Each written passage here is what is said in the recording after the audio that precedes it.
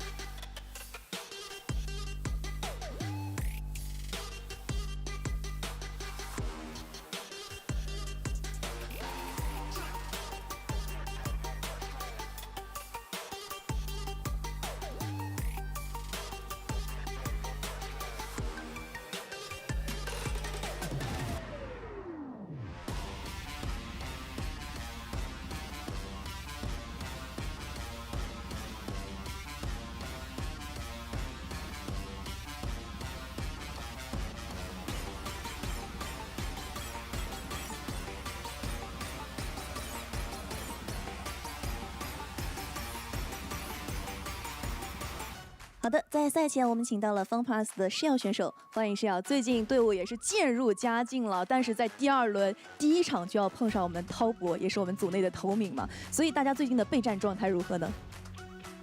觉得准备的还可以吧，就是平常训练赛也练了很多东西。在施耀刚刚登上赛场的时候，大家可能都会评价，虽然年纪很小，但是给了我们很惊艳的表现。所以这个赛段打到现在，自己最大的收获是什么呢？自己最大的收获就是遇到对级会特别多吧，然后会打到很多很厉害的上单，然后自己也有进步。好的，比赛加油！好的，在赛前我们也采访到了滔博的卡纳米选手，欢迎卡纳米。在第一个组内循环之后啊，你们是8-1登顶了，所以最近可以保持这么火热的状态，你觉得最大的原因是什么呢？最大的原因的话，应该都有多一次很努力吧。大家都在很努力的训练和比赛当中。其实今天要面对上 FunPlus 了，俊伟选手应该是他们的团战发动机，包括他的游走都做得非常漂亮，是 FunPlus 当中非常关键的一环。所以作为打野选手，你觉得今天会特别去关注一下这个点，或者说特别关照一下他们下路吗？最近看他们比赛的话，确实他们也很亮眼，尤其是他们辅助开团时候开的比较好，我们得关注这点吧。好，我们比赛见。Frag, is this about which bit is this about? Because I know that, like, Xiaohang... Oh, I need to go start my camera. Okay. There we go. Chinese is too loud? Oh, sorry, yeah, it probably would have been at that point. Sorry, so what I was saying is basically, we were live yesterday, Alexandru. But Sam was doing it on his laptop while he was traveling. Not traveling, but like while he wasn't in Berlin, because I wasn't around to do the day. And we couldn't figure out how to do... Onivia... Well, I guess we could have done, but we didn't manage to get up Twitch, Onivia, and YouTube at the same time.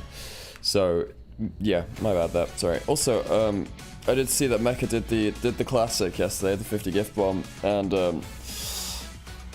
yay. That helps us an awful lot, obviously.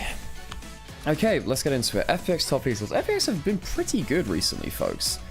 feel like a lot of people have overlooked how ridiculously good FPX have been, considering their start. I think that and that Shadow's really brought a breath of fresh air to this team. Who else has really impressed me? Jue's been absolutely exceptional.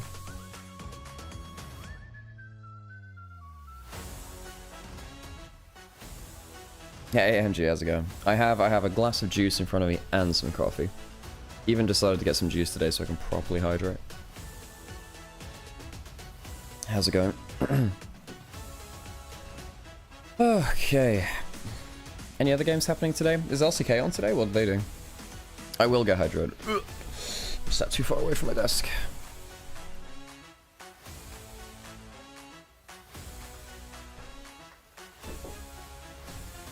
Genji KT? Oh, it's not bad. I mean, that's the matchup which tends to throw off Genji somehow. Genji's one up. Ah, you see, it's not over until the final Nexus falls, you see. Okay, right, in this matchup. Yeah, I think support matchup, unironically, is the most important thing here. Maybe jungle. Oh no, maybe jungle is too, actually. Sheer versus 369 is not bad either. Top easels from versus JDG from last year. I think Kev's been playing well too. Kev versus Cream's not bad. This is a good matchup. Actually, this is a good matchup now. And Kasim's been playing a lot better recently too. Oh, KT was throwing early? Damn, that sucks. Have I seen the news about Beitron? I haven't. Wait, they announced it? Hang on, wait, they announced it? Did they actually?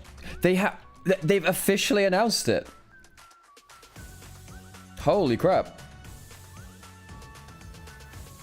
Wow, okay. Well, I feel bad for TT. Hey, it's so good to see you. Like, I feel bad for TT because they're gonna fall apart from this. Like, Thunder Talk are gonna collapse, and that fucking sucks for people like 1xN and yeah, and Feather. And you can see that their mental boomed. Hey, Mecha, good to see you. But also, I mean, it's way better for BLG.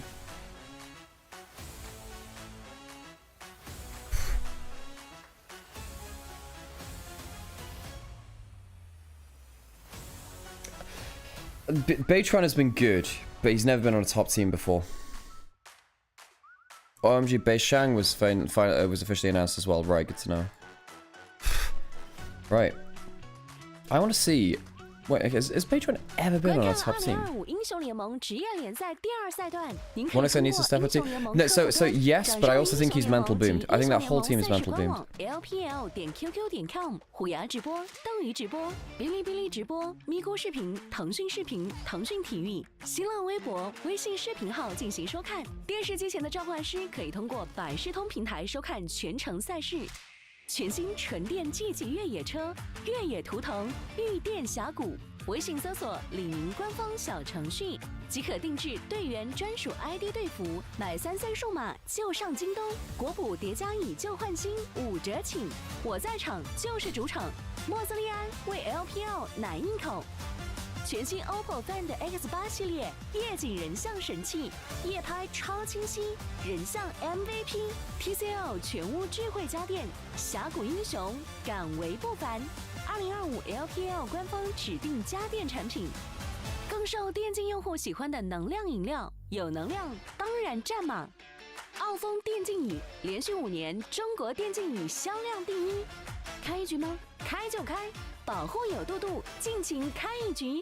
感谢全场保护的杜蕾斯，英特尔酷睿 Ultra 200HX 冷酷高手 AI 助攻，六边形战士来袭。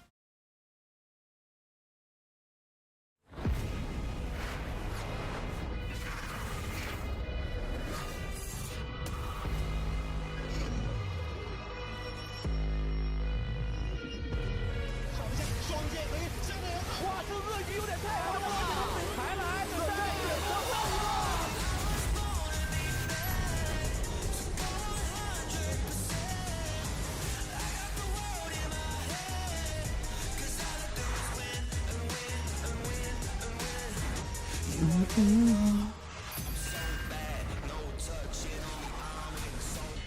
These intros are so cool, man.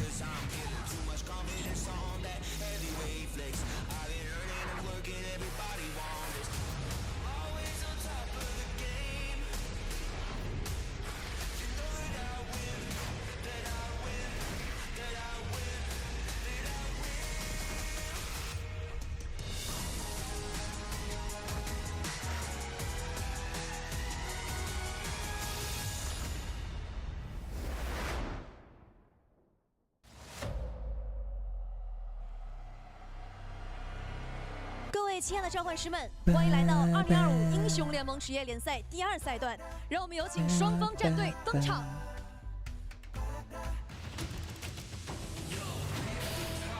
Anything important in terms of the results of this game? FPX currently 4 and 5. They win. They leapfrog BLG and IG on game score, actually. Oh my god, that'd be insane. Yeah, FPX would actually move up to 5th with a win here, by the way.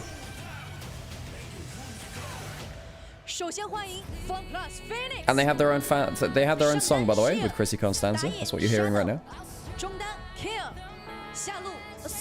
Who do I think the best player is in the LPL so far this year? This year, Kanavi. Has to be Kanavi, right? From both splits. It has to be Kanavi.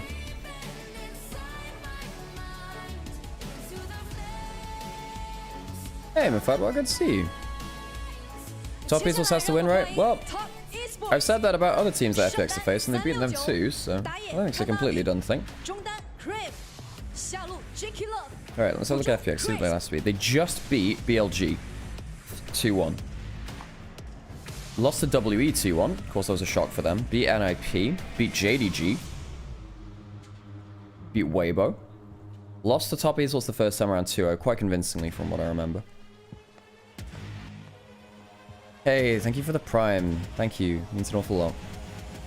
LPL 第2赛段组内赛第5周第4日的第1场比赛将会由滔博对阵 FPX。LPL 5位幸运巅峰。Kind of FPX's legacy, hitting above expectations, unless you look at 2021, yeah. The Nogari roster. I don't understand Twitter and Reddit, they don't rate him at all, because they only remember him losing to T1 at 23 Worlds. And then completely bottling it at first stand.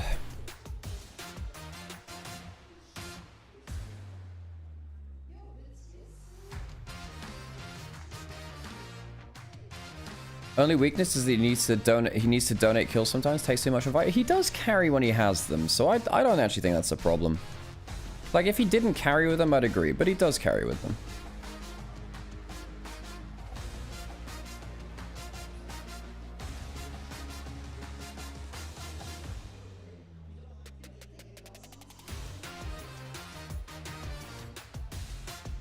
Get into our 1v1 for side select.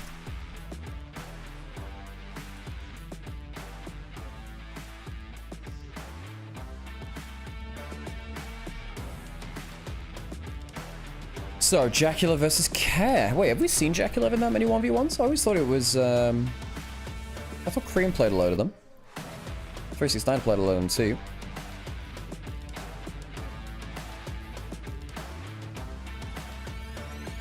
Yeah, I think...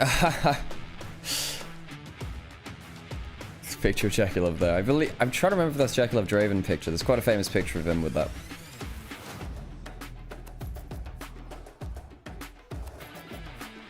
So, multiple melees banned away from Care.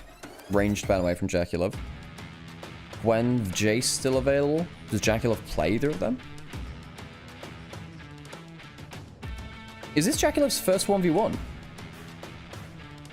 I believe it's his first 1v1.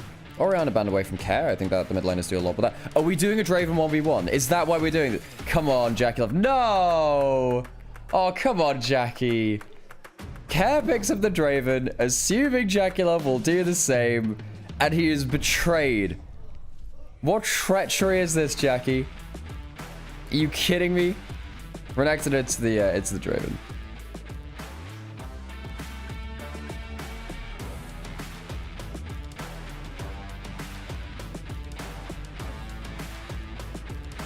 Well, Care, you get the You get the aura maxing bonus. Friendship with Jackie over. Care is my best friend now.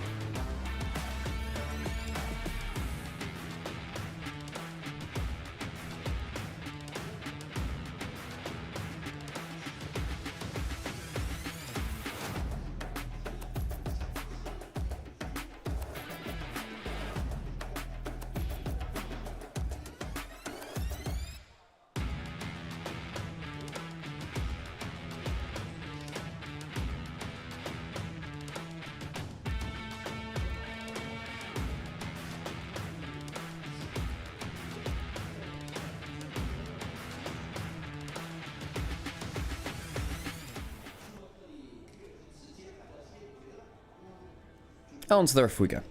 You know the drill, folks.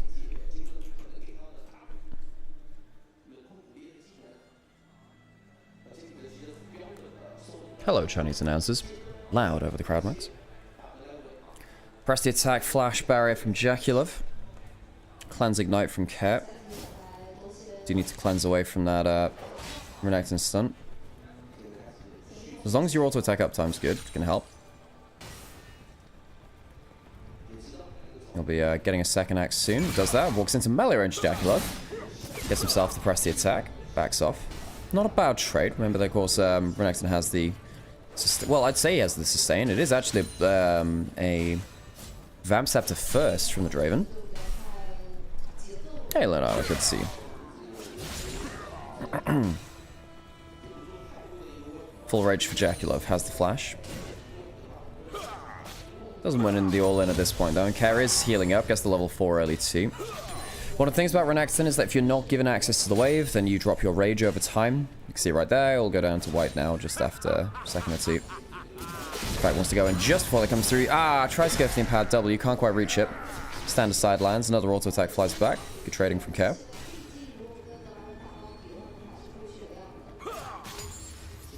And Jaculov left in a bit of a lurch. A little bit of a lurch. Guess the cannon. Jaculov will pick the other one up a tower as well. Still has a pot ticking for the refill potion. Gets the heal from that one. We'll get that. Does the ignite come down? It does, and the ignite denies a load of that heal. Jaculov goes a little bit far for that one, and the barrier comes through to save him from the last spinning axe. Okay, walking forwards. Doesn't have that cleanse. He has a demolish, by the way. Oh, flash forward to get the rage. Now has enough to heal off the wave. Gets a decent amount there. Cleanse through. And actually, Care doesn't finish off the kill. Jaculov gets a lot of value from that. No demolish actually used by Care there. Chooses not to hit the tower. I think he was looking for the kill instead. Jaculov not in a bad spot here now. Comparative to what it was before. I mean, 10 CS down. It's still bad that way. Waveflick comes out. Level 6 hit from both players.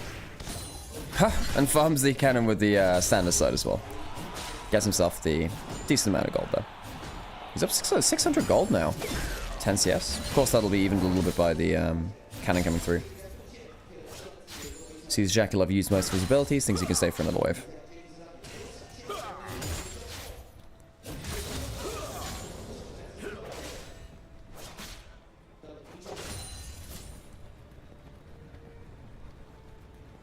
The worst throwers ever. Top esports are. I read that in a Yoda voice. Just had to. Dolnus comes through. Jaculov does get a lot of rage, but he's leading a lot of auto attacks too. Trying to use that to push in the wave, but Care is very happy to have bought that for free, and a tower shot comes through and very nearly takes him down.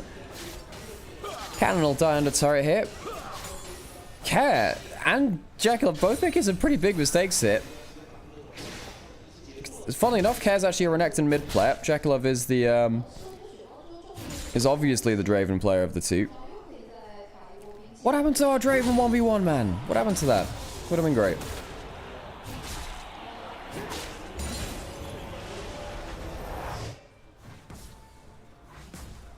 Some minions coming into the tower. Jaculov will shove that in.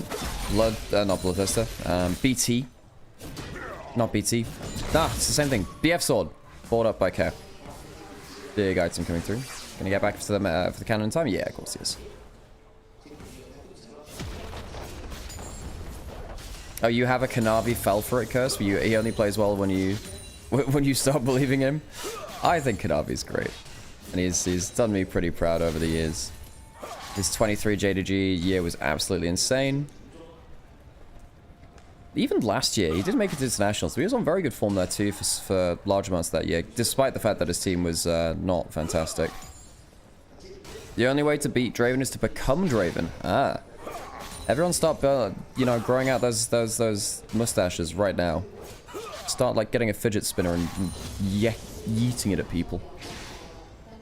Robbed of MVP last year? I mean, I don't know who got the overall MVP from the awards. Was it Knight? It should have been Knight. Maybe Bin. You know, Knight was on a historic level of form. Knight got it. Awesome. That makes sense. And there's no, you can't do anything that Knight. Only Knight could do what he did last year, you know? You know what I mean?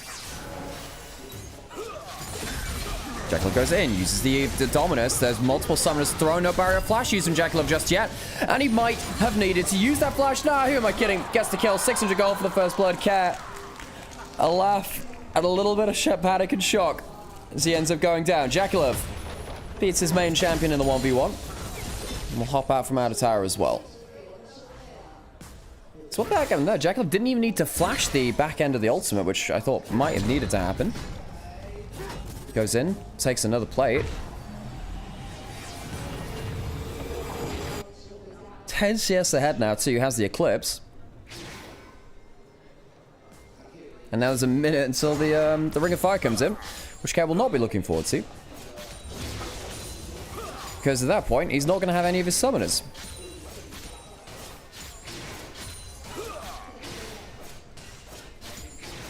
Summoners are on a lower cooldown on Howling Abyss. I don't know whether that applies to Showdown mode. How does this 1v1 work? So it's 2 kills if they are before the Ring of Fire, 1 if it's after the Ring of Fire, or it's the tower. You can actually see the win conditions at the bottom of your screen. It's just it's written in obviously the description is written in Mandarin. So it's either 2 early kills, 1 late kill, or tower.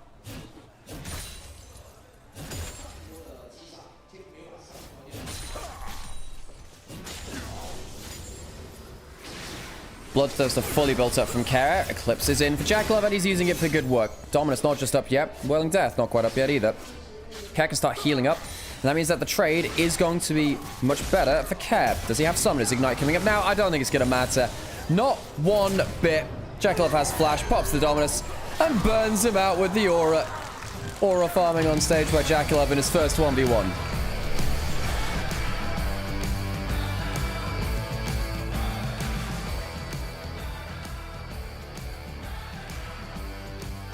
The dude's just aura farming. What can I say? Dude just aura maxed on stage. Live for you all. I'm gonna put on a quick ad break just to make sure that we don't get it in game. And of course they choose blue side. Choose blue side.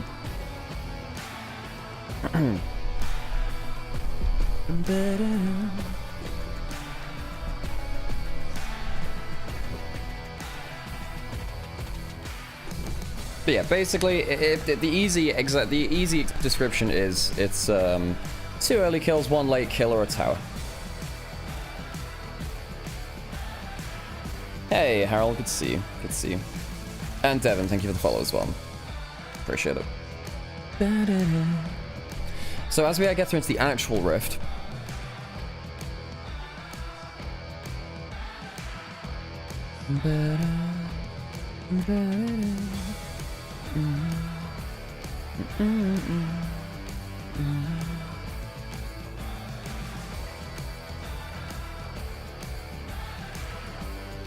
Let's have a think about some champion select stuff.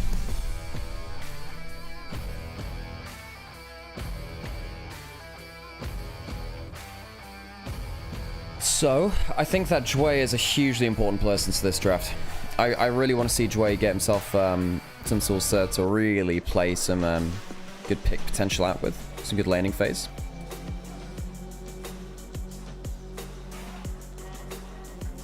KT is winning game 2 against Genji. I swear to God if they do it again. Not on your bingo card? Look, it's KT versus Genji. What can I say? Things happen there. Nico banned away from Dre. One of the few players that'll get a first round Nico ban against him. Sion also banned away from Sheer as well. What's his win rate on that? He's 4-1 on that. 4-1. Same with the Nico, 4-1 for Dre. Varus banned away from Jackalov, one of course his best champions too, but everyone's playing Varus right now. Both these players are MF players. We might see that early into our draft, but not nearly the easiest thing. Well, not the easiest thing, but you can pick that at any point in any of your drafts, really. Rumble available, Gwen available, Jace available. Both these top laners good at all three of these champions on the current split. The Rumble locked in. Kanavi might go towards the Sejuani. Could go towards the Skarner. Skarner Rumble, very nasty combo. Can drag people through that ultimate. Ah, Yone Sejuani. Maybe lock in Jace on 3 or Gwen on 3. It's a very strong 1-2, the Yone Sejuani. You get the melee synergy. You get very, very good engage. Allows you to hit pretty much any backline carry you want, or any frontline carry as well, let's be honest. Just hit someone very well. Skarner comes through, as we were kind of predicting. So what do you do now? Does Cream go towards Azir immediately? You could go Azir and just say, look, Cream's good on that. The Aurora is safer. And he goes towards the Tristana. Cream Tristana. Has he won with both his games of this split? Yeah, he has. And on the other side, the Gwen comes through, so one of our other top tier picks. Jace will go through into the next draft.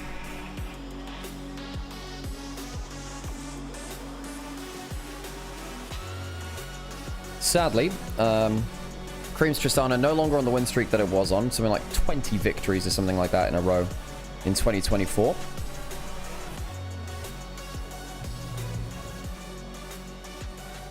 Second round, of course, AD carries getting pinched now, as neither teams pick them up. FPX draft looks illegal. It is a little concerning to me that they got all three of these picks myself.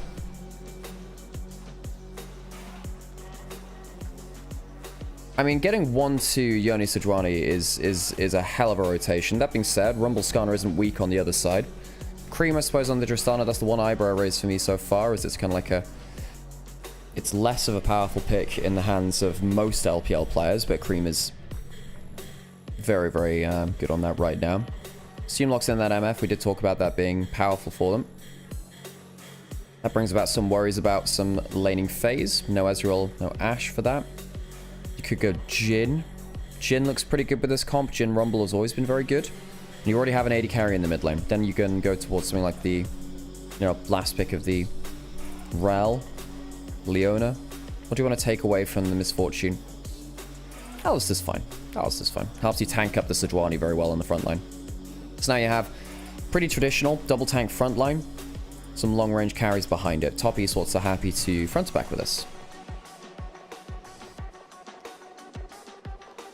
Tristana, they must have practiced with it. They won versus FPX the last time they played it, and I believe that Cream even went something like 10-3-5 on it.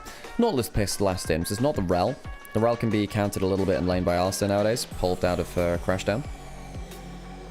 Isn't Braum free here?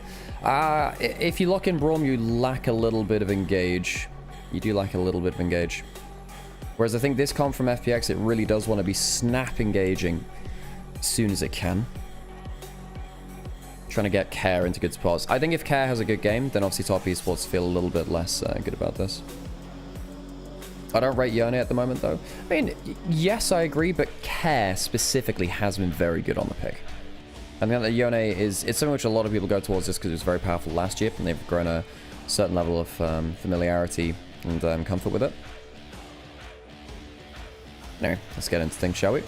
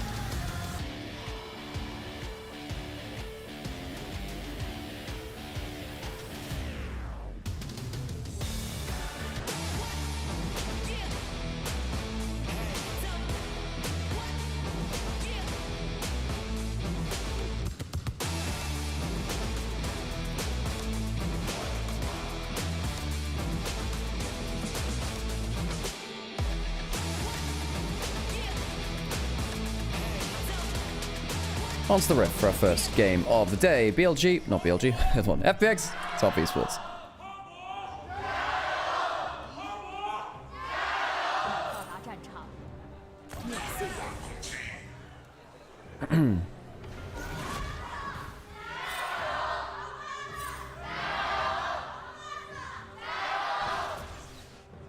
Good cheers out from the FPX crowd over in Shanghai today.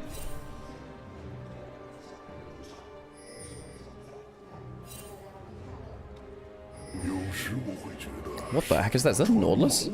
That is a bassy voice there, friend. Kind of expect that from Nautilus.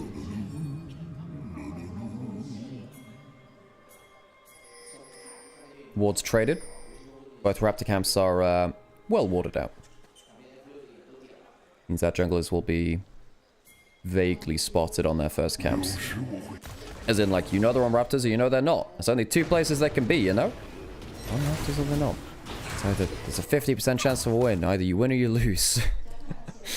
Cream actually aggroed the Raptors there just to make sure that they weren't starting in the brush. Interesting stuff from Cream, though. Cream starting the Q level 1. You sometimes do that on the Tristana just to get the better trade without pushing the wave. So he hits the Q, gets a lot of value with it. Of course, helps him with stack up lethal tempo too. That's the Aftershock for Aftershock, using the shield at level 1. Good double tap there from Assume with the auto into the double up. Jekyll has that fourth shot. Uses it on a minion because he wants to push it for level 2. But you can see that Assume and Jway doing quite well at trading back onto them. They still have the wave control too. So Jway and Assume win that level 2 push of war. Tug of war. Is there a push of war? Probably not. Or maybe there is. In fact, no, there definitely is. This is not very famous. Tug of war is better. Huh. Who would like doing a push of war?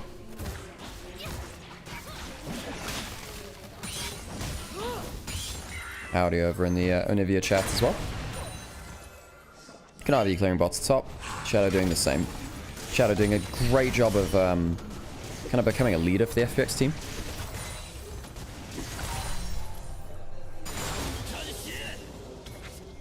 I feel like FPX before Shadow joined were in a really bad spot. Hook lands onto the Alistair, body blocked out for him. Uses the W to tank up that W coming through from Jacklove. He uses the barrier. Interestingly, low cooldown stamina, but still important one to use. Wave push still from FPX. Jump forwards, gets the extra damage from the bomb on top of his head. That's a lot of good damage. Cream trading well in the early game.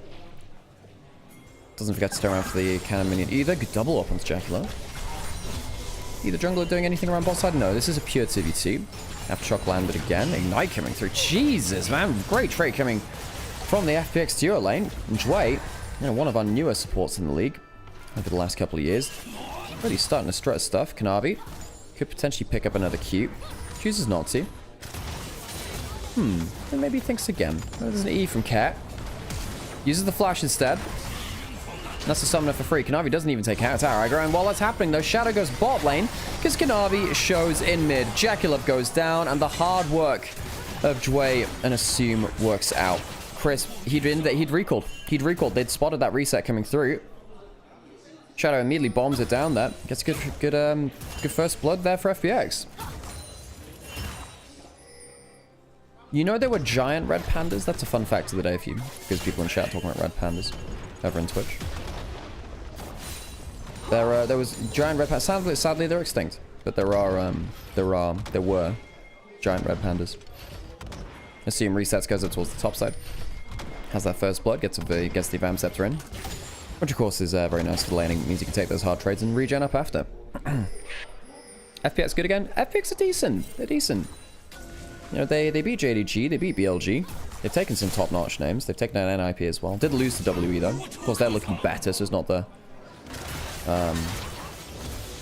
quite the negative it was before. Cream misses a cannon there because Care jumps forward.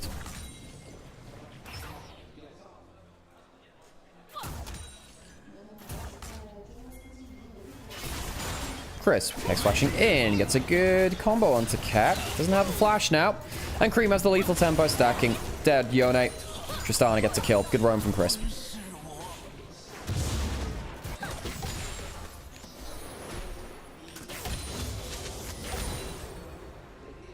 Got the fun fact for free. I'm stocking up on my fun facts. People liked them when I said them on the LEC the other day, so, you know. getting hashtag value out of them. How do we feel about BLG Beichuan, by the way? Look, I think he's been on good form. However, he's never been on a top team before. Funnily enough, he used to play for FPX for most of his career. The team's on your screen right now. Would like Milky that? No, I'm sorry. Like, there are a lot of people who enjoy it. Hang on a second, we might get a fight here. We can talk about Milky Way after this one. Jue is comboed on Su. Equalizer comes through early on. Flash from Jue, though, means that he's okay. That's an equalizer used. Grubs have spawn. That's why I believe that fight happens the way it does. Grubs spawn, you want to make sure that the enemy team has as little HP and resource to play around them as possible. But yeah, to me, Beichuan is a solid player, but he's never been on a top team before. Milky Way, he had a great debut, but if you have to watch his gameplay nowadays. Milky Way has been off form. I don't think he would be a better player than Beichuan on that team. I think that Milky Way is one of our worst junglers in the league currently. Grub's being started. Shadow around the side. Doesn't have that level 6 yet. Could get it with one. If you get to Grub, he does actually get 6 maybe. Remember, it's the double XP from that first one you get. How much is it going to be? Yeah, let's get level 6 off of that. Now we can maybe look for something funky on top side. Ah, what does Shadow feel like doing here? Has the level advantage. Kanavi doesn't have that ultimate just yet. Passive onto him. Good damage coming through. Cream on the other side. Is Yone coming over? Yes. Hook lands onto him, as does the Sejuani. It's a great impale, though, to buy time. Where is Assume? He's turned up too late, and he walks into melee range. Assume walks into melee range of a Skada and a Rumble. A misfortune. Yeah, the name never felt so apt. It's going to be a kill back as Crisp is diced up by Kaz Butcher's knives. But what the hell happened there with Assume? Yep, BLG Beichuan has been confirmed as announced by the organization earlier today.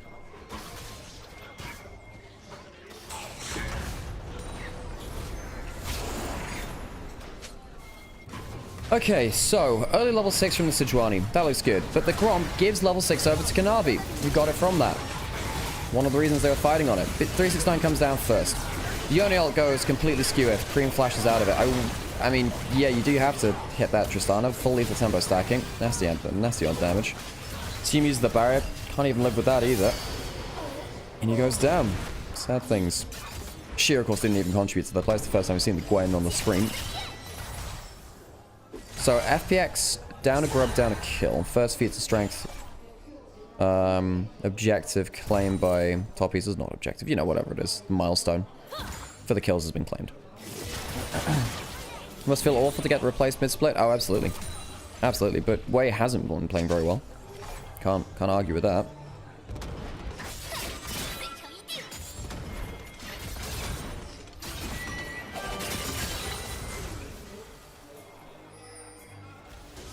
Won't make Knight any better on Azir, sadly. No, it's fine on Azir. And that's not the problem with the team. Like, it's definitely not a picky solo carries with, but I think a lot of people overlook. I think they overstate how bad he is in the champion.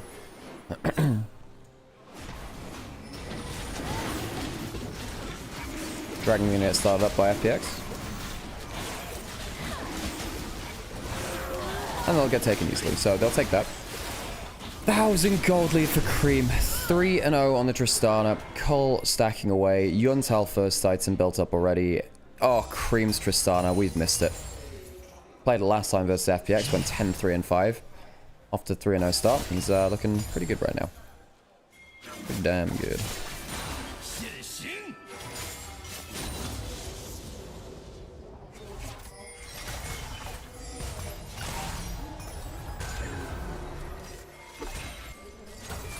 Yeah, Knight is serviceable on his ear, which is a notable drop compared to his usual stuff, other things. Yeah, for sure. That's the way I viewed it. It's like, I pretty much never want to see Knight on his ear, because I feel like he should be doing something which takes control of the game more. For him. Because that's what his team needs. Because let's be honest, of the people on his roster, Knight is the one that is world class. Like world's winning class, right? See? Oh, hang on. Spotted out by Chris. Here comes Kanavi over the wall. He has an impale. Oh, and he pulls back the Nautilus. That hook is not getting you back home. However, Sejuani fires back. Bullet time's pretty good too. Reset coming through. Cad doesn't get the ultimate again. Cream will still get chased down. Cat will contribute to that as it's Shadow that takes the kill. Bin should be. Currently isn't. Yeah, for sure. Knight and Bin are the special ones on that roster. Kanavi, another great impale. Having a very good game right now. Root lands. Don't really think they're looking for a fight here. Oh, well, maybe I'm wrong. Maybe I'm just wrong. Chris goes in and goes down. Put onto the supermarket shelf. Assume. Has no flash. Kanavi, I think, spots Joy coming over the wall, though, with the flash and chooses discretion as a better part of valor. Grub started on the top sides of their second spawn. Karen Shadow using that double melee synergy to absolutely shred through these. Yone Sejuani clearing through them very quickly. Looks like they're up towards that 3 mark already. Cream could go over the wall. Does Kanavi come in for a smite? Oh, steals it with a Q instead. Doesn't even need the smite. Get you a jungler which can do all of the above. Shadow, good amount of gold for him now, by the way. He got a huge shutdown onto Cream. Cream 4-1. That one death did go up to Shadow as that shutdown. Level up on Cat. 1,000 gold still. Great damage from him. Kanavi choosing not to go again for the gank. Just drive by under that turret.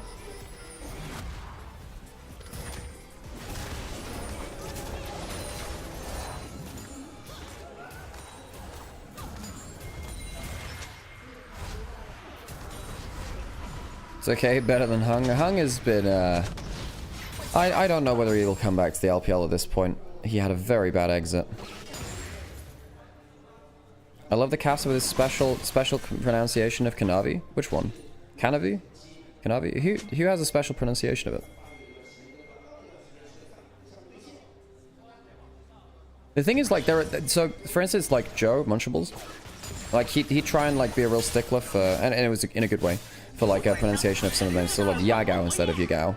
Oh, Kurtnavi. Kanawi!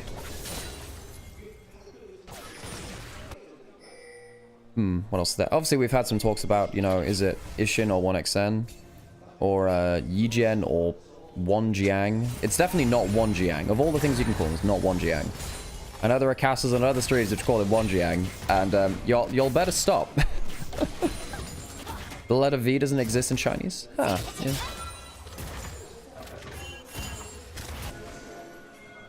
Chris, our Roman again.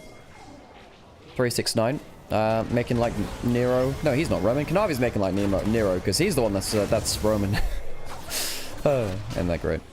Plate's taken on top side. Cream given so much gold. This is very summer of last year style, where you get a fed Tristana early, send them with the grubs into a side lane, and get a load of damage out of towers, gold out of towers.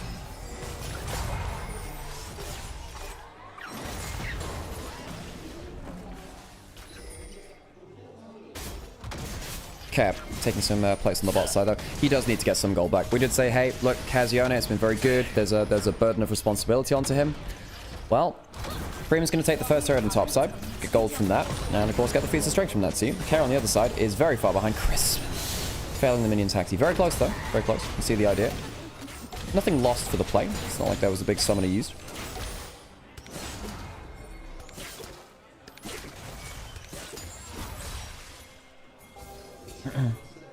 Wait, Chinese casters call 369 San Liujo, or just Liujo 69. That's cool. Oh wait, yeah, you probably, yeah, you see, it's a little bit of a different consonant. It's a little different if you have an English caster saying that 369 is, you know, 69. That's just nice. Dragon started up by FPX again, using the melee synergy of the Sejuani Yone to take down objectives very quickly in the early game. Allows you to rattle through that permafrost passive. Hey, I'm a good team. Hope you're doing well. Congrats on the exam the other day, by the way. I did see that. I didn't reply to it in chat. I don't know why I didn't. Sometimes typing is hard. But yeah, congrats on that. Cream. 3,000 gold late at Infinity Edge at 14 minutes. What? What do you mean he's 2 items at 14 minutes? What? Cole cashed in. Plates on a side lane. What do you mean? There's a 2-item Tristana at 14 minutes. What's so funny about 69? I play League of Legends.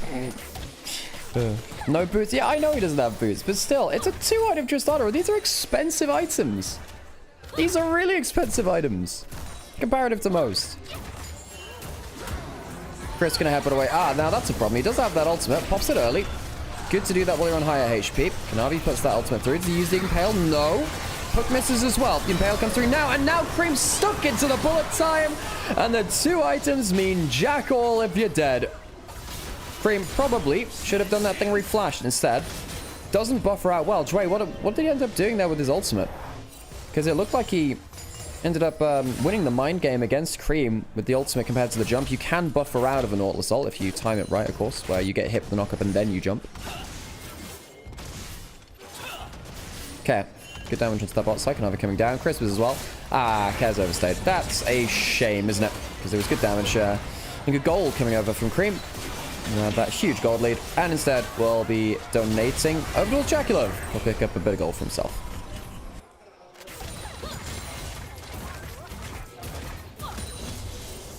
I want to see a slow-mo of what happened in that fight. Herald now available. Hair not here. So, FPX rallying quite well. You know, they haven't made this game... I mean, there was a point there where I thought that Cream would just take over the game. Probably still shall do. But they're rallying well right now. Getting good runs across the map. We see the hook missing now from Dway. Very, very close. Then what happens here? He has flash. Just goes for the flash ult. And Cream fails his buffer. Uses the buster shot. W's too early. So he jumps and then gets knocked up. So the last displacement takes precedent. That's the way it's always worked. The only thing that's weird about it, had 7,000 total assists in the LPL. Congratulations, Crisp. LPL champion, world champion. All-round cool dude. Gonna die here, though. Has no flash, has no ultimate. Oh, no, he does have ultimate. Okay, so he's not gonna die. Hey, that's a treat. For your 7,000th assist, we have delayed your treat until 8,000 assists as he dies here. Cream. Oh my god, that's a lot of damage. Cream, 2 items, as we said. That's not a fair amount of damage. Shreds through them. 5 and 2, 3,000 gold up.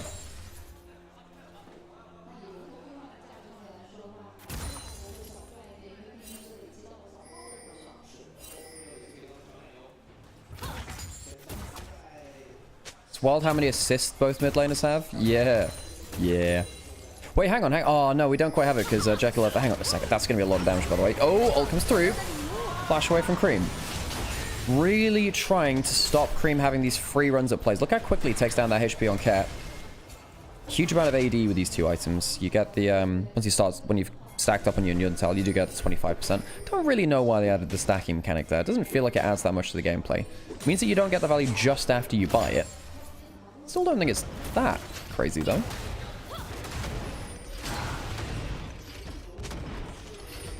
Cream gonna get another tower's worth of gold. Tries to wait until the cannon dies. Won't be able to do so. 1 tower shot too few.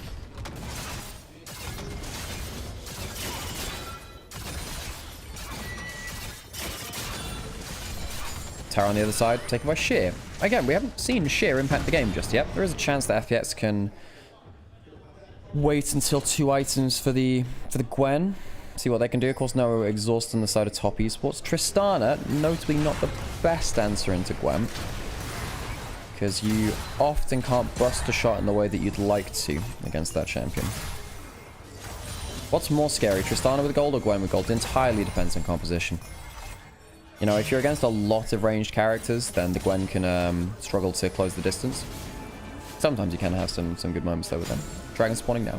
On the other side, you know, against if Tristana has the ability to jump around, not that much turnaround CC, she can have some pretty huge moments too. W misses, Cat goes over. Potentially could have been a 4-stack for the ultimate there. Herald now used in mid lane. Ah, but then that's a little too far, isn't it? Could potentially still turn around for something. Have to leave the driver's seats. Top esports don't fall down to anything from that Herald. FPX forced out of River. Don't get to use anything from that Herald. Not great from them. Of course, there's no charge available. Hook goes into the bush and Chris pulls his ultimate early. Kanavi gets an impale. Here comes the equalizer as well. Jin opening up. That's a lot of HP, but the bullet time returns. Some back. Shadow tanks it up, and no one dies. Dragon's still available. Okay, stacking Q off the blue buff. Inroad in towards that mid lane turret. Hook barely missing that. Trey really angling for these. That's an ultimate coming through. Crean jumping forwards. If ever he gets to auto attack, that's a problem. Good damage onto Crisp as he fails his own combo. Sheer comes back in. 369 isolated out in the front line with a poor teleport coming through. Oh no, the teleport wasn't actually part of that. My mistake. But FPX get themselves 2 kills out of the mid lane, and they're starting to really rally. Tower down, kills down. don't lose anyone themselves there either. They'll get some recalls, come back out onto the map, and FPX can go towards the dragon. Where's Shadow? Not here just yet. Scuttlecrab vision dies. Some healing up again. Cream is very strong here. Cream could end all of this pretty easily. Sejuani coming down. Kanavi could go for a smart steal, I guess. Might die though for it. Make a Ranger's use to check out some vision. Dragon secured. Soul point this early for FPX? Say it ain't so. Is this game still winnable for FPX? Absolutely it is. Absolutely it is.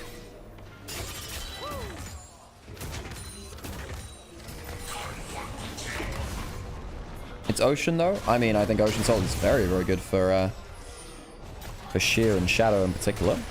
Also, Misfortune can get that active pretty much any time she wants by pressing E. Very long range, always going to get some damage down. What happens here? Oh, you don't gotta do him like that! You don't gotta do him like that! Why would you highlight that? Oh, Crisp! What has he done? Now, Atakan started up. Equalizer coming through. Bullet time's not bad either. 369 has to flash out of the play. Atakan has been taken.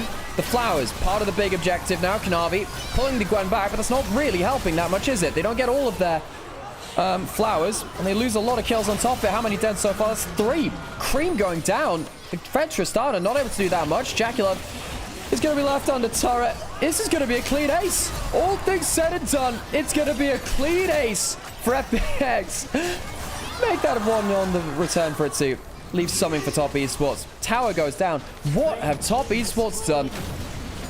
FPX lose the Atakan, but very, very happily cleaning up the kills.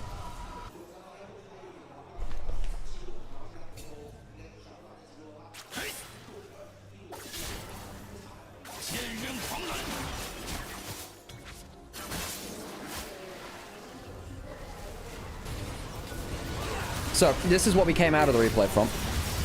But failed smite steal. Bullet time's been good. Assumes Misfortune is good. You know, I don't love him on every AD carry. I think it's Kaiser and his MF though are by far his 2 best champions. Maybe Varus in there too, but everyone's good on that, so does that really count? You see that? You know, Tristana just can't get value out. By the end of this, it just feels like you have excess cooldowns left from FPX. Playing insanely well around Dway, Shadow, and Assume. This kind of CC engage bullet time core.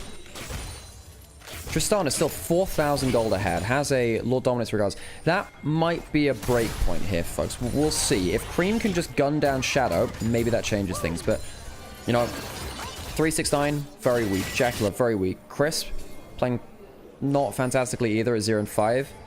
Really is on Kanavi and Cream to me to do something special. Kanavi's had a good game. This has not really been enough in the team fights. Ship jumped on by Cream from the looks of it. Needlework was used by Ship. And that Shadow Core. Shadow Core. Bullet time used to defend. And that is a very big amount of HP onto Kanavi. Here comes K. He can cancel out the Jhin, and indeed he does. Pops back immediately.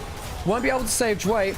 The Top Esports showing that the Tristana still can throw a wrench into the plans. Very, very large gold lead. Basically soloed out shit. Turns around. Invites FPX to try and pick him off. Takes a kill on the turnaround afterwards. Yeah, this is what we saw here.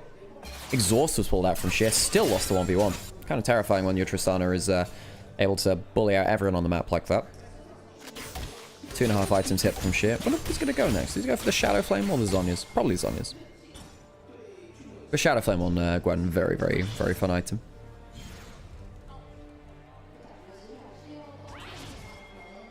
Unsuccessful Tristana hate watch.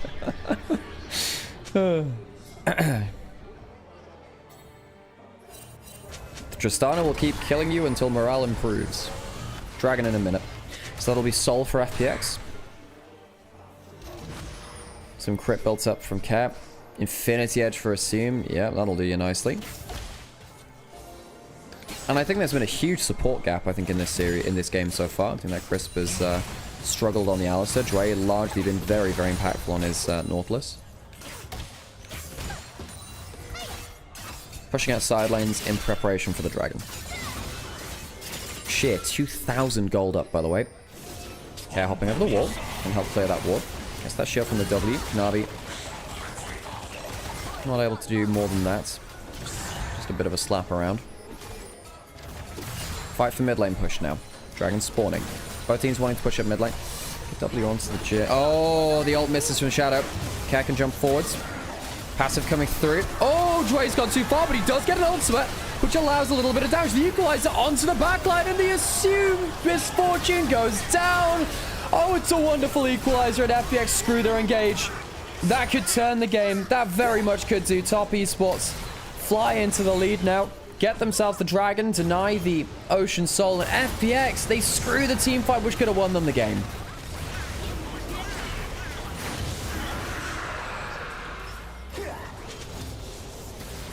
Dre very nearly getting a crucial combo into the backline. Assume, though, sadly for him, was sat using the bullet time on top of an equalizer. Always is your problem with misfortune.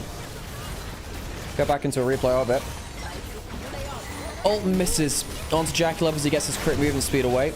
Dre misses the hook, and then yes, he gets an ult over the wall, but it's look how much damage comes through. Cream absolutely shreds him. You are not tanky at this point. Assume gets dragged back through everything with the impale.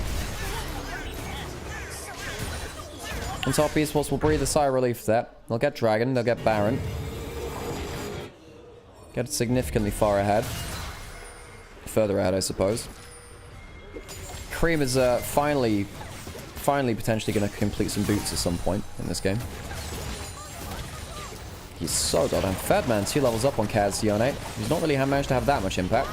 Cream showing real mastery over this. God damn, Cat. Uses a third of his HP from what feels like 1 auto attack.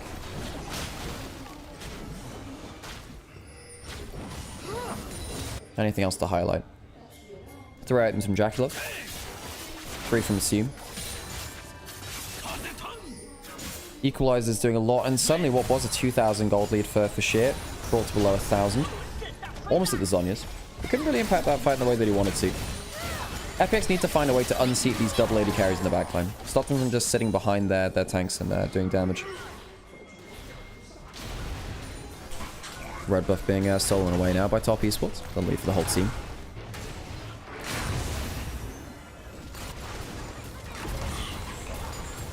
And Cream, the pushing menace now, has a Baron buff to work with.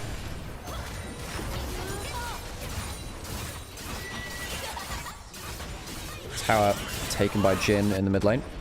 They'll take potentially another one too. No, seems over here. That's fine. I don't know why I thought they'd say, oh, they could definitely take another tower here. Of course they can't. Of course they can't. It's only not one way. It'll be a push and pull. Let's go down eventually. Bomb is going to do a lot. Sejuani ultimate. W it out of. And that's a big impale on the other side. Is it going to be enough, though? I mean, you are still in front of a Gwen at this point.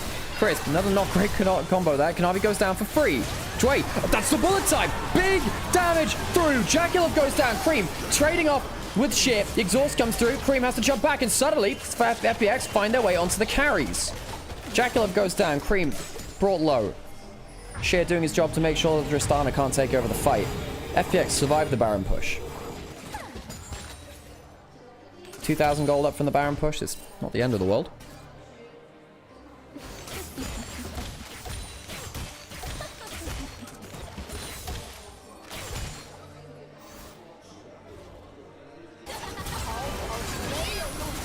So it's a good jump out from this Sejuani ultimate. Tanks it, of course, but then repositions himself anyway. The Impale, I mean, he does that to save his teammate. Kanavi goes down. Chris does stop the bullet time coming through cleanly. There's still enough damage is done at this point. It's a 3-item misfortune. Even just like a second of the ultimate does ungodly amounts of work. Got a Dirt coming up next. What's his last item going to be? Edge of Night? Collector? The full 100% crit? Options for Assume. Didn't expect him to go towards a Dirk item. Thought maybe you go towards something like a QSS instead. Could have gone shield by 2, I suppose. A minute until Dragon. FPX another shot at Sol. Oh, that's a problem. Yep. Sheer does not want anything to do with that Tristana and uses the W to shield out on the bomb. Yeah, and his individual leader started to collapse, really. Jackal will take that turret, which he pushed in earlier. Oh, look how quickly this guy destroys turrets. Can they reset before the dragon? We shall see. Okay, trading for an inner turret. Can he get Infinity Edge? If he gets Infinity Edge before the next fight, I think you take that trade as FPX, actually. So let's be honest, Tristana's already ungodly powerful. It's not going to change that much. Has steel caps now, by the way. That's what his boots options are. Wait. Ah, now that's a problem. Impale comes through. And Dway does get his ultimate, but his teammates are not there to follow up. Great pick off by Kanavi and crew. Dway goes down very easily, 10 seconds before the dragon, and I think what could have been a contest is now left as a, I don't know, scratching of heads from FPX instead. It's not been not been the cleanest game from Top Esports. Had a couple of team fights which could really have gone against them. Every single AD carry has their Infinity Edge, by the way, and yes, I do count Yone in that for the purpose of this. Next fight, if any of those carries gets to go untouched, it's pretty bad for the opposite side. Kind of hard to track team fights like this. I found this while I've been casting recently, especially as a color caster. I'm switching over towards play-by-play for the solo casting. When I look at a team fight, you know, how do I see these team fights going through? Well, okay, I'm looking for Nautilus Sejuani bullet time as well. That's one big combo. I'm looking for the Impale on the other side.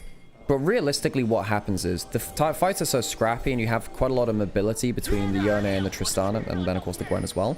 There are 6 people on the Rift where if they get towards the end of a team fight, they can clean it up. Gwen, Yone, MF, they can all do that. Then you have Rumble, Tristana, and Jackula's Jhin as well. If any one of those 3 gets good positioning towards the end of the fight, they can carry it. It's very hard to predict at that point. So when I'm, you know, starting to shout and get hyped. Ich habe gehypt. Ich habe League of Legends gehypt. Trying to adjust on the fly as to who's actually going to carry the back end of a team fight. Quite difficult, actually. Quite difficult. Sejuani's 2-on-10 still feels no impact. At this point it does, because you get shredded by the AD carries. Earlier on, though, those ultimates were clutch. Very good at catching out Crisp. Put out the carries at some points. That late game music on Summer's Rift is kind of spooky. Kind of cool. Team Red Buff picked up FPX. Let's go Red Buff. That's what I think when I think of Team Red Buff. Baron available. Dragon up in 3 minutes, so a long time now. So, Top Esports better positioning across Baron. They're in the river first. They pushed in waves a little better. Kanavi on the flank. Random Jhin W could start things off. Dwayne needs to be very careful. We've seen him get pounced on before. Shit. What position is he in? Shadow tries to cancel out that Ixtal's impact. Where's the Impale? There it is. The bullet time's not bad. And that's not a bad ultimate either from Care. Jiggy goes down to the needlework and the back end of the E. FPX do get themselves some damage, and there's Sejuani on lens! There's a GA on the Tristana though, and that might be enough to turn things around as Super flashes forward, but they can't finish the kill! And Cream, still living, still firing. Sheer has a Q, but it's not enough! The Guardian Angel is exactly that for Top Esports, and they'll walk away from the fight 4 for 2 after FPX could have sworn they'd won that team fight. What a clutch Guardian Angel.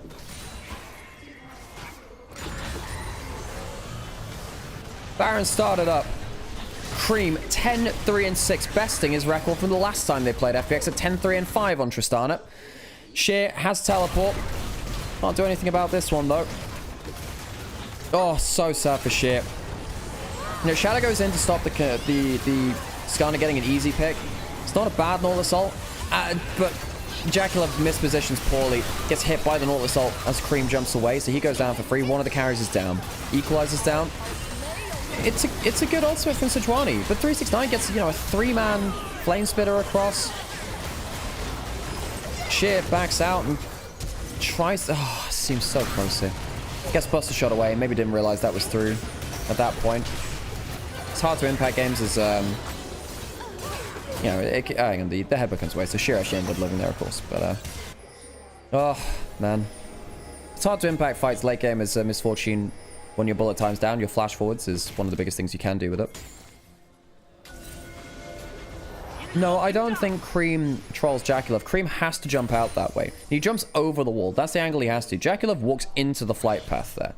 That is the best place for Cream to jump. I think Jaculov mispositions there. It's a miscommunication, I think, if you're being diplomatic about it.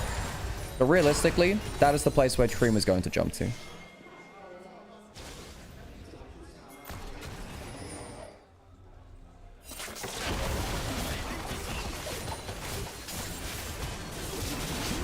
Oh, jumping forwards. Kanavi. Ah, wow, really getting the ult onto him too. Has no flash. Cat needs to be a little careful here, though.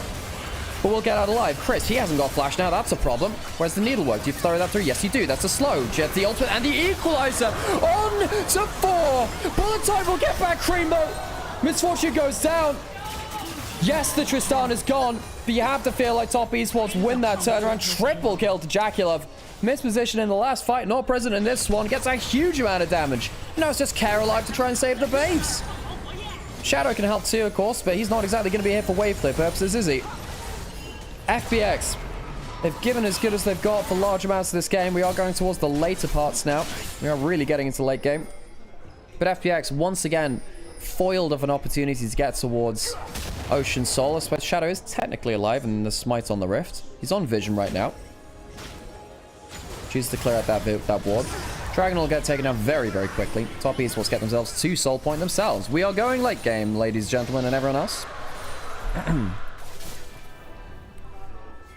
Okay. We'll queue out in the spot side. Be fine. He's forwards now, actually. Ooh. If you call Jackal for that. You have to wonder. You have to wonder. Okay, looks like he's going towards Death's Dance going his 4th item, actually, potentially.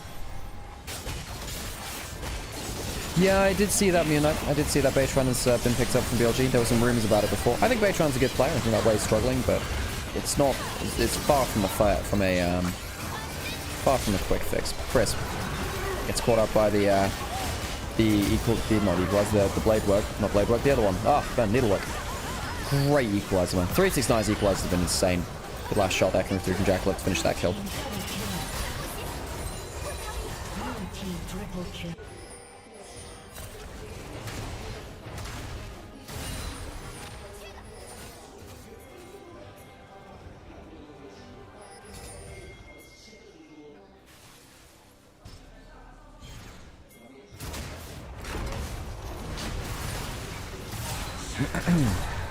Baron not getting the most for Top Esports, but it still keeps them ahead on the map. Haven't been able to close the game, though. Dre caught out again. Happened a couple of times. That's not bad. So the bullet time doesn't reach Jackal, and he equalizes into a choke point again. Great damage. Jackal starting to fire through the shots. Where's the 4th shot going? Not onto Cap, but still taking a high chunk out of Bristle. Shadow survives. So, 1 dead. Their combo falling apart. They don't have that bullet time now. Cream, still so goddamn strong. Full build, of course. Full build for the Jhin suit. That Tristana, main character of this game by quite a long shot, really. FPX, they have lasted until 39 minutes, but what do you do now? Sheer has exhaust. Has needlework up and available. No Sejuani ult. See him taking a lot of damage. Towers are going down. That's the explosion from the Tristana. Bomb 2. Needlework comes through. Assume we'll get to the fountain, but I don't think he's going to be around to help that much more. Care bounced around like it's his birthday in a trampoline park. Towers are still going to fall. Top Esports, they clear through the final fight. Takes him a long time to close, but Cream's Tristana back with a vengeance. 12, 4, and 9. Jaculov 10, 4, and 10 on the Jhin as well. Top Esports take the first Nexus.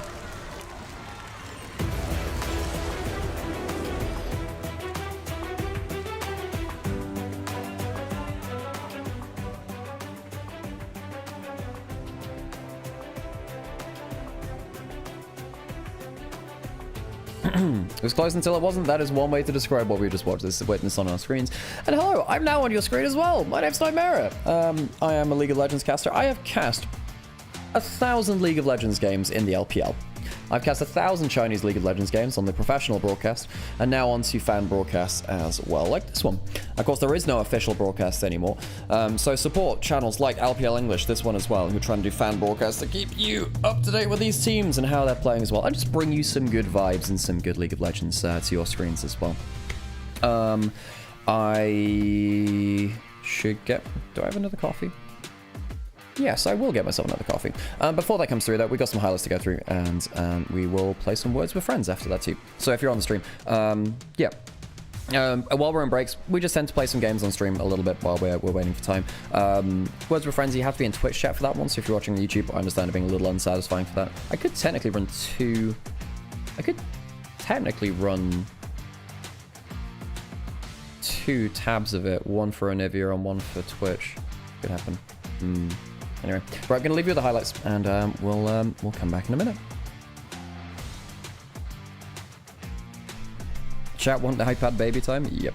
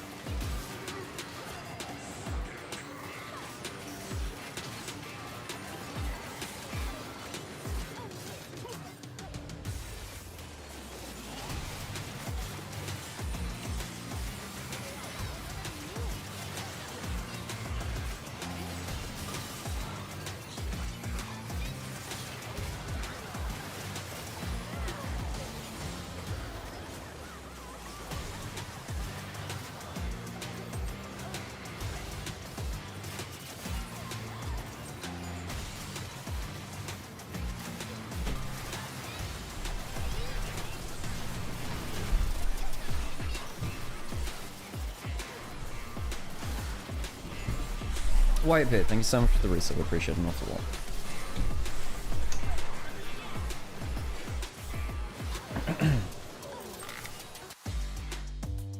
Alright, who do you reckon MVP is? I mean, it has to be Cream, right? That Tristana was insane.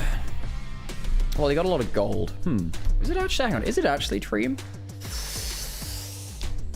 I mean, he was the main character of that game. Does that actually mean he was the best player in that game? Kanavi wasn't bad with... I actually think Kanavi's in with a shout. 369's equalizers were insane going into late game. There's a chance it's 369.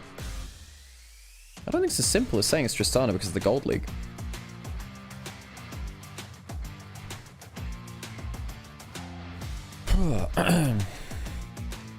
Kids can be entertained with a stick and a string for hours? Yeah. I miss that kind of easily entertained phase.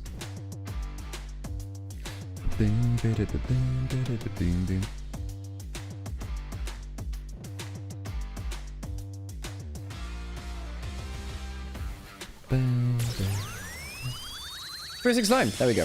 Good equalizers. Great equalizers.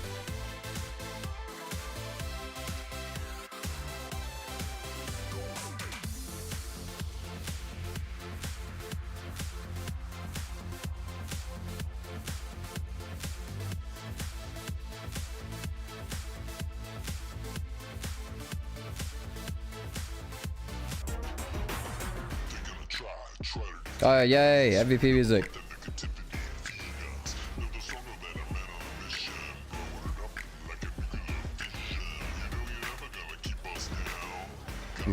Mathematical sound.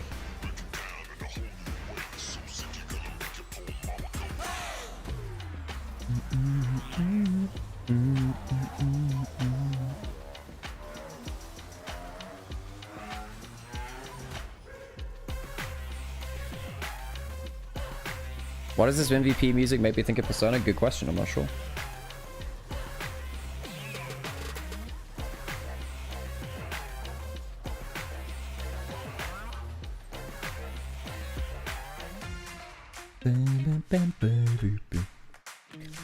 You know what time it is then?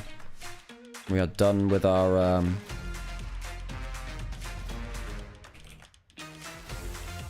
you know, we're done with our MVP stuff, so let's where is it? It's time for words on stream. Yay! So, for those of you that don't know what this is, it's just a fun game you can play in chat. It's in Twitch chat right now, so it won't be on the YouTube stuff, but right. Let's get to it. Don't let me down, chat.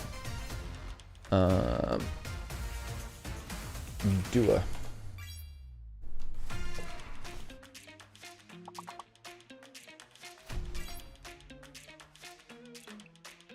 Everyone on Duo.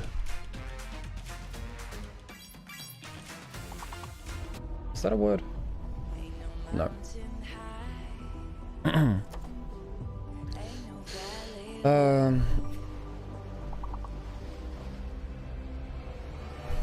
As load, have we got load?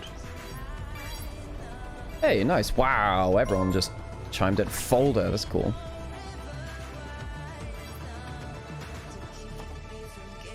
Nice.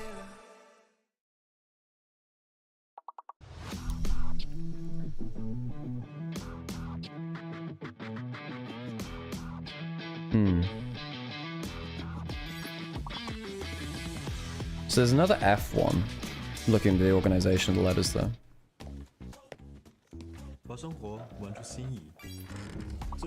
Older, nice.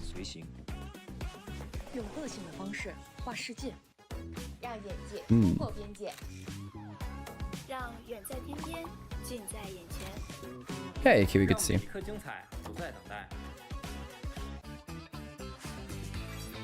What were you saying about BLG? They're my team, I need them to get it together.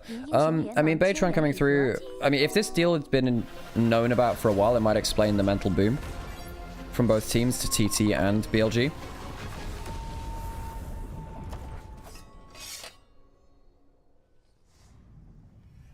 Four, yeah, 4, isn't there? Nice. Hey, so good to see you. Refold, that's great. Nice. Oh, all but one. Nice. Good job, everyone. Cool.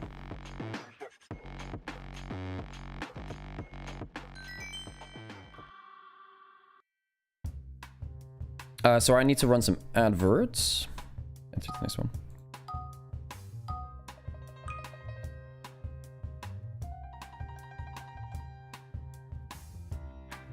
Enough so you can actually see the schedule.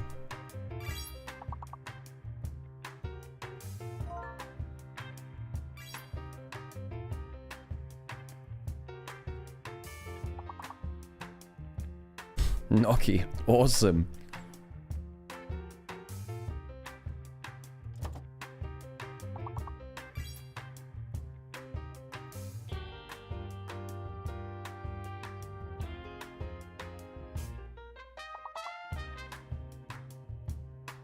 Wait.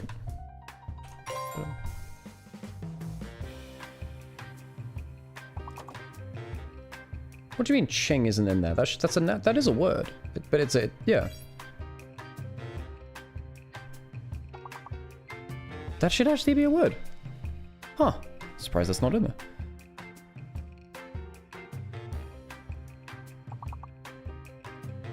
It's an onomatopoeia. I don't think so. I mean, no, I know it's similar to like a no-no word, you know what I mean? But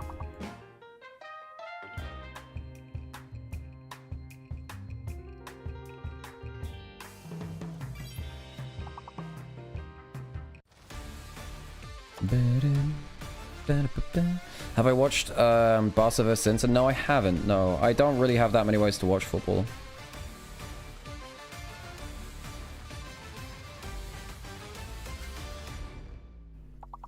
Hello, I'm back. I mean, I was always here, but I just want to turn my camera off so you guys could see the schedule. Because I'm kind like that. I'm generous. Icon, nice. 2-0 for top esports. Yeah, I mean, FPX gave it a good shot. I mean, I think they're a good team, but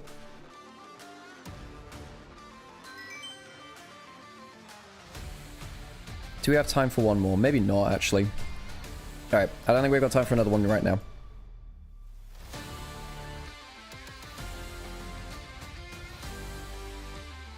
Need to find some... oh, you know, there are actually some... You know what? There are actually some pretty fun... Have you ever played Stream Raiders and stuff like that? Where you can kind of like... You can put little soldiers on a battlefield, and you can kind of like go to battle with your own little soldiers and stuff. But like, yeah, everyone in Twitch chat can put down like their own soldiers and stuff. That's kind of fun.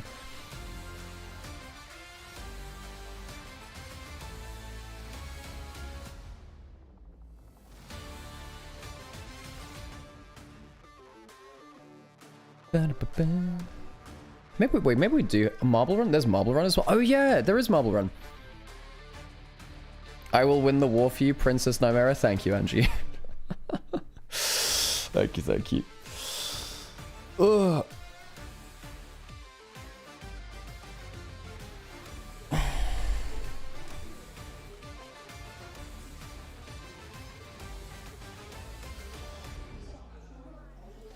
Game 1, some really good equalizers in that last game. It felt like every equalizer was pretty top draw.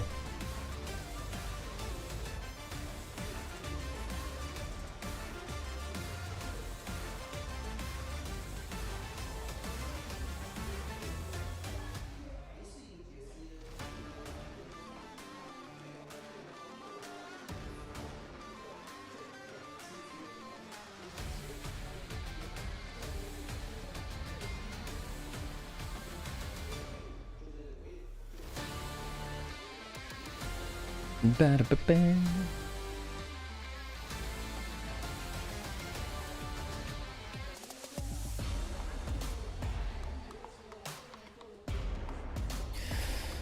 Second game of our day. Trey banned out of his Nico again. No surprises there. Neferi, Vi both down again. So Jungle Pool's fairly pinched now. Shinzao looking pretty powerful here. Still have Jace. Jace first pick option looking pretty, especially with the Scion ban. Jace is looking pretty tasty. There is of course the Yorick which does quite well into the Jace now, so I think some people are less likely to play it. Talia Azir, both available.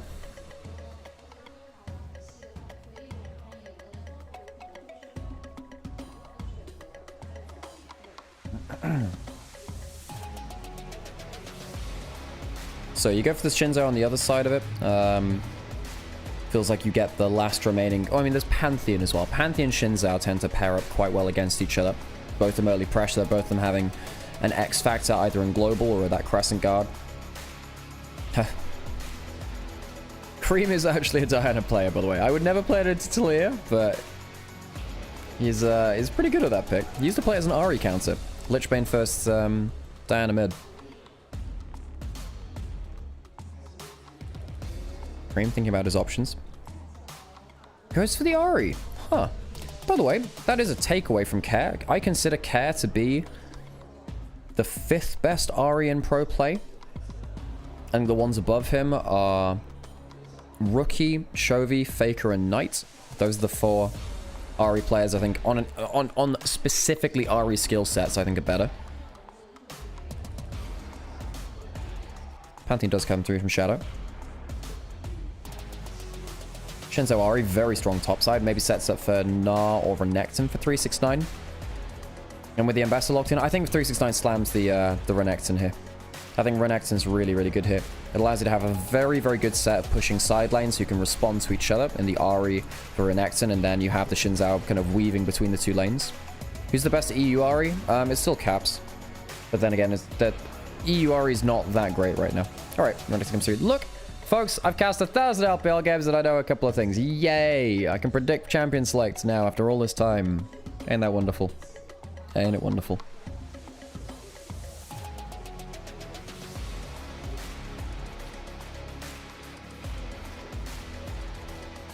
Leaves bot lane to be banned out again in the second round.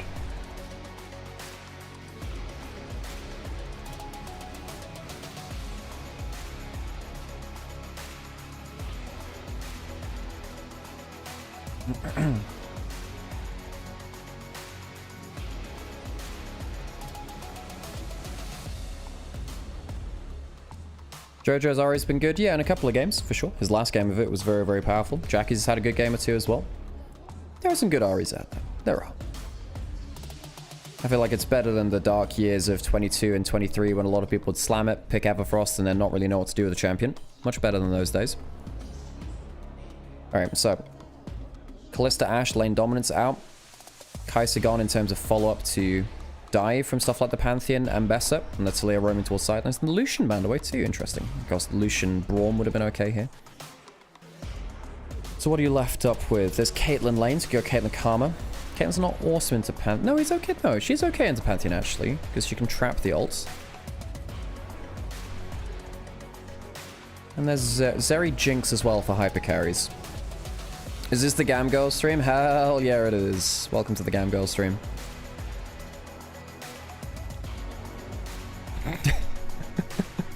You actually don't know how relevant that is, but that'll...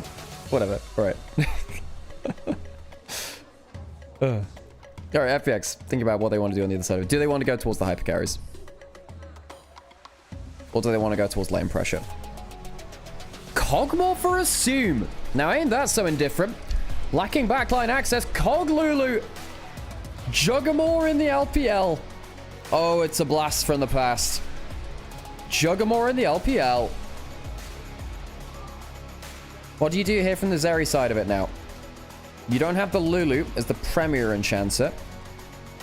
Do you go towards Leona or Blitzcrank? No! Oh, say it ain't so. Ah! She's back! Ah! The cat returns, and it's not a Ghibli movie. Zeri Yuumi, Cog Lulu. We are hyper carrying, folks. Well, I have to say, I prefer the Cog Lulu side of this coin, by the way. Top esports do not have that good engage. The only way they win this game from my eyes is a very, very good Renekton flank. And I don't even see how that works. How do you do that when you've got the global of the Talia cutting off a lane? You have Pantheon and Bessa locking up a target. Top esports need to early game snowball through topside. If the Renekton and the Ahri are very good in lane, start off early fights well, I think that's much better for them. Well, I obviously it's much better. Of course it would be. What am I talking about? But I think that's how they can win a game. Double hyper carry lanes. Bit of a difference from game one, isn't it? One of the bonuses of Fearless, I suppose. Cuts out a lot of your champions, and you have to go flex over towards something else. Let's see if we get Dogmore versus the cat. And an electric rat. Full-on menagerie in the bot side.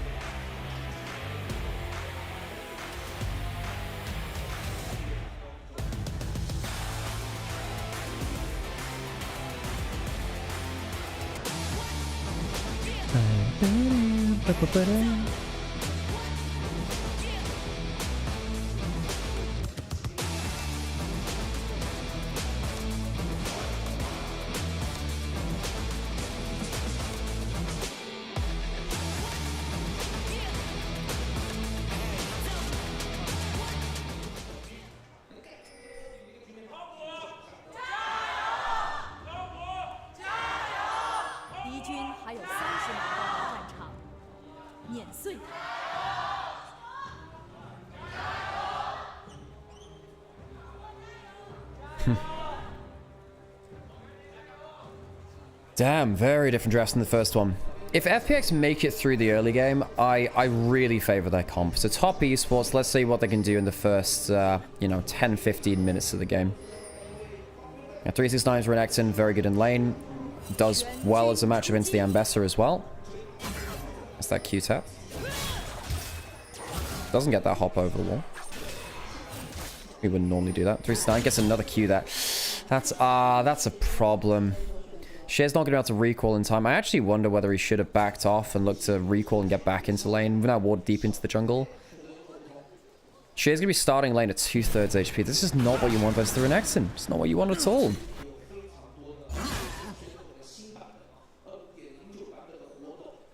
Walking up, getting a little bit of rage. This matchup on top side, it does very much go the side of Renekton normally. But, normally it's like survivable, you know? W star from the Cogwheel. As you tend to.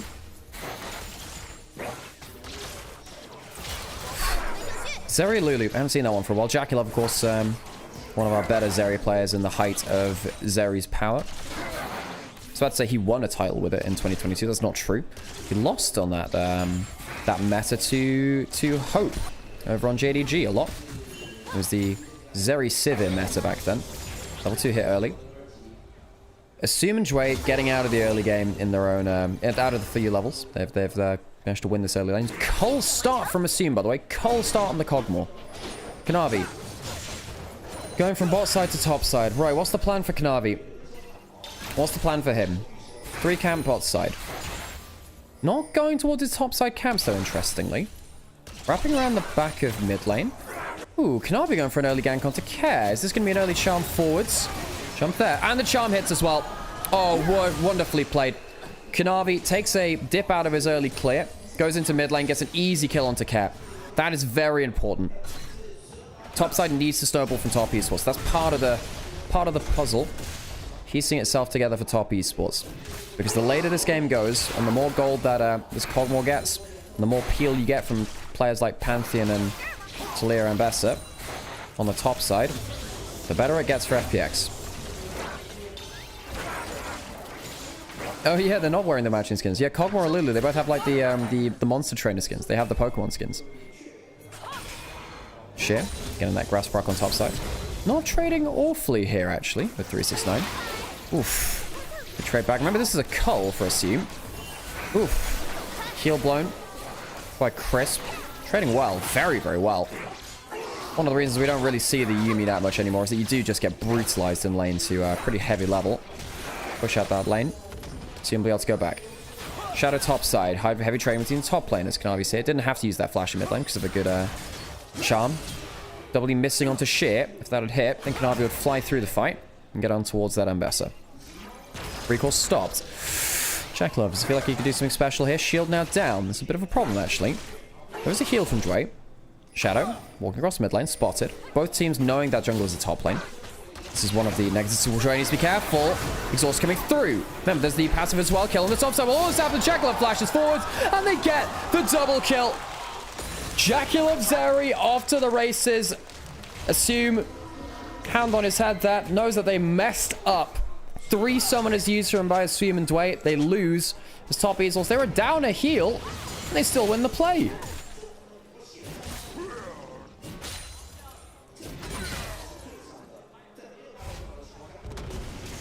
So what happened topside? Because we saw that sheer... What happened up here first? What happened up here first? Flash in. W hits. Dead Ambassador. Really nice combo. Renekton, forever the king of gank setup and topside. But then what the hell happened here? Fighting into a wave, tanking a couple of minions. Goes way too close. You don't have an ignite or anything. Jackalope pops that ghost and runs him down. Not even close enough with the Kog'Maw passive to clean one back. I mean, Assume and Dre just brutally out CV2'd. Both of them in topside now. Grub spawning in a minute. And yes, the cold start was fine for Assume. All they had to do was look for a clean reset. All they needed was a clean reset. I don't know why FPX wanted to do that. You started with a cull. And yes, your laning phase had gone well, but quit while you're ahead, you know? You don't have to throw the game under the bus. Now suddenly, it's a 2,000 gold lead at 5 minutes from top esports. What was very achievable before, less so now. W misses, but forced off the tower. Is there a demolish on the Renekton? Yeah, there is. There'll be a plate down on bot side. Gold lead's going to increase. Farm denied from the Ambassador. FPX, their goal was to get through the early game, activate the composition. I don't think they will now. I don't think they will. Yes, there's a 10 CS lead for the Kog'Maw. He's doing quite well in some places, but the 2 kills towards the Zeri, of course, going to help bring them online. Big mistakes coming through. Level 6 coming through from the Renekton. That's that empowered W to break the shield from the Repudiate. It's one of the big things you can do as Renekton versus Ambassador. If they W too close to you, you can break that shield. Trade even harder through it. Plate's taken on the top side. Ahri's coming up. Shinzao's coming up. Kanavi has flash. Kara also has 6 for that wall if he wants to change the terrain. Flash falls through Shadow, but a great jump over the wall. And the charm lands. Oh, Cream, you beauty. Kanavi starting to heal up a little bit. W comes through. Kill comes through as well. Dwayne. Oh, it's another reset to the Ahri. Double kill over to Cream. And the early game topside snowball from top esports seems to be too much. Triple kill for the Ahri now. Hops out of that minefield. As Chris will block a little more. 3 kills towards the Ahri. Care. Sadly, not able to match that one. And look at this. It's a Dark Seal. 6 stacks for Cream. This is a Medjai's game if I ever saw one. Charm flashed away from. Double flashes. Cream really feeling it. Would have been a kill there too. Likely with the electrocute coming off a cooldown. Cream. Maybe I judged him too harshly in the Ahri rankings of the world. He's a big player of the Ahri over time. Care, of course, an Ahri main before he came into pro play. Knows the limits of that champion on the other side of the matchup. Awesome wall hop away. Shadow doesn't get any value down. That charm is clutch as hell. It means Assume doesn't get to get anything done. Kog'Maw passive, of course. Yes, good damage down. Good double Q there from Cream. Maybe that ultimate there was a little bit of a mistake. I think he could have got the backswing onto Cat. But wants to immediately get that ult damage down. Very, very fair Ahri now. He was going towards the Malignance, not the Rod of Ages. Thank God. I think Malignance into Medjai's, that sounds good to me. Don't know about you folks. Normally I say, well, you know, Medjai's second is where you want to go. I think Medjai's is Ahri's best item. I've always been very vocal about that. For those of you who are newer to the stream, I am an Ahri main. I have millions of points on Ahri. And, yeah. My advice is build Medjai's. You change your playstyle a little bit around it. Get fish towards those early stacks. You play a little bit more conservatively to protect them in the right situations. But if you get towards that Medjai's, your champion plays completely differently. You want to get it early. You don't want to get it as 4th item. You want it as 2nd item, ideally. 3rd item sometimes. You only get it... You delay it from 2nd item if you have much less stacks, if you're on like 1 or 2. Or, there's a 2nd item that gives you functionality that you can't get anywhere else. So stuff like Liandry's, I think you should finish 2nd if you're going for a Liandry's build. Right here, though. I think you, go Liandry's. I think you go into Medjai's. And I think after that, I would go something like a Shadow Flame. I think that'd be pretty fun.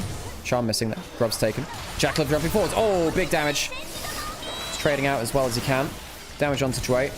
That bot lane not in the healthiest position to contest now.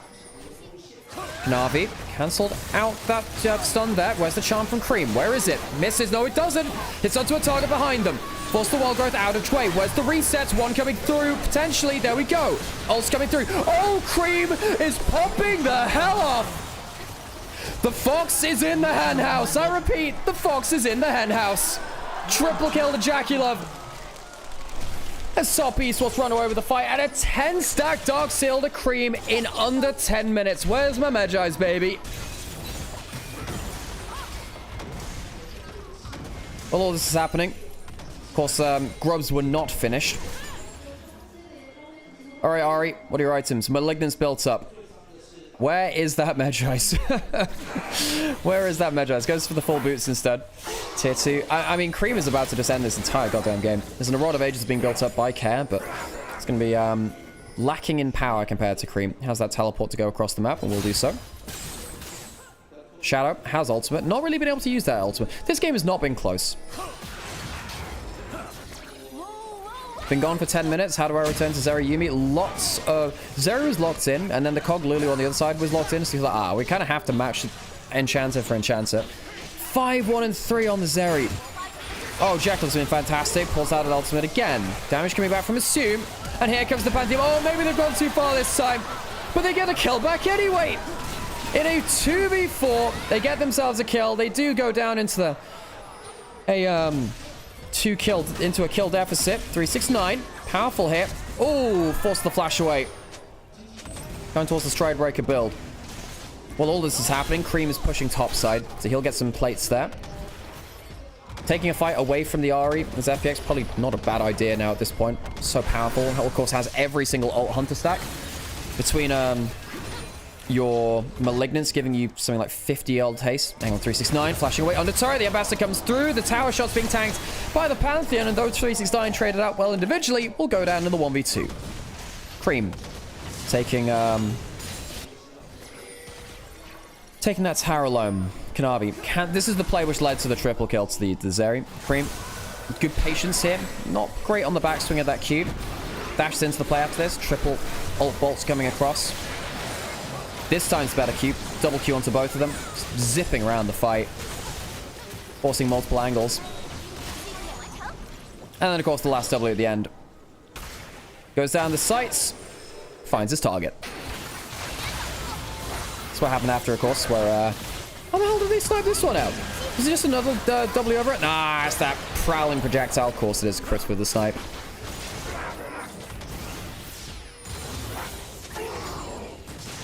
Dragon started by Top Esports on the bot side. Double kill to Kog'Maw there. That is important, actually. Very important. Kog'Maw getting those kills brings them almost back to even with Jackie Love. Have that cull as well. Oh, imagine if they hadn't thrown in lane. Imagine if they got that clean reset instead of dying for that first 2v2. FPX would be feeling much happier. Now they're down an awful lot of gold. Cream, I did notice he'd gone towards an amp turn on a Ruby Crystal. I think he's not done well at realizing the snowball opportunity. He is going towards that Leandries, but I think in this game you don't need it as much. Navi hits that W. Does he go forwards again? No. I don't think you need the Leandries for damage this game, folks. I think you, as second item, I think you should be going towards Magi's 100%. If you go towards Magi's, the extra move speed means that Talia finds it very, very hard to draw a bead on you and land those combos, especially when you've got your W up. Do I think this game is still winnable for FPX? Well, yes, if they get enough time wasted. If Top Esports fail a play or two, jumping over the wall, Charm over the wall as well. Cream, who I'm getting stacks for this one, because he doesn't have that Magi's. Overcap, gets that kill. Kanavi, tanking. He'll go down, 1 for 1. Cream does have those 2 ult stacks available. Probably just wanted to reset now, though. This is the problem with not going towards the Magi's. If you get extra plays, you're losing value right there. Because you would have been he would have got that kill. That's 4 stacks down. 5 stacks, 5 AP per stack at Magi's, 4 at Dark Seal. Charm over the wall. Cream's missing out on 20 AP. Has flash. Here comes everything. It's a polymorph onto the Renekton. Cream has flash. Doesn't charm out of that W. Who's got the aggro? Shadow. You stayed too long under turret. Good shutdown. Kog'Maw getting a lot of kills. And Top Esports misreading the map, losing stacks on the Ahri. That's a mistake from them. Big mistake. You should have learned to Protect those stacks. Yes, it is kills over towards Jackie. Plates over towards him. Not plates, you know, tower. The other one, the full big old thing. Over towards that Zeri. It's good gold. However, Kog'Maw getting a lot here. FPX splitting the map, using their globals well. Double globals to Pantheon to Leah. Top Esports disrespecting it. Snowball slowed slightly. Do I speak German German language? Ja, ich habe Deutsch gelernt für 2 Monate. Shit, on the bot side. Now he's caught out. No globals to help him this time. Everyone's going top side instead. Shit. Doing quite well at combo just before this. But can't survive this. Kanavi takes another kill.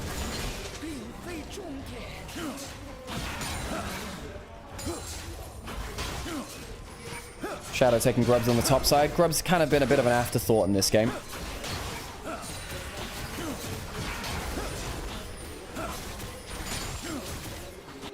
Yeah, I've lived in Germany for the last 3 years, since 2022 when I moved out here first time for the LEC, assume. Up on the top side of the map. This game is all about rotating around the Kog'Maw. Cream has ultimate again. Remember again, one of the biggest things about Ahri in this game is that not just that they have the Malignants, but they've also fully stacked their ultimate hunter as well. Tau will go down on bot side, 369 will get ahead, further ahead in that matchup. If you have all of your stacks of ultimate hunter, it's 30 haste, and then from your Malignants you get about 50 as well. Overall. So you have 80 ult haste. That's almost half cooldown on your ultimate. And, you know, once you get to level 11, your ultimate is basically going to be on a, what, 50-second cooldown? I'd like to say it's under a minute at that point. Or around about that. And a first rank, what is it? What's your first rank cooldown? Is it 100 seconds? Sorry, 120 rather. 120. 120, 180, I believe is the demarcations for the ult. If you halve it, just under halve it a little bit. So without Roa, so with Roa, you're on, I'd say, well, you're still on 120 to 100, right? Depending on how many ult stacks you have, basically. With Malignance on top of that instead, if you have that, you're basically down to about, you know, 70, 80 seconds instead. So you're about 30 seconds ahead of first rank. Second rank, call it 20 seconds, right? Cheer for the stream. Thank you for the stream. Much appreciated. Well, thank you for being here. I wouldn't do it if you weren't here enjoying it. Leandri's built up for Cream. Still, no Medjai's. My boy, learn how to snowball on your champion. It's one of the biggest things about Arian Pro play. Shadow has flash. Potentially could look for a big kill. No cleanse or anything like that on Jackalov or Mikhail's. There is that chance of flash Shadow W onto the carry, into the flick back from the Talia. Things go nasty after that point. Charm misses.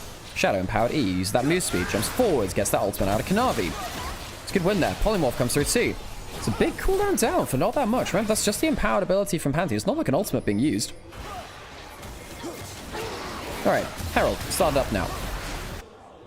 Piece of strength over to top esports, of course. Got a feel though, FPX, with the amount of gold they have on the Kog'Maw's ahead of the game. Top esports, they needed to snowball.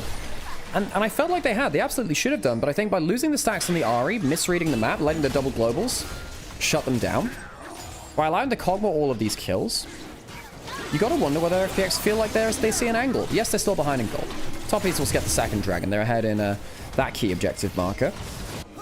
Pantheon's going topside again. Potentially misreading the map once more. You can charm out of that W, of course. Alright, that's better this time. Cream didn't end up getting that charm onto the Pantheon W the last time. One of the biggest ways you can outplay a Pantheon, of course. By the way, just remembering this, tomorrow, very important game will be happening tomorrow.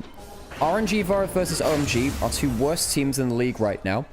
One of them will be eliminated from the rest of 2025 tomorrow. Sheer will go down. Easy kill by Jackalov as they roam across the map. And make sure you tune in for that one. One of the oldest organizations within League of Legends history. Maybe it'll be eliminated for the entirety of the LPL. Flash forward. Jackalov's going into the play and care. Probably should have rethought that one a little bit more. Two very quick kills and FPX. You know, they can't be affording to make mistakes like this. They can snowball out. They can find an angle, maybe. Soon, starting to get some damage down. Jackalov has no ultimate now. Oh, but Kadavi and Cream, they come into the play. Charm onto the Enchanter, wants to be shielding someone else, not themselves. Cream, another Q across the team. Kadavi jumps in again. Gets a full burst in. Kadavi just assassinates the carry. The President is down. Yes, he'll die for it, but it's for a worthy trade.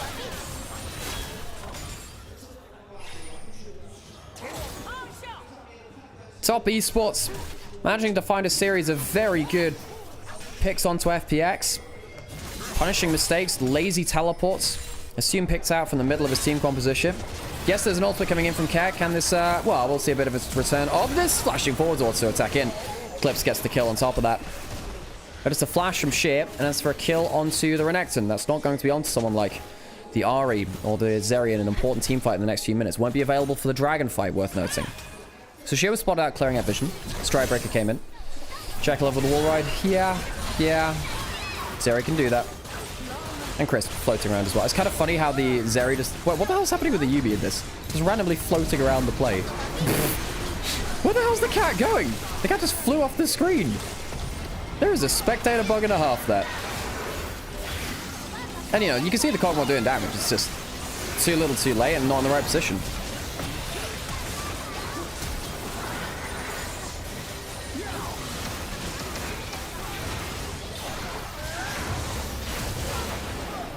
Who the hell is Solo Kill? Played for EDG last year. EDG had Solo Kill as top lane last year in the Doom squad when Vampire was on there and playing very poorly.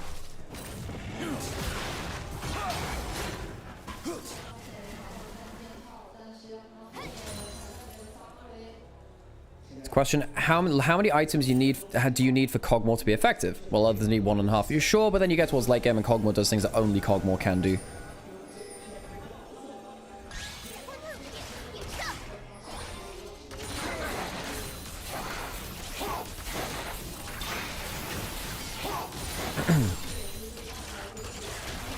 Three items for Kog'Maw, 2.5 for the Zeri, even in gold, of course, between the two of them. The on-hit of the Terminus and the Rage Blade gives a lot of shred. Mixed shred as well, worth noting.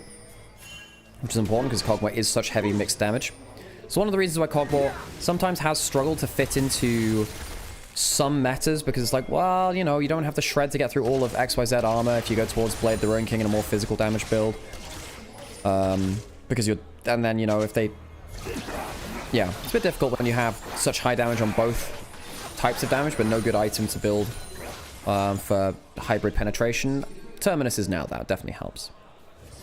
Do you think Kog Lulu outscales Zeri Yuumi? It's a bit comp dependent, but yes, if Kog'Maw is stood auto-attacking you, Kog'Maw does do ridiculous things. If Kog'Maw actually gets to stand and shoot with the Lulu, then yes, I think Kog Lulu does actually outscale. Juggermore in 2015 was the original Zeri Yuumi. Look at that range from Assume. Tower very easily taken down with that Herald.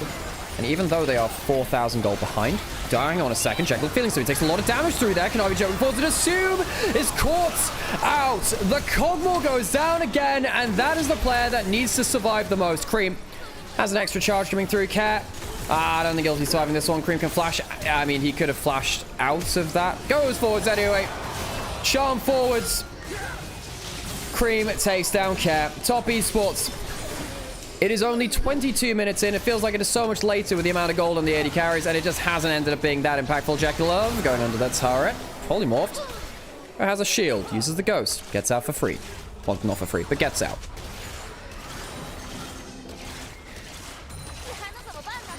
I feel like Zeri Yuumi is just better than Kog. No escape against Xin Zhao Ahri. The thing is, if Xin Zhao jumps in, Wild Growth Polymorph tends to protect you from it. There's a Mikhail's as well out of the charm of Ahri. You just polymorph the Xin as he jumps in and makes it much harder. So how the hell does Assume get caught here? Well, what happens? Gets caught by a Q. And then he's just walking way too far forwards. Like, there is no reason to be here. He's basically frontlining against 4 people. That I know that Kog'Maw has sometimes done that in the past, but this is not the way to do it. I mean, Assume has made a lot of mistakes in this game. Even though he's been given so much gold, makes a lot of mistakes.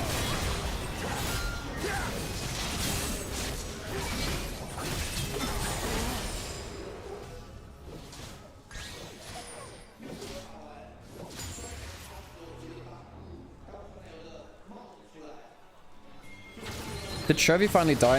Chovy finally died in one of his games. Damn. Rip is undefeated to his crazy KDA.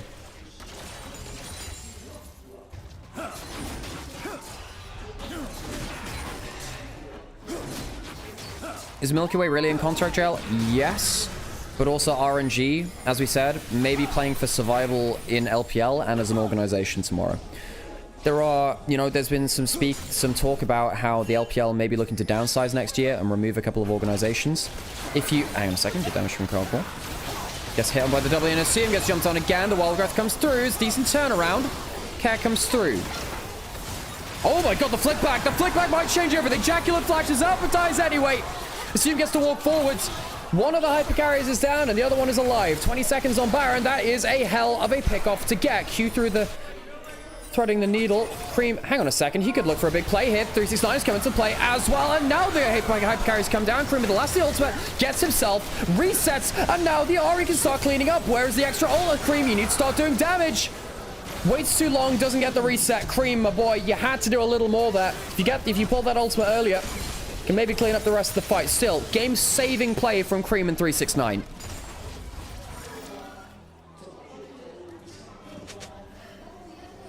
Insanity.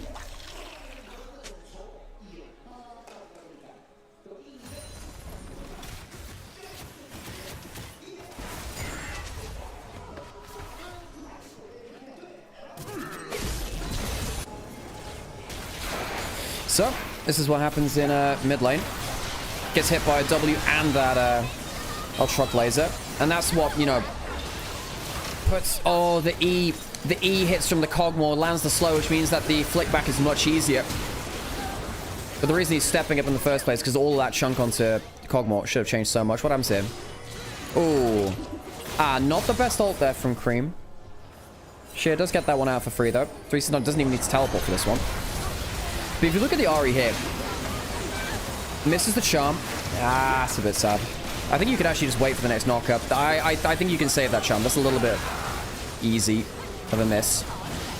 Waits a little bit long in the second ultimate too to maybe spread that Malignance, get potential of that reset. 10 seconds Dark still again and doesn't have that Medjay's, by the way. This is now the point in the game where the Medjay's loses value because you could have had your Medjay's for these stacks in the game. No, there are only so many times I can say buy Medjay's and Ahri. It's their best item. Cream has had a... Particularly in this game, right? Because Cream is not the primary target, it's Jacula. You can protect your stacks much easier, because if people over tunnel going towards you on your stacks, they leave Jacula for a free fight. Outcard on top side will be started by top esports, and they'll be easily taken.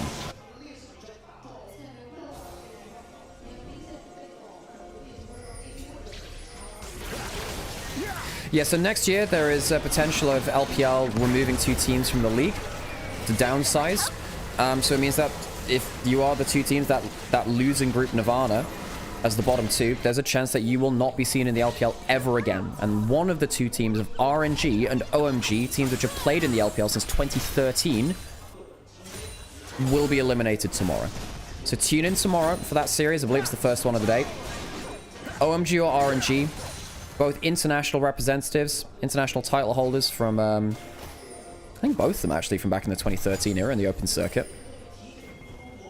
Both of them could be in real peril. Of course, both of them may well be eliminated by the time things are out, but one of them, old enemies, old rivals.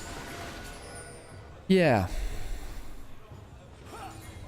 Heavy game for them. Dragon spawning, 20 seconds now. Would be Mountain Soul for top esports. Sheer on the flank. Ahri over the wall. So it's 369. Kanavi pulls out the ultimate. Is he going to live, though? Don't know about that. Oh, Assume gets caught out. Charm onto him. As once again, Assume goes down. This Cogmore has not paid off. The resources given into them. Cream gets the resets. And the charm goes mental. Quadra kill for Jacula as he cleans up. Top esports will 2-0 the fight.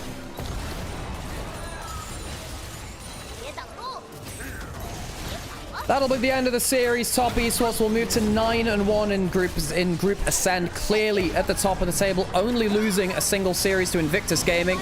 Because, of course, why the hell not? That team doesn't make sense, and I don't understand them, and I don't think you do either. 369 will die to the turrets on the Nexus. That's top esports. We'll finish off the series.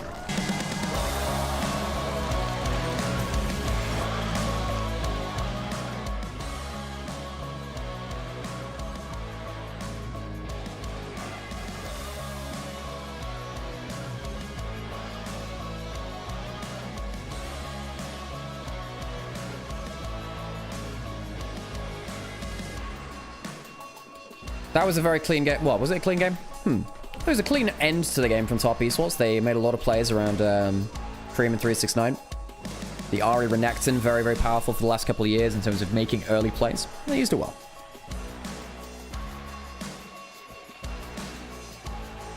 What was Sheer doing? Trying to protect a flank angle and stop the engage a little bit. Obviously, didn't work out like that. And of course, later in today, AL versus IG coming up after this. Perhaps that's more to your liking. Up in Group Ascend. Well, I mean, we're still in Group Ascend here too, but you know what I mean.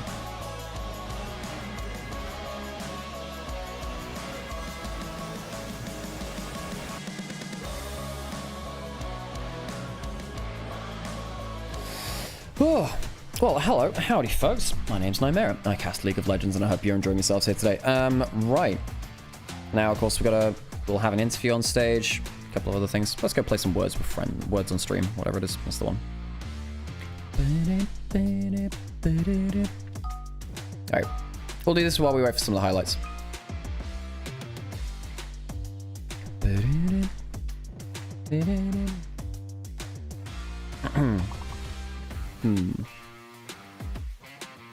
paint in there, right? And pain. Someone can do pain. Oh, pizza's good. I like that.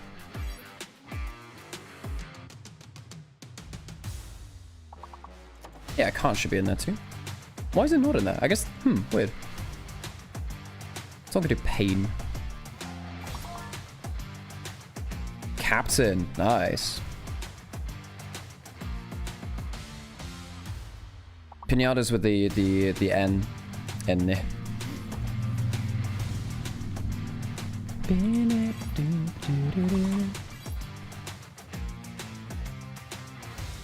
AL versus IG is Order versus Chaos. I love that. That is a great line for that Cynic. I'm stealing that. That's good. Oh, there's almost Impact. There's an N. Pact is good though.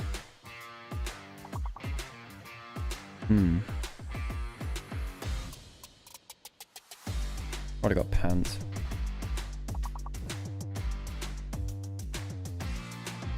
Is that Enact?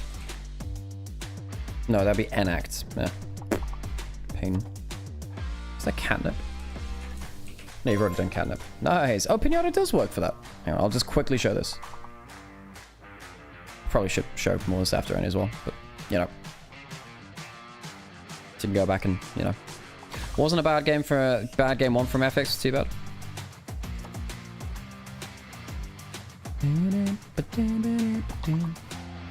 AL is not Order, they're all psychopaths. Yeah, but for the scale of LPL, you know what I mean?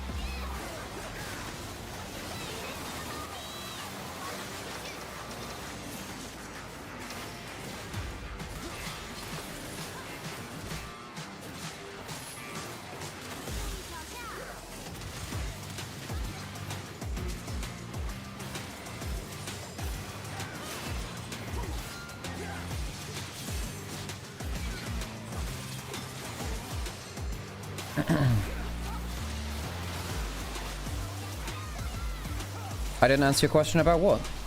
What the hell?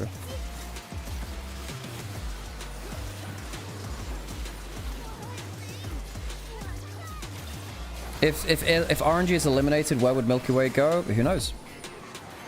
I mean, obviously you'd need to find somewhere else besides RNG. I don't really think there's... I don't think I need to answer, like... Yeah, I don't think there's anything crazy about that, right?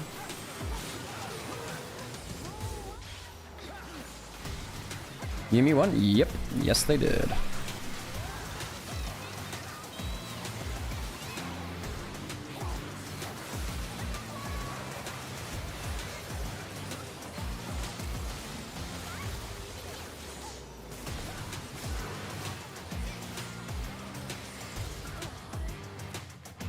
Wait, System of a Down removed that Toxicity album from, What do I think of BLG Baytran?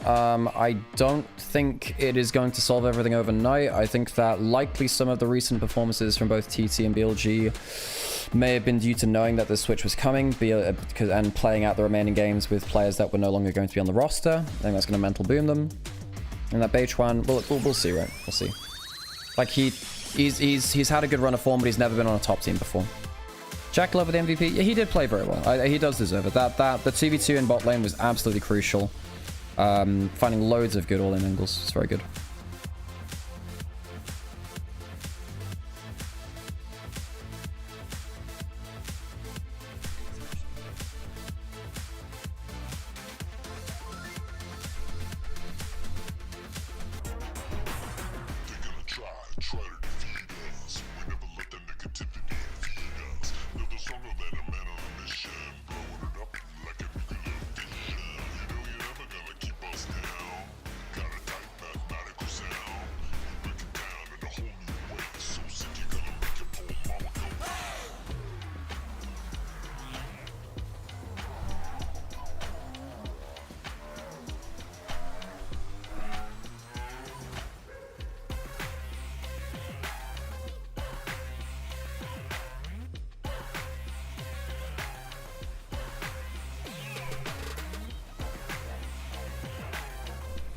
I mean, Milky Way can... Well, so I think what the LPL has basically said is that their contracts are null and void if they don't play their players anyway. So Milky Way might be saved. But it depends if it's like...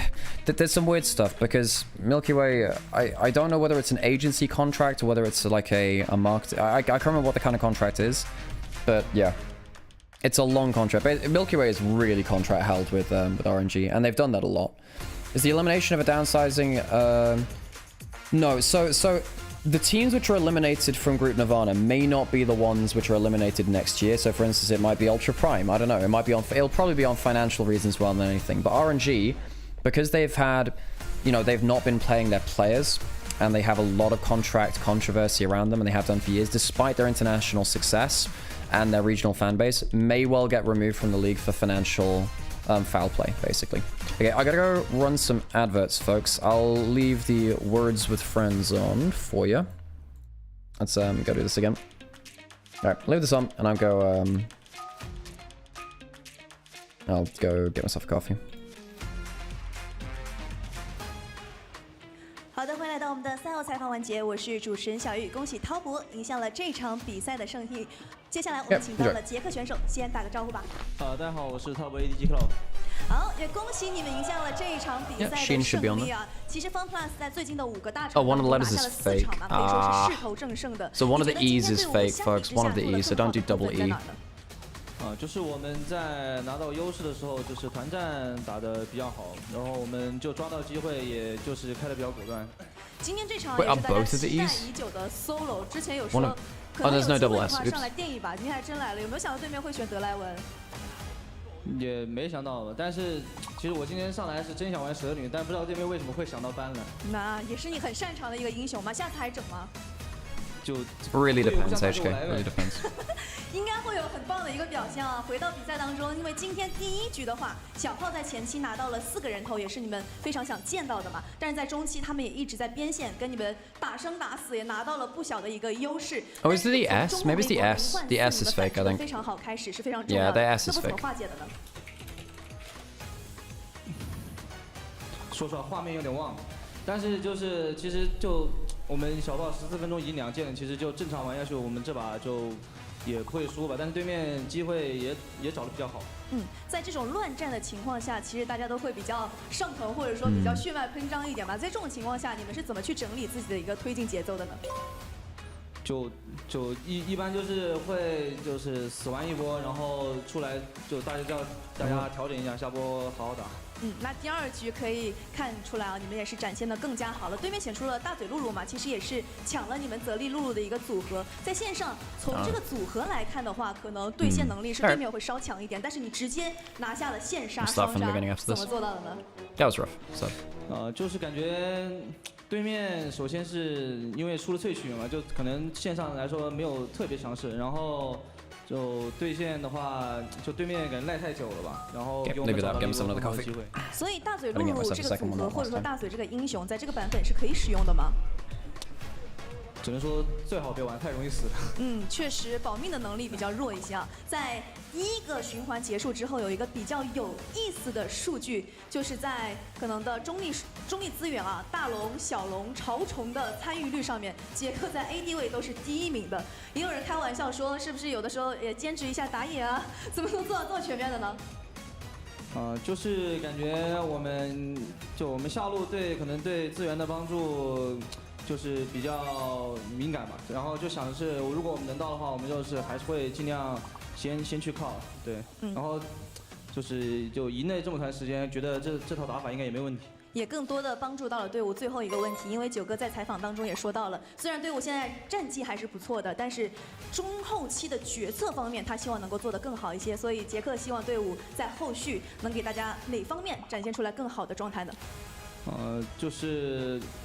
还是希望就是不管是前期还是后期，就是我们自己的失误能少一点嘛，因为感觉就是我们现在就是在打团方面的话，我们现在做的还不错嘛，希望能在其他方面做得好一点。好的，也感谢杰克来到我们赛后采访的环节，接下来让我们看一段精彩的 Spotlight。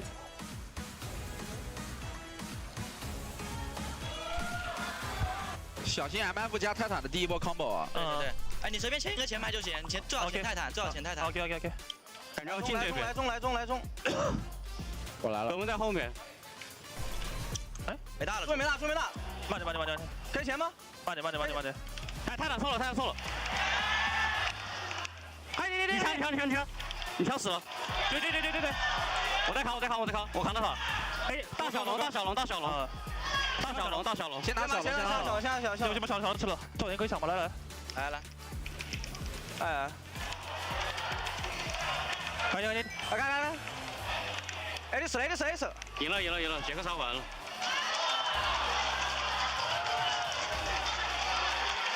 一波吧，输不了，没自信的。躺了一把，输不了。打得好呀，剑杀怎么这我键盘都不用动了，感觉都不用怎么动键盘，就那移鼠标都不用移，说实话。牛逼！顶一下，我盾很厚。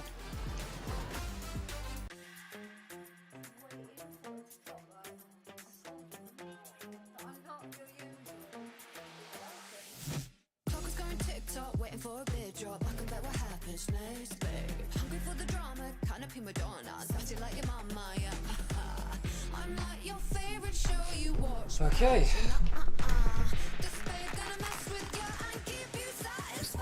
Okay. Do another one.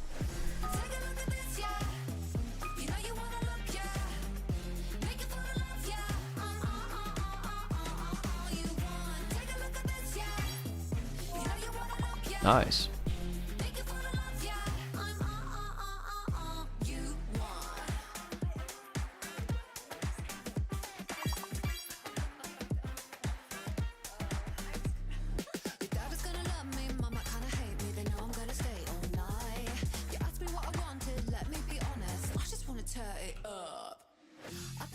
Sugar-coated like I'm harder than you think, I'll break your bite. So bold, so cheeky, sassy, I'm here to push your little buttons cause I kinda like you. I'm like your favorite show you watch but touch you not I know you wanting more cause I'll keep you satisfied. Take a look at this, yeah. You know you wanna look, yeah. Make it fall in love, yeah. All you want. Take a look at this. Okay, I'll move it over there so you can look at Christina.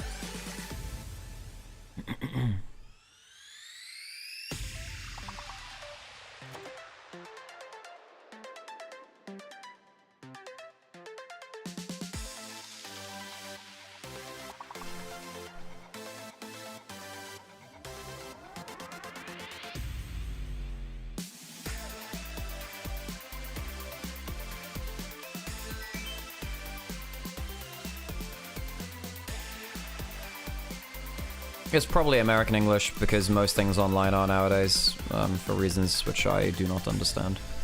Okay, right. I still gotta get that coffee from the other room. So, IGAL. What happened the last times these teams met? I think it was it a 2-0 or a 2-1? What happened there? Yeah, they 2-0'd them in week 2. I'm trying to remember exactly what happened. Week 2.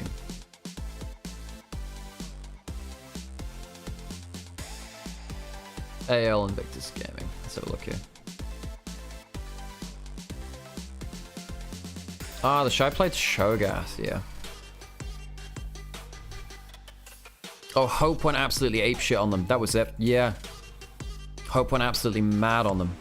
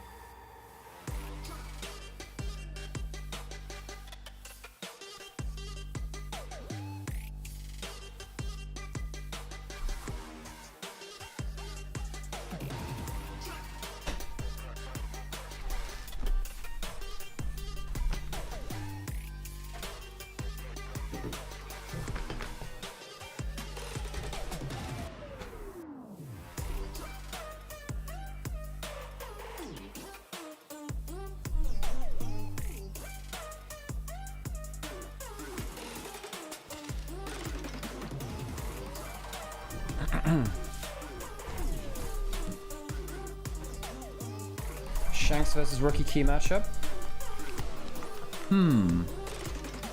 I mean, Rookie's been on pretty good form recently, and I don't know, man. I actually wonder if top lane matchup's more important, just because the Shy's been so poor recently. Anyway, he started off well, but he's been playing very poorly recently.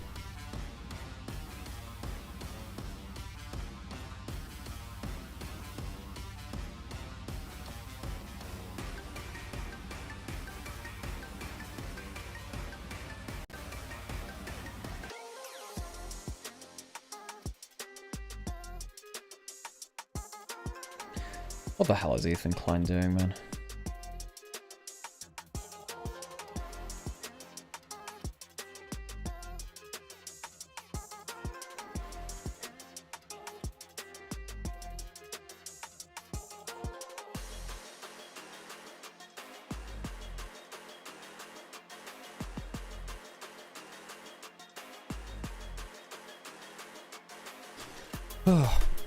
Alrighty, let's get into this game then, shall we? Want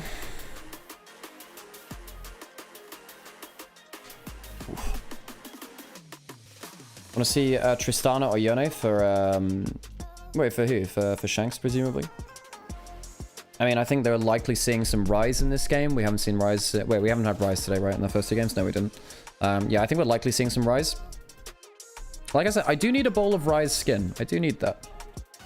在赛前我们请到了 AL 的 Shanks 选手，欢迎香克斯啊！在第一个循环结束之后，你在中单的各项数据啊都可以排到比较前列的位置嘛，所以对于自己的表现还算满意吗？或者说还有哪些部分要再加强一下？就没有什么满意不满意吧，就是希望自己越来越好吧。关于数据，它就是感觉是一方面吧，就只是。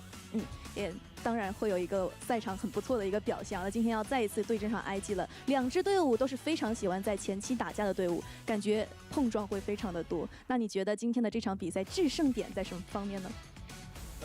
确实 IG 这个队伍打架就非常的凶吧，就是跟他们打的话，就是一定要操作对面吧，就是如果被他们操作，确实会很惨。就是制胜点应该就是在于中野的对拼吧，感觉 Rookie 最近打的就非常好吧。当然，香克斯最近也有非常棒的一个表现。那我们赛场见喽。好的，在赛前我们也请到了 IG 的 The Shy 选手，欢迎 The Shy。在上一轮面对上 AL 的时候是遗憾落败了的，今天再次面对上他们，感觉特别要注意的点在哪个方面呢？我们打游戏的时候失误少一点，应该是可以。那其实，在最近展现出来的一个状态啊，还是有一些起伏的。所以在第二轮的开始，希望队伍可以展现出一个怎样的面貌呢？希望队友慢慢变好的样子。比赛加油！加油！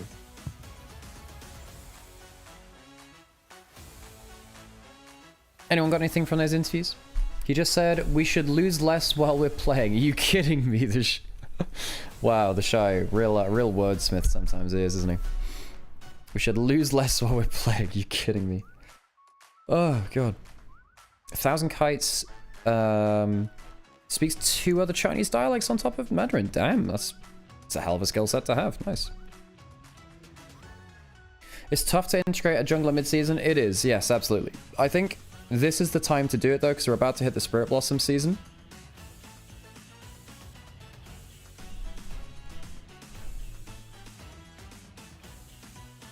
Wait, the host was asking the Shy about tactical stuff. I mean, you have to ask some stuff, right? Because gameplay's been weird. What's their recent schedule been like? How have they ended up doing? What the last couple of games? So IG lost to Weibo twice in a week. Yeah, they lost 2-1 because they lost yesterday to Weibo, which was a hell of a series, by the way. Go back and watch that one.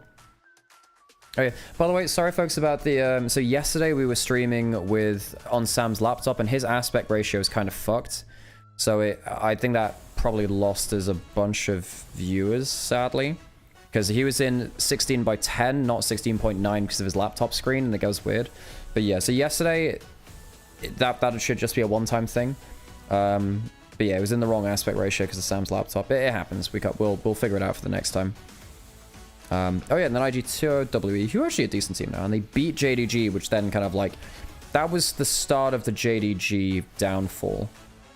No, that wasn't. That was Series 2 in their downfall. They lost to FPX, IG, then Weibo. They beat anyone's legend, crucially actually. That was which is insane to me. And then they beat JDG. So now they're on so they went 3 down, and now they're 3 up again because they won against AL, TT, and then TT again. Now, TT are not the strongest team. They're a bad team right now, but still. I need to find out what happened with that JDG series. Week 4, midway through. I don't think I was casting that one. I seem to remember it was Shun doing some pretty mad stuff.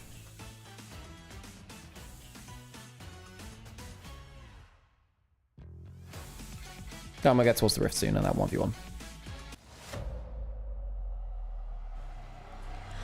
各位亲爱的召唤师们，欢迎来到2025英雄联盟职业联赛第2赛段，让我们有请双方战队登场。Oh yeah, Shun just out-dangled Tarzan had an awful Poppy game, that was it. Tarzan had... I was casting that. Tarzan had an awful Poppy game, and Flandre played the Scion top and it was bad. I remember it now. I remember it now.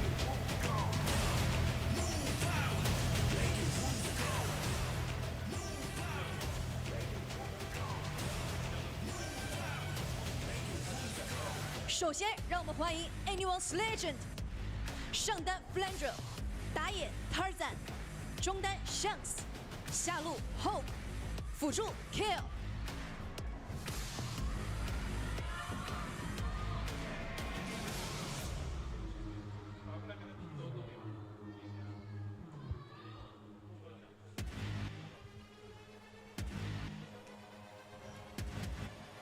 接下来让我们欢迎 Evictus Gaming 上单 The Shine 打野杰杰，中单 Rookie 下路 Gala 辅助 Mako。Oh yeah, by the way, I believe that wait, hasn't the Spirit Blossom season come through today or yesterday?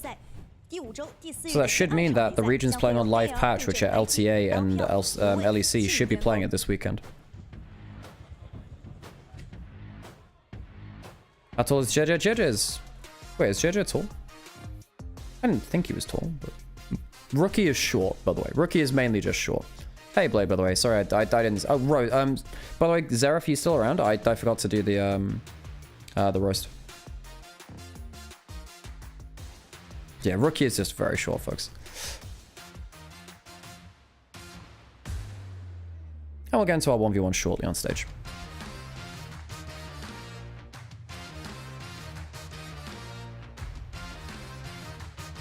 You know, if we did a...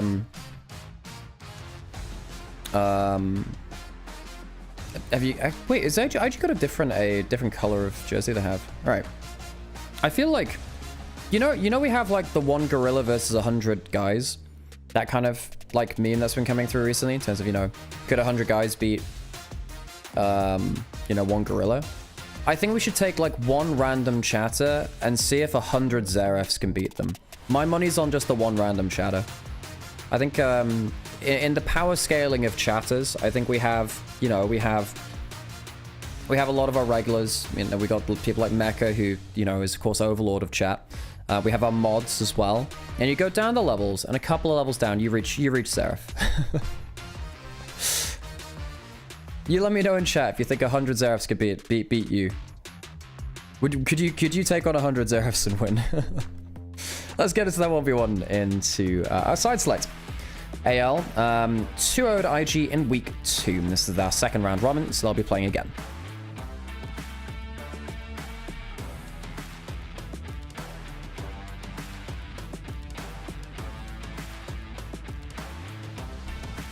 Flandre versus Rookie. Orianna still available. Might want to remove that one. Jace, Heimerdinger. Flandre's played a lot of Heimerdinger in 1v1s.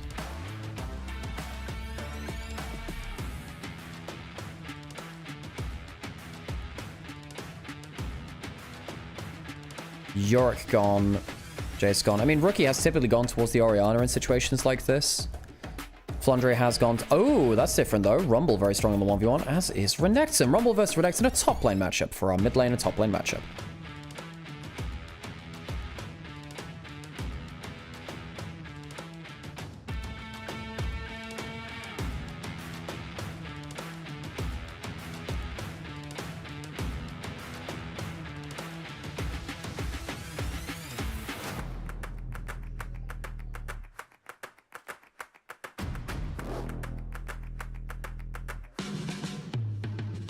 Oh, that's cute. AL wins time.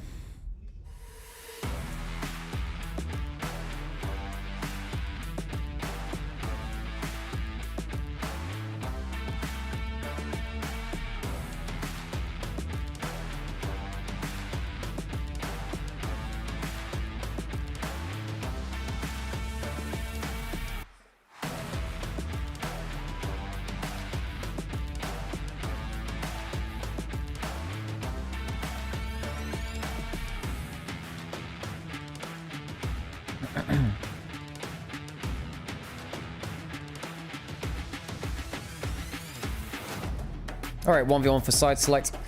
Rumble versus Renekton. Flandre, been on really good form for AL this year, actually. It's been one of the big reasons why they reached finals last split. One of the best teams in our region right now. And Rookie, I believe. Yeah, he's one of the better on-form members of IG as it currently stands. A little bit ELO held in the last couple of series. He's had a bit of an up and down in terms of his form individually over this year. I'm going to have to just quickly refresh the stream because it's a little bit delayed on the audio, and we'll just hope that that will fix itself with a quick refresh. But that's what we do. Hopefully that should be fine. And if not, maybe it's just on the stream end. There we go. Much better. Cool. Gets that half second off it, which is kind of annoying, isn't it? So, Ignite Barrier from Flandre and from Rookie as well. Both of them. Worth noting, of course, that Renekton Empowered W can break through Barrier and through the Scrap Shield, so Flandre will have to use that appropriately. Make sure it's used after the Empowered W comes through.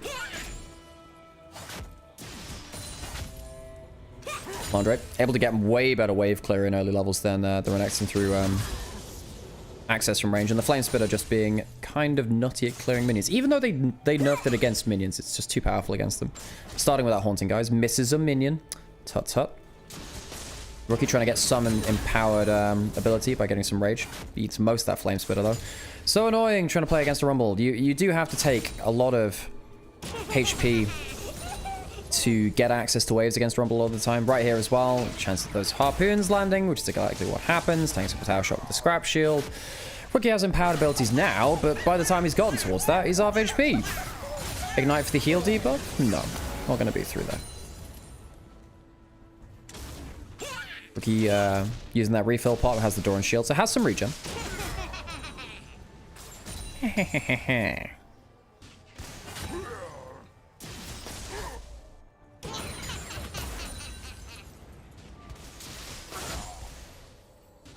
Rookie, powered ability, gets the empowered W. Cuts through that shield, actually. So gets the increased value from that.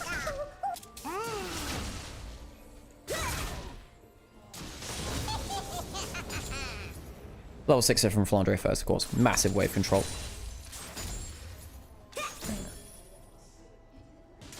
Thank you, Blade. And good night. Equalizes to clear out the wave. Gets a good recall. And we'll come back onto the Rift with a 10 CS advantage. To the Rift. The bridge. One of the big things they nerfed about Renekton over time is the amount he can heal off of minions with his empowered Qs. Because he could just kind of walk up, Q, kind of use it as like a ranged auto attack almost as well. You can farm with it, but then just like infinitely sustain and just take chip trades over time. So annoying. Almost up to the Liandry's now is Flandre. Rookie on the other side goes the Hex Drinker first, gets a bit of magic resist. Rookie has done his time as Renekton mid. I feel like most players in the LPL have done Renekton mid at some point. It was very popular from 2023 to about 2023 or so. Fell off a little bit in 2024. Dominus comes through. Ignite popped on one side, Barrier on the other. Rookie gets the heal. Flandre not using the Ignite onto Rookie till much later. Losing out on the trade heavily there. Hextron can not even pop from Rookie. Hang on a second. You can even, if you just get E up again, could be a problem. Powered Q, not the empowered W. Taking aggro from both turrets. Yeah, that's a problem, Rookie. Don't know how that one ended. Whoa! It's a 1-for-1. Flandre greeds it. But Rookie taking aggro from both turrets is not what he wanted at all.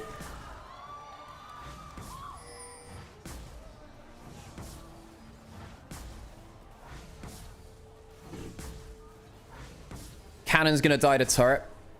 On the other side, though, the minions will take care of the other cannon there, so both players missing a cannon. Almost even in gold. Rookie, did he get a plate from that? I'd imagine he did. If he hit the turret once, he would have got the recent damage to tower, so he would have gotten the gold from that. Head in CS. Not sure you get extra gold from the first blood. I didn't see the number which crops up.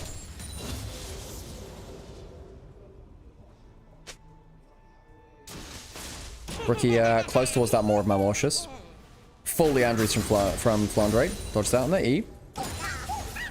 Only trades into the... Ah, wow, that is so much damage! From like a comet and the Liandry's ticking. Has his Hex Drinker coming up, you know, next handful of seconds, but... Doesn't miss any minions there.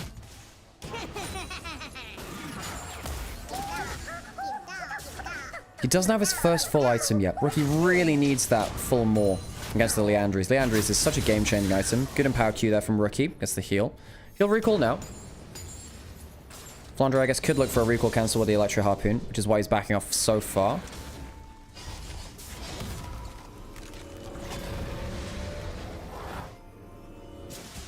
Slight gold advantage for Flandre, but nothing crazy. And that's your full more from Rookie. So 1 kill apiece. Next kill wins, folks. Next kill wins. Tower, of course, will as well. The win conditions are 2 early kills, 1 late kill, or the full tower as well. Is that, hang on a second. Does he have anything here? No. Does actually get the damage there, but it was within the last 0.1 second of the recall, so it doesn't end up cancelling it. Recalling again, doesn't want to stick around for the plate. Wants to just make sure that he's recalling the same amount of gold as the Rumble. 40 seconds till the Ring of Fire comes in. Oh, and he gets himself an Elixir of Wrath. That makes sense.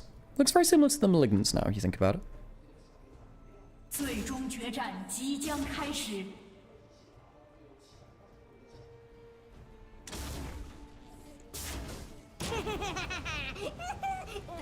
Clearing out that wave. Rookie has level 11, as does Flandre.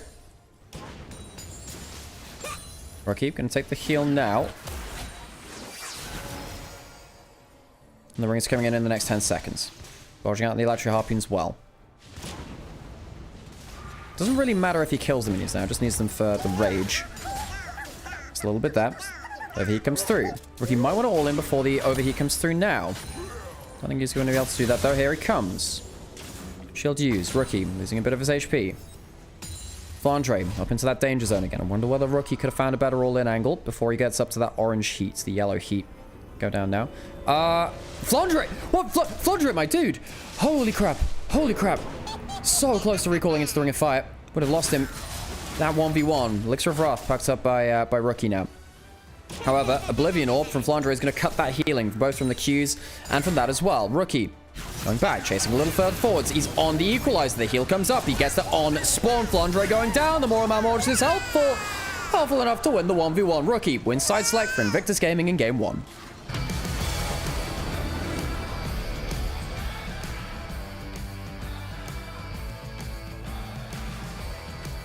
Not bad there from Rookie. Typically the Rumble very dominant in his 1v1s, but outplays towards the end.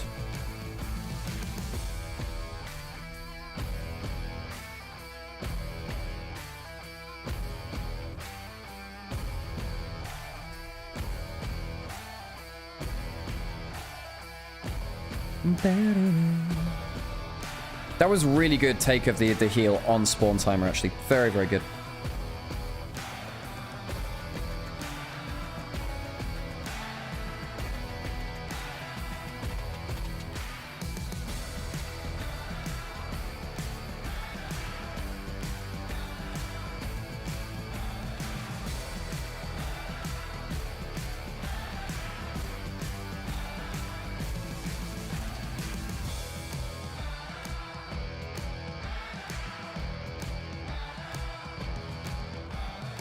And there we go. IG on that blue side. I'm sorry, is the gorilla argument raging too hard in chat right now? We used to be a good, honorable chat that talked about Pilk, and now we talk about gorillas. I did, however, pitch to LEC that we do 1 gorilla, a level 18 Wukong full build, versus just like 100 Garens. Or like 100, I don't know. What's a good, like, regular human champion? Darius Bleed might actually kill. This isn't the Ionia map just yet, no. I haven't played on the Rift yet, so I don't have too many comments on actually how the map looks itself. How about we have ourselves a champion select?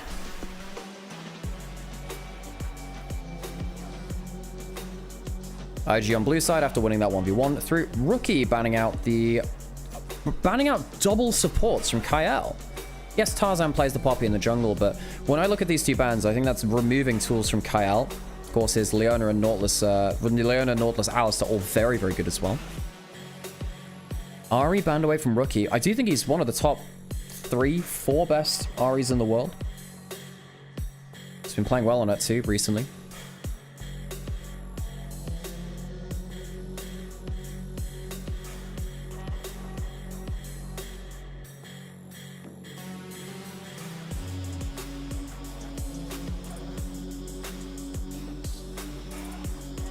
Vi, so there's Neferi, Gwen, Jace, a lot of top laners up and available. Tabe, of course, the coach of anyone's legend.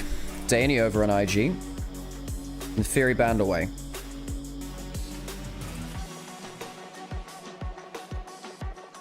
I really like this track as well, Kazel. This is a good champion select track. Just got enough tension, very chill though. Not chill, very cool though. Good vibes. So what's your first pick? Gwen, Jace, Rumble? Rumble's huge. Do you think you take the Gwen or...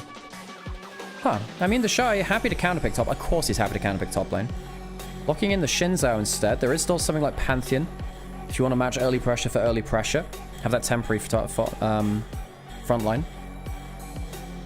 Surely you're picking a top laner here, your choice of them. Where'd you go? Rumble Skarner? It's probably not bad either. Flanky instead of what? Flandre? Did highlight that Pantheon being able to match the Xin Zhao too. Alright, that's your Pantheon. Who's the guy that coached Kanavi's debut? Hom. Hom, 369 and Kanavi are incredibly powerful together. Hom is very powerful.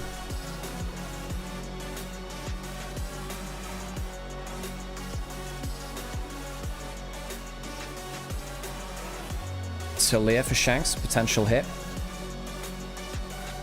Pantheon Talia, double globals. Allows you to... now, I think AL have done something quite important here, folks. Having double globals means that they can dunk on the Shy when he goes into side lanes. Little foldy sheet thing there. Foldish sign. If the Shy pushes up, double globals, Pantheon, Talia coming through. Yeah, I wonder whether that means that Rookie wants... No, I actually quite like that Galio. It means he can match that global a little more.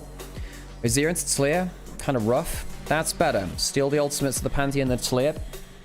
You can play out safely in side lanes yourself with your E and the ability to be very self-sufficient on the side lane. Who's my favorite LPL coach? Tabe. I think it's very easy to pick Tabe, right? The impact you see from him directly on teams is insane. He's very, very good at training a team to be reactive on a hair trigger. Pinpoint a weakness in macro or micro and pounce on it very, very quickly. And the Gwen comes in from the Shy. Right, that's not bad for the Shy, actually, here. Because now if you jump on the Shy with Pantheon or Talia, you press that W and it makes it much harder to focus on you on a side lane. So Flandre needs to choose his matchup into the Gwen. Chooses the Aurora.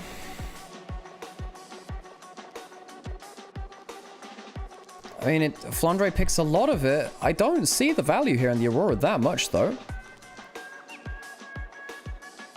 Yeah, you can bully it out a little bit, but I don't think you stop Gwen from doing Gwen things. Eventually, Gwen outvalues you in team fights.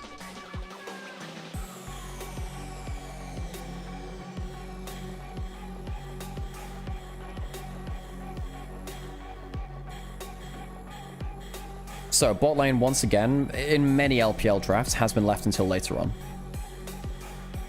No AIG lose with this draft. I think with that Aurora locked in, I feel a lot more confident with IG now. I was a little bit worried with, okay, the Shy locks in Jace or Rumble, and he just gets ulted on side lane time after time. The Gwen is better from that.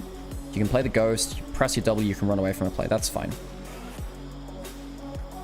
Kai'Sa would have been quite valuable. Yep, playing that extra global, and Hope is so damn good at that. Varus still available, by the way. Varus gone the way through to this point in the draft. Varus into Varus, Pantheon, Talia, nasty combo. Pantheon presses W, Varus ult follows up, flick back. AL banning away the Alistar because they don't want to pick it themselves, presumably.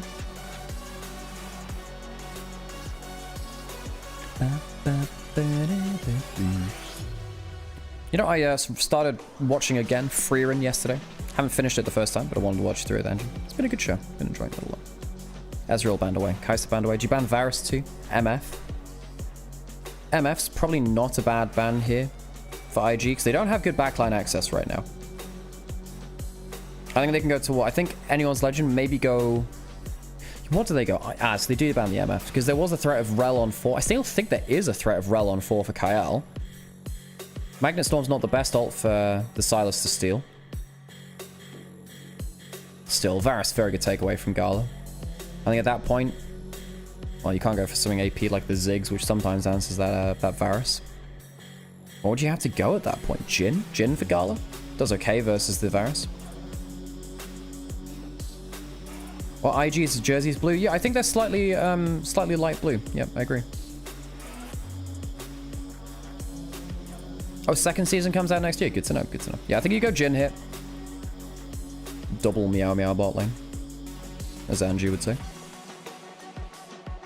If he sits like that in his chair, it does look like Gala has cat ears.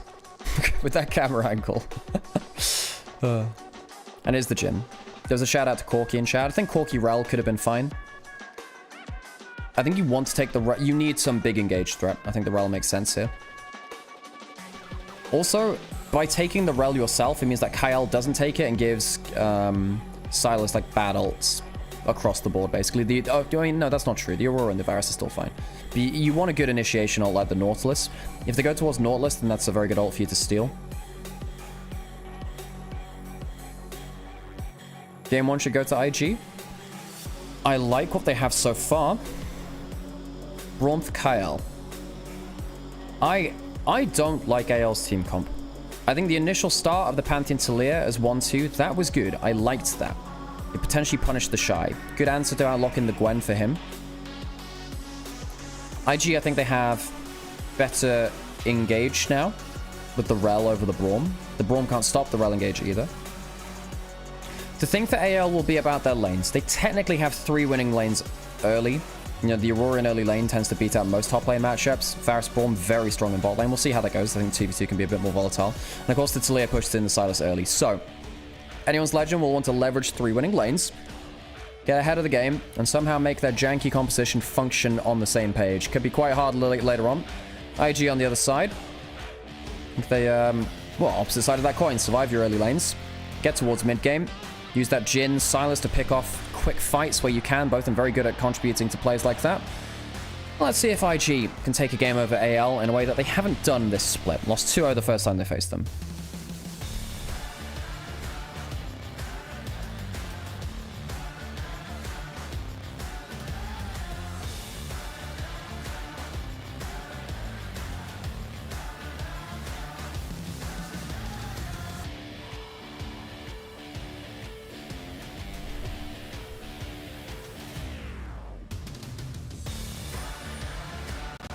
Wow, that's some crispy audio. Sometimes it does that. Wow, that was some weirdness on the stream.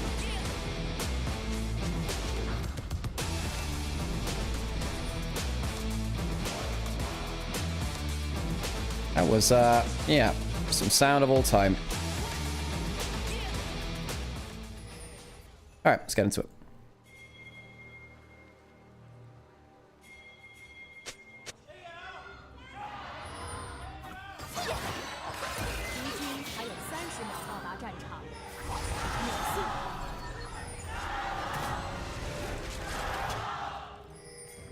Fun fact redeemed by Zerif. Let me think. I will get hydrated too. I will do, thank you. Yeah, I think IG walk away with a very confident composition. Of course, Kyle, he's good on the Braum. You do have level 1 plans for that.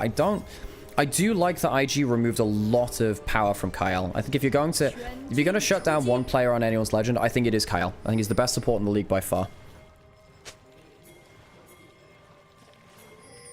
Fun fact, let me think.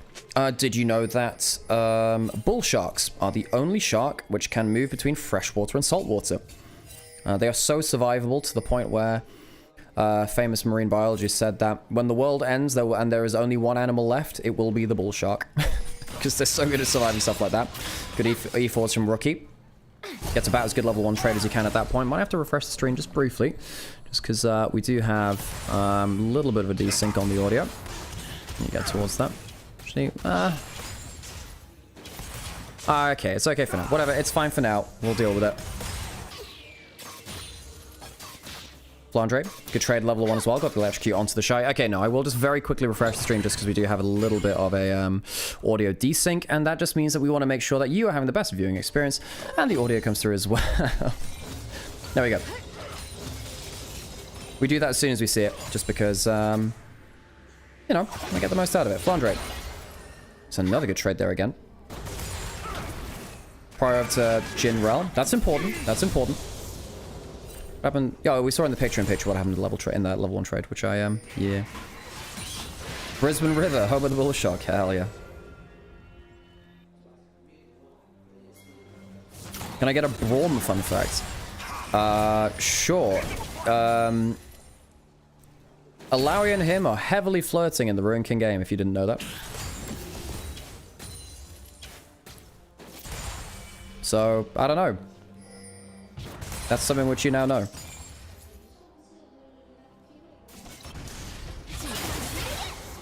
Oof. Well, this is why the Aurora was picked in, I guess, to bully early. Now, the question is Tarzan going to be able to do anything with it? You know, fun fact, I say fun fact, hang on a sec. Oh, another good electrocute trade. Oh, Flandre's doing a lot of work. Didn't level up the W, by the way. Went for that second point in the Q for the extra damage very early on. Makes it more mana efficient as well to trade like that. Wait, the Shy hasn't played any solo... He'll have a hidden solo queue account. There's no way he hasn't played solo queue games. Tarzan on top side. Waiting for the Scuttle spawn. JJ's up here too. Whatever one side. JJ missed out on that W. Tarzan using the pushing mid, pushing top lane to get this. Well, that's why they went for this, of course. Is it going to be a double Scuttle? Ah, now that's a problem. JJ wanted to snipe the topside Scuttle and then have his bot lane rotate up towards there. Now, the problem is he was on topside, loses that. Bot lane was recalling. So that means that Hope and Kyle get to stick around on bot side longer. And it's a double Scuttle. So this is the problem with losing your lanes the way that they did. And, you know, Tabe and Tarzan, both incredible strategists at the game. That's one of the reasons why I was so excited to see this roster at the start of the year. And the coach behind it.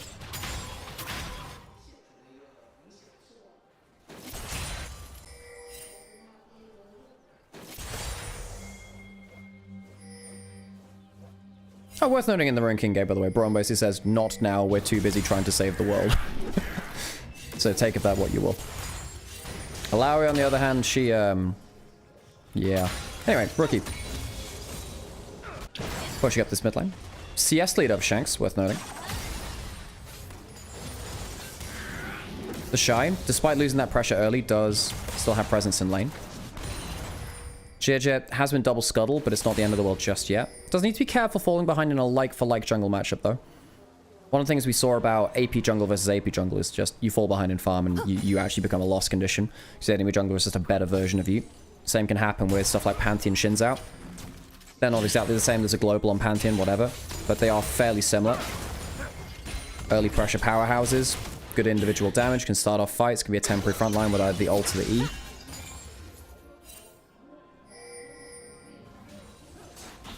Tarzan farming well. Mako will spot him out.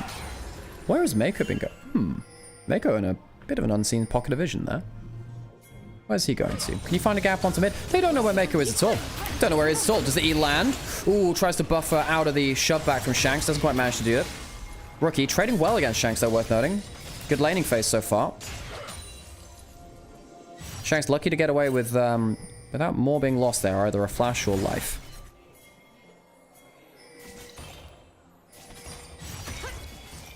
And reminder, folks, anyone's legend. Oh, hang on a second. They really don't know where Mako is. Mako doing well to move out of Fog of War. Mako, a player that's been criticized heavily in Split 2 for Invictus Gaming. Good start to this game. Because look at all these plays which happened in the last minute. We were highlighting it here. I was talking about it. And I like to say I talk about it because it makes me feel clever. And it makes you realize that I'm clever too sometimes. Mako was not seen by anyone's legend in either of these, like, plays in the last couple of minutes. The fact that he manages to go into mid lane the first time, get the flash the second time, that's because Mako is moving well on the map. And that is despite the fact that his jungler is behind in JJ. Tarzan's going to get towards Grubs. JJ can go down towards the dragon now. Although it's a lot of time to take a dragon. In fact, actually, Flandre just teleported towards bot side just to make sure that dragon wasn't being started. JJ, right decision to go back towards farming. Hope good damage from that onto him from that dancing grenade.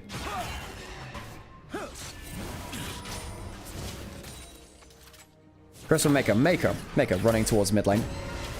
That bit when you stood behind the back of red buff was very good. It's very good.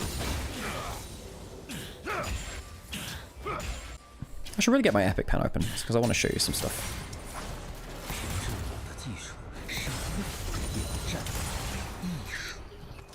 Here we go. Cool. Cope, recall, cancel. Where's my epic pen? All right. Nice. Start drawing things now. Perfect. Ain't that nice? Cool. Rookie Doing really well in the individual matchup, by the way. Climbed up to a decent CF's lead. Dragon's still available. AL ahead in terms of those grubs, got all 3 of them. IG realizing it's not really their time to fight yet. We are getting to the point, though, where, you know, you can steal a Varus ultimate from Rookie. I think Rookie's in a good point of power right now. Top lane, I think we saw Gala have his recall stopped again, by the way. What the heck, what? What is this? 100 Nymaera Twitch chatters, 1 versus 1 mental health professional. Oh, that... I mean, I think any one of you would be challenge enough for them. Yeah, we birds of a feather. We do be flocking. Shy gets a good Q4 there. Good ledge Q back, though. Flandre looks like he is going towards the Rod of Ages with these components. Rookie. Nice. That's what you do as the Silas to make sure you get repositioned to the position you actually want to be. You can kind of tank a bit of that minefield. Use the E. So you throw it out. Flick back hits. Chain connects. You get flown back the other way. Mako. Off for vision again. JJ's here. Shanks is way too HP to do anything about this. They spot Kyle. All you're doing here is securing farm for JJ. Kyle walks up. Uses that shield. But JJ is just here to get farm. This is important because JJ is behind in the individual jungle matchup. We talked about how that's important before. Tarzan has ults. I don't know if you want this smoke, though. He is towards topside just so he can be on call. Doesn't want to lose more farm if you can help it. And that'll help close the gap just a little bit in jungle. JJ actually has a little bit of gold up now.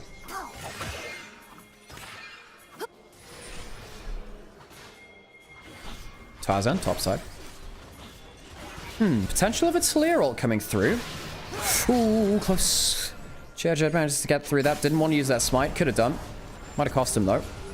JJ did really well, actually. I really want to highlight JJ and Mako in this game so far because I feel like AL had the better plan in this game. And they had the better lanes to play off of it. But JJ, though he was put behind, clawed himself back to more even than he could have been. Mako has made some plays out of Fog of War. Really want to focus on the analysis of that, right? Where Mako was actually spooking anyone's legend by coming out of Fog of War. Manages to get himself into good pockets of vision. Good damage from Gala, from Hope onto Gala. Again, yeah, no, JJ, he's only a camp behind now. He's done well. He's done well. Considering how much criticism they've been under, it is important to call these things out as positives as well. Like, I have been Mako's first critic when he's made mistakes. Same with the Shy. I tend to be, because, look, I've sat here and I've watched 1,000 LPL games. I've cast 1,000 LPL games. I trust myself to be maybe the most knowledgeable person on LPL out there in the international audience. Well, amongst the top echelons, right? I think there's people like I Will Dominate and Yamato, right? But I consider myself one of the authorities on the matter. So I like to be able to call out players when they're poor, but I also like to call them out when they recover from that too. It's not fair to be only one side of the coin. Because of that individual power being built up. Hang on a second, the Shy pulling out that needlework, forced out the ult. That's a good win, actually, for the Shy. I think ult to no ult. I think that the Shy is happy because he doesn't want to be going into team fights right now, whereas Flandre potentially can be. Has the Rod of Ages building up. Wait, the Shy's going for Rod of Ages too? Huh? Huh? What's going on here? Rod of Ages for the Shy? Haven't seen that one on Gwen before. Alright, 2 to 4 in terms of the grubs. IG not letting the full house go over, and that's important. Again, considering the early game, ult thrown out, the slow into the ult. It's one of the best ways you can work things is the poke Varus, land that slow, get that ult afterwards, wait a second or two for the stacks to come up, then you fire your Q3. Tons of poke from that. What does Roa Gwen even do? She does her best, is what she does, Kites. Flandre clearing out. And now we're at a point where, you know, you look at the overall gold lead. It's not crazy, right? 1,000 gold. Not the craziest. And most that's in the top lane. But I don't think this Aurora is going to be doing that much work. Comparatively.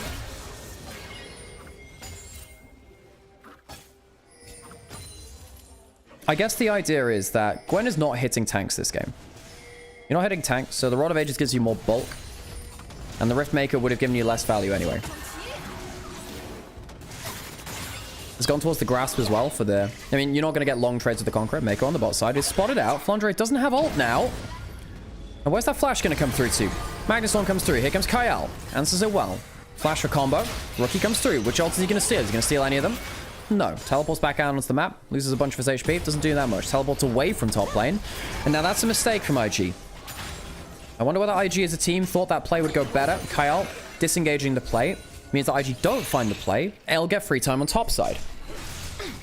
You can see the strategy in this game. I really like watching top teams playing the macro like this, looking for snappy plays to open up an area on the map, disengaging from it and elsewhere. Because the whole idea was that if IG could have gone down towards bot side, pushed out here, gone as 3 people through here, would have been a great win. Instead, actually, what ended up happening was Kyle comes in, disengages this play, and then allows on the other side of the map, pushed up to come up through here and get some plays through. So actually, in terms of the grand scheme of things, I think that AL come out ahead on that because of Kyle disengaging. However, the initial play from Rookie there and from Mako was not a bad play. Good strategists. I like watching this. 2 teams which are not just kind of winging it in terms of the macro. And IG have done that at points. They absolutely have done that. It's the team that have just lost a Weibo twice in a week. Anyone's Legend on the other side. 7-2, one of our top teams. IG, definitely a team which shows up to the level of their opponents somewhat. They can win against almost... Well, they're the only team that's beaten top esports, right? Flick back misses. I do get worried for AL as the game goes on that their composition is less coherent. You have double globals from the Pantheon and the Taliyah, and you can follow up very well with the Aurora as well. You can hop over walls, has a long distance ultimate too. I just don't think it's easy for them to play out team fights the way they'd like to later. Not into a Xin Zhao ultimate. The Gwen W, hard to follow up onto that. Mako's better engaged than anything that they have. Alright, Dragon started up. Double angles from IG right now. You see them hovering over both sides. Mako has flash. Teleport coming in. Do they feel like this? Gwen coming in too. Gwen not at the strongest right now. Rookie, what ult is he going to steal? Could be absolutely pivotal. Again, just look at this ult that... Look at these angles they're holding. Triple angles. They got the vision control as well. That's the idea right now. Go on to the Dragon. Slow fight. Varus gets some extra arrows. Rookie is out of the play. Flandre comes forwards onto trying to tag on towards Tarzan, who gets that play onto Rookie. Rookie caught a little too far, and the ultimate comes in way too late from Rookie. IG can't collapse on all sides. They play too many angles and can't support all of them. Jeje over the wall, and will almost go down, and will do to Shanks. Double kill to the Taliyah. AL pounce quickly, and IG can't quite respond in time. Good collapse there from Rookie, from AL onto Rookie onto one side, as IG couldn't respond in time on the other side. The triple angle at first, not bad. But you have to be able to start a fight. What ended up happening was everyone disengaged from the middle, went onto the side, and IG couldn't go respond to their mid laner in time. Bit of a mistake there in terms of positioning from Rookie and his team. Top lane, bot lane turret taken by the top laner of Flandre. This is a big play. This might break up in the game somewhat. So what happens here? Rookie has flash, has ult. Double globals, one of them being that wall, makes it very easy for them to follow up. Good flash forward from Tarzan. Very good flash forward from Tarzan. Rookie didn't have that ult from Flandre quick enough. Maybe could have stolen it a little quicker. Maybe. That could have saved him. But you know, while all this is happening, it's not like Mako has managed to find an engage on the other side. If he manages to find a Magnet Storm and stop part of that follow-up coming through, maybe they can find a fight, but IG can't quite balance both sides of the fight. Now Herald being started up. AL, decent gold advantage. Kyle has flash, has ult, can hold that door. Mako has that flash Magnet Storm as well, though. I think IG can feel like they're looking for a fight here, actually. Varus ult coming through. I think IG want to fight. Wherever's it going to come from? Good flick back onto the Xin Zhao, but I don't think it's going to do that much. And there's the Magnet Storm. The Varus ult hits as well. That's what they wanted, and IG find the fight, which they really need. Great damage back, though, from Flandre. Oh, the body's got a Gatling gun. It starts shredding through the backline of Invictus Gaming. It's the killer body rabbit with the sharp, pointy teeth and a couple of hollow points as well. Anyone's Legend clean up the fight. 4 for none. Flandre just absolutely shits on Invictus Gaming. That looks so good for IG. Tarzan will go through, force the flash and the cleanse out of Gala. Ult kind of thrown out. It's just that, hang on a second. Shots hitting. Where's the 4th shot? It won't kill with this one, even if it does connect. Used for the wave clear instead.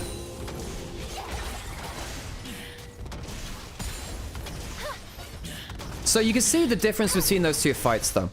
The first was AL finding the flank and collapsing before IG could engage onto them. The second time, there was an engage coming through from Tarzan, but the rest of IG could engage before the first person fell down. And that's what we'll see in this replay, right? No, they do engage onto this side of the fight, but they're not close enough, not far enough away to stop the engage coming through on the other side. And of course, you're going on to the Shins out with the ultimate this time. Varasol's hit starts to spread outwards, makes it very hard to disengage too. But then look at this damage from Flandre and the rest of the crew. There was a Varus arrow coming through the play too. But Flandre and Hope, the amount of damage coming through is absolutely absurd.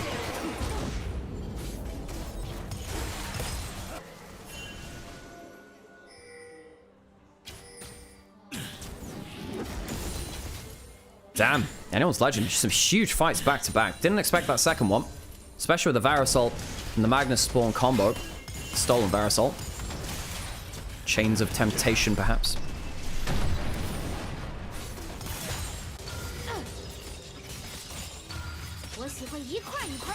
The Chain Lash of Corruption. Teehee. Aurora nerfed. Aurora's been hit multiple times over her release, obviously, but... And she's not the burstiest build, you know, it's not the Ludens, it's not even the Malignance, right, which is burstier. Going towards the Leandries build, slower burn build. Double Leandries will be built up from AL. IG yet to get a kill so far, and I don't even think they've played that badly.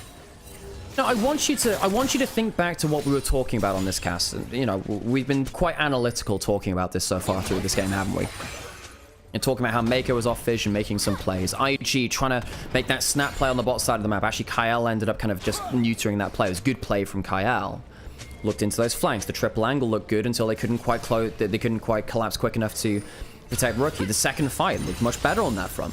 I don't think IG have played badly, and that is better for AL. Mako comes out of this fog of war, gets a great combo onto him. This might be their first kill. Disengage potentially coming through from Kyle. Great double shot back from Shanks, and the Brawler comes through. Shanks' turn to outplay. Hope comes down, and once again, the delaying plays of the first person picked off from AL makes such a difference. 10-0 in kills. AL so quick at responding to Invictus Gaming's openings onto the map. Shanks, fantastic double flick back. The Seraph's shield coming in absolutely clutch. As Invictus Gaming struggled to find any impact in this game. And again, I don't even think this was that badly played from IG. They come out of Fog of War. They think they can close on to Shanks. They just can't close out the play quite quickly enough. Rest of the team comes to answer. Atakan will come down. That'll be the full GAs over from them. They can use that to fight for next Dragon. Get themselves up to Soul Point. Well, they'll get this one anyway. So get the Atakan and they will get themselves the Dragon. They didn't. I guess they didn't want to reset and give IG the chance to get that Atakan.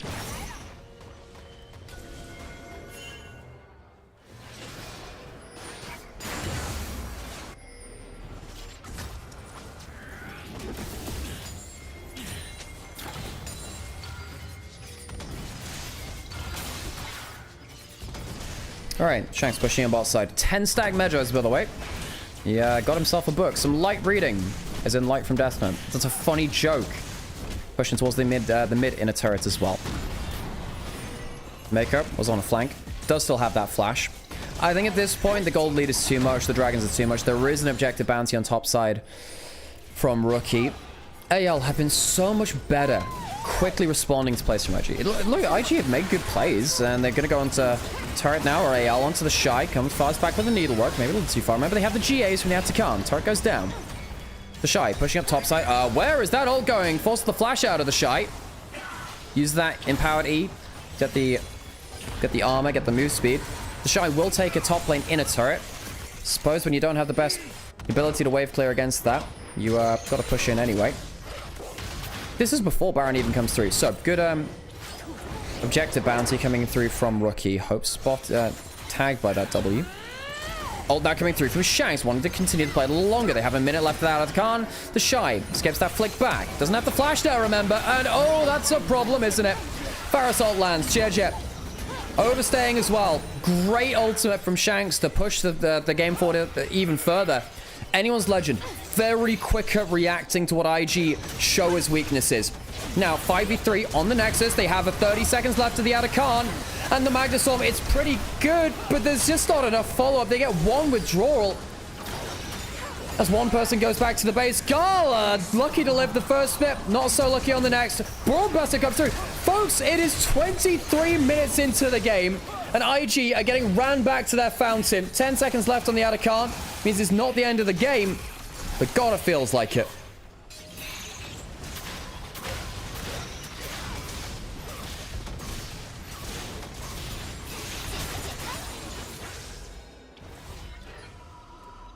$20 stack Magi's from Shanks.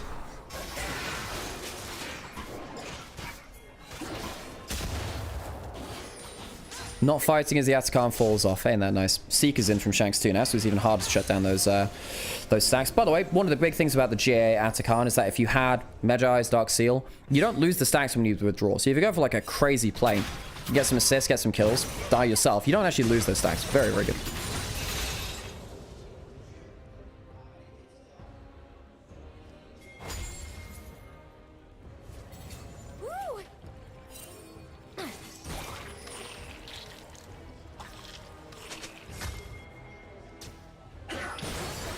So, IG, no kills on the board so far. They have 2 grubs, 2 towers. It's not a perfect game.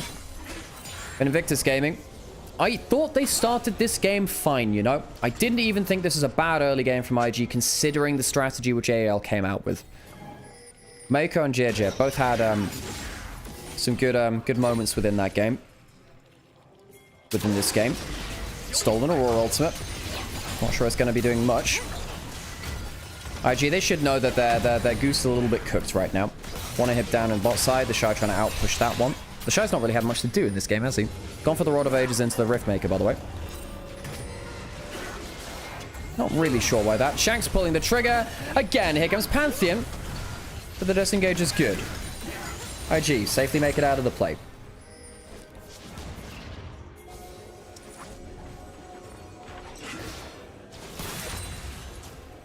Why do I come back praying for an IG win and they're down 0-14? AL have played very, very well. This is classic Tabe teams, by the way. If you want to know how Tabe impact a team, look how quickly AL pounce on mistakes being made by IG this game. That is classic Tabe. When he's coaching a team, they are very good at reacting towards mistakes made on the map. Think of BLG in 23-24. It's exactly the same kind of thing. Of course, 24, it wasn't Tabe's team, but it was kind of the overhang of what he taught that team and the core of that unit.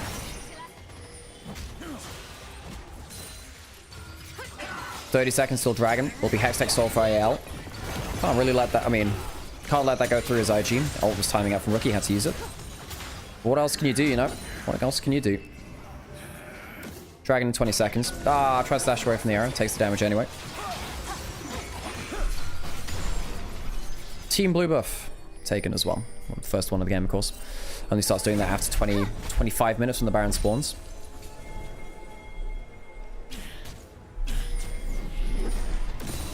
Hope wave clearing effectively, has the swift marches for the extra immunity. How do you even close down this Varus? I don't know, man. This is well, let's see if IG can get a kill. Let's see if they can get a kill. That's what we'll look for from them. Rookie caught out on the flank. And well, he won't be contributing to that, will he?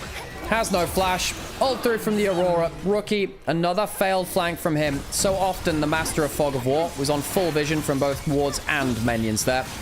Dragon easily taken out by AL. Hextech Soul for the Pandas. Who has higher League of Legends IQ? Well, I wasn't a pro player, so I'm probably not on... I don't know. I would probably say both those two know bits and pieces more than me. That being said, I watch a lot of Pro League of Legends. Don't think I'm bad, but yeah.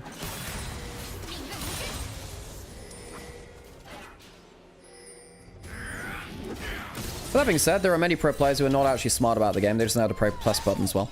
So, you know.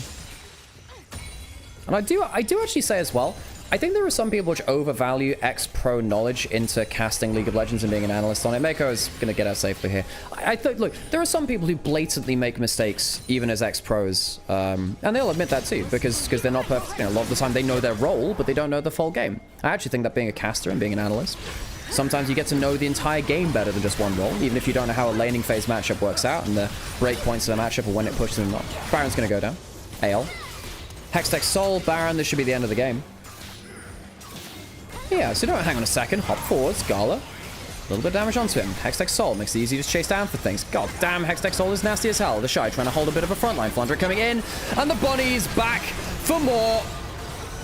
Is there going to be a kill for IG? Can they get just one back? JJ trying to get something in there. Shanks has a Seraphs. There's no needlework that'll save this one. And IG are kept to a killless game by anyone's legend. 28 minutes. It's a quick one. Anyone's legend. Ace Invictus Gaming, and we'll march towards the Nexus.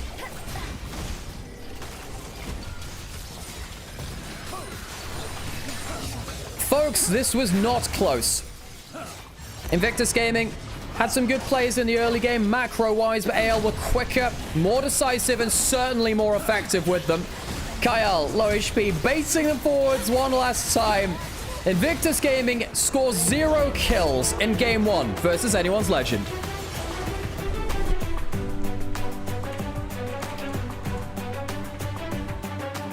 Oops. It's me drawing an arrow. Shouldn't have been doing that.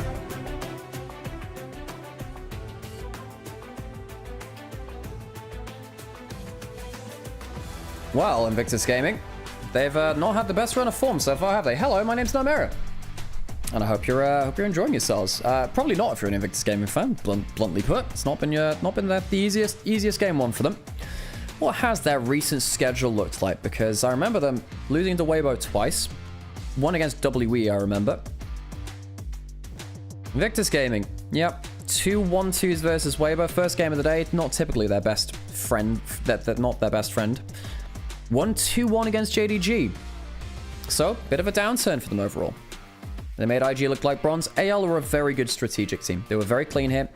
They've not always been consistent, but AL, a team which I think so many people need to have more eyes on. See, see where this can go.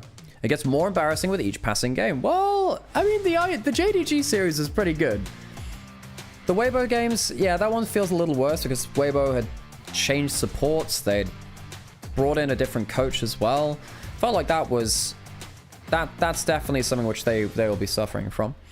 Right, let's get us on some highlights, I guess. And while we're doing that, whatever, play some Words with Friends as well. Leave that on the side. Leave that there. Right, play that in the background as well. There's print in there.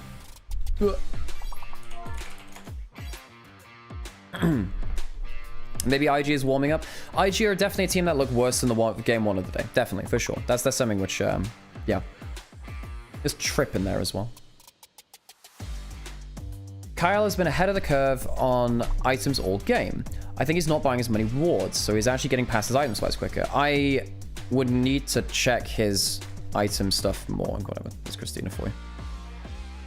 Maybe it looks better there too, actually. There's Grit as well. Oh, we got Grin. There's Grim. Where's that Grim? Is there an N? 2 N's as well. Printing. Nice. Cool. Well, we'd gone through that one pretty quickly, didn't we? Alright, I gotta run some adverts as well, because I didn't run that before. Yeah, IG typically look pretty poor in first game of the day, but this is a bit beyond that, isn't it? That's Ring. Oh yeah, Ring. Huh. Wait, Ring isn't that damn. Nice, cool. Pints in there. Complete the level already.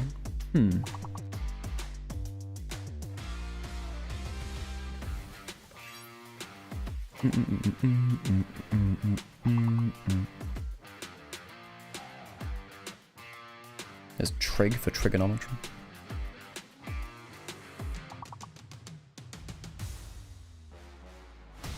Almost had Gripe. Is that Pining? Nice. On my late lunch break at work, how have the games been today? Game 1 between FPX Top Esports was close. Game 2 was not. Hang on, let me just show you this real quick. I mean, what is that damage graph? IG did no damage. There. What? That is 0 damage. That. What? I mean, IG just didn't get to hit anyone. That is one of the most one-sided damage graphs I've ever seen. Every single member got almost 10,000 damage more than their opposing number, supports aside.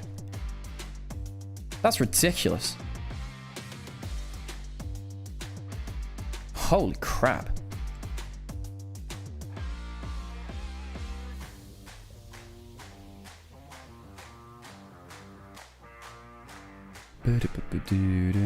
Well, that was a pacifist run of League of Legends, wasn't it?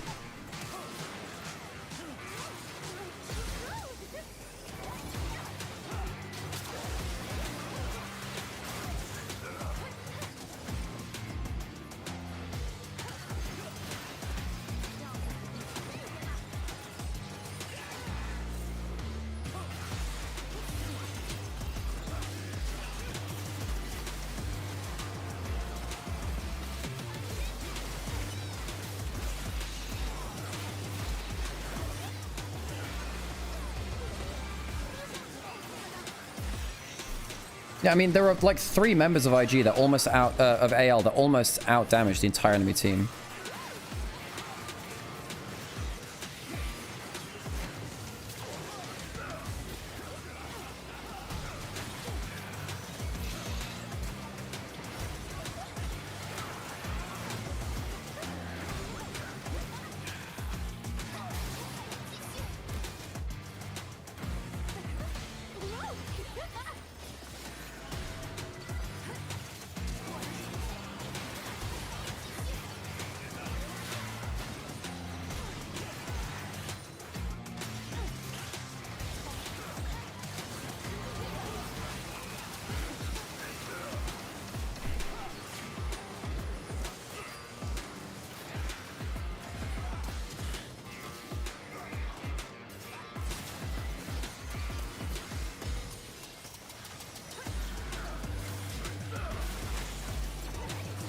Alright, who's MVP?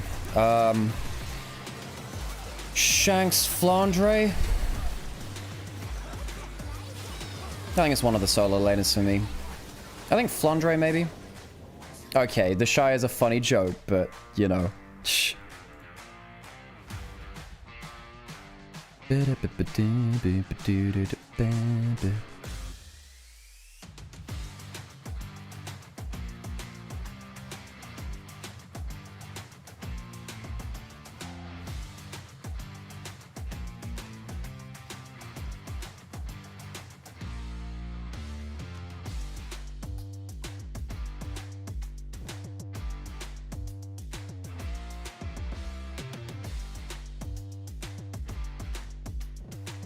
Tarzan? I mean, Tarzan had a good game too. I think Shanks' disengage play was pretty good. Flandre gets it? Yeah. Flandre deserves it. Very, very good early laning phase. Very good teamfight impact. Good flanking. Joined in all the plays he needed to. Wait, Adirek's throwing again? How? Radio, thanks for the follow below.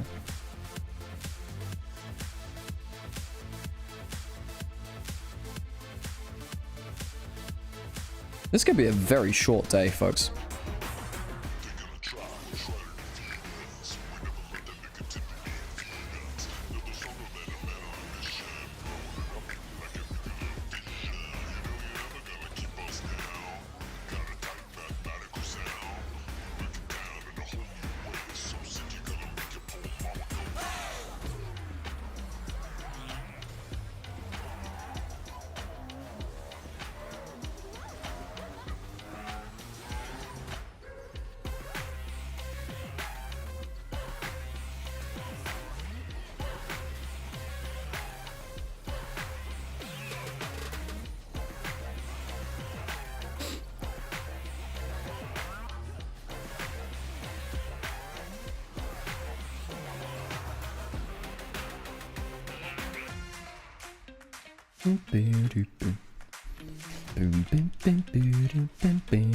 Alright, you can have your iPad baby time again. Let's keep going for this.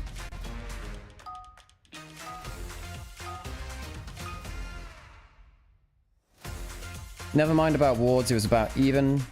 Rush Locket while Mako went for boots around fair. Is that flush?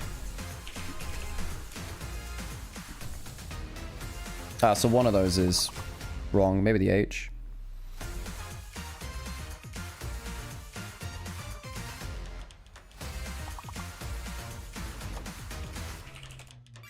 Okay, so I think it's the S, maybe? Maybe the S is... Hmm.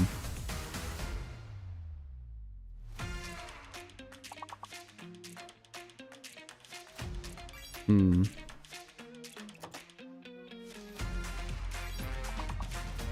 Harmful, that's a good one. Is that harmful? Oh no, there isn't. No H, second H. Where is that? Yes, there is harmful. Okay, so the S is the fake one, yeah. Alright, I should go to the toilet so I can give my voice a quick rest.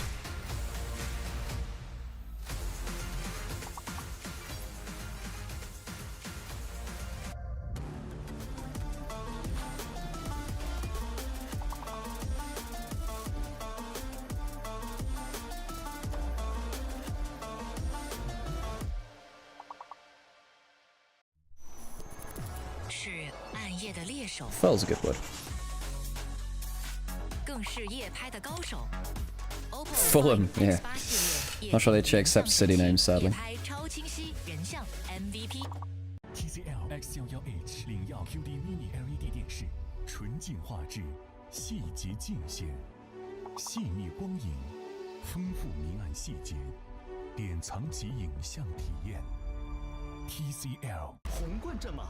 更受中国电竞用户喜欢的能量饮料，更受年轻人喜欢的中国能量饮料。中国电竞，当然有我，有能量，当然战马。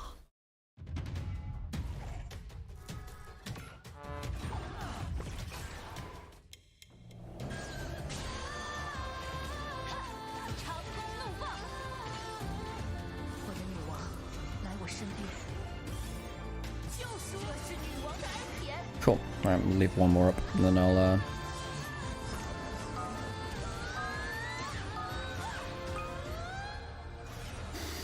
Also, I've just realized that my TikToks do better if it's literally just me filming straight off of TikTok, with just me instead of, like, editing Twitch clips and stuff. I do need to do some more Twitch clips still, but, yeah. You know.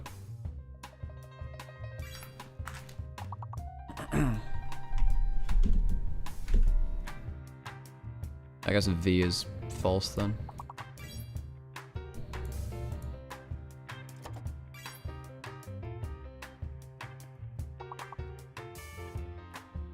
Yeah, the V is false. Alright, go back.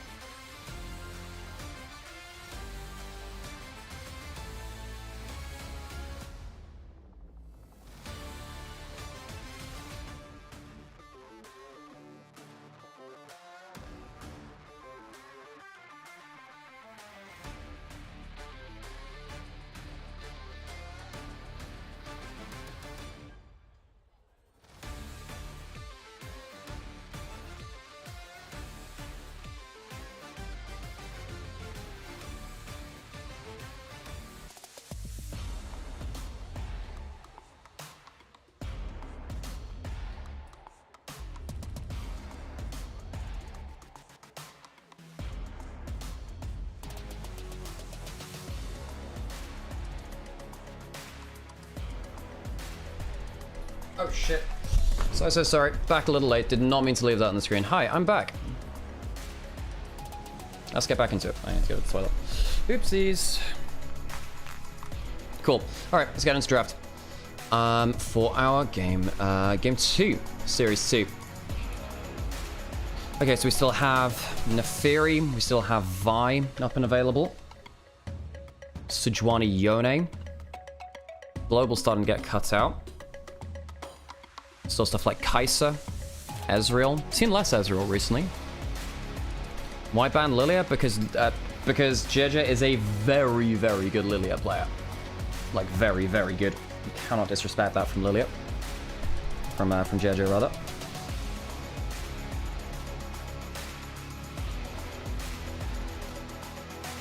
Seems like Nico support has been the ban of the day. Is Nico literally been banned every game today? I think it has been.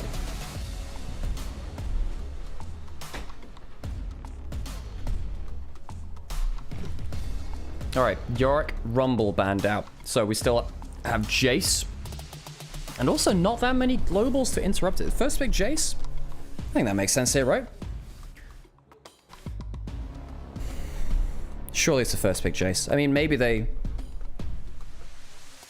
trust the Shy to have a counter pick into the Jace anyway, but with the Yorick down seems less likely. First pick Jace, I think, would make sense to me. Going for the Vi instead. Rookie can go towards Ahri now, unless Shanks wants to take that away. And now Flandre has a chance to lock in Jace. There's Neferi as well, which is good into the Vi.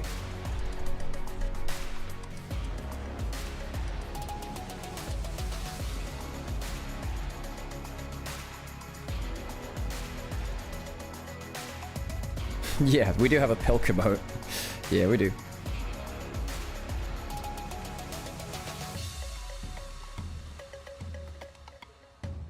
Alright, so Vi into Neferi. Common jungle matchup. Both sides of that matchup have their own strengths and weaknesses. The Vi can't really engage onto the Neferi. Neferi has way more carry potential, but less setup. The Vi has a lot of setup and still decent damage too. Shanks thinking about the Ahri is a very good not the Ahri, the Azir, very good champion to Shanks. It's okay into stuff like the Vi as well, because you can dash backwards, drag the Vi out of position. You have a good laning phase into Ahri as well, if Rookie wants to go towards that. I still think Rookie should go towards the Ahri. I think you go Ahri Jace here. I think IG are very happy with good mid jungle combo, very strong winning lane. Unless there's a priority bot lane champion you want, but I think those two are more valuable to me.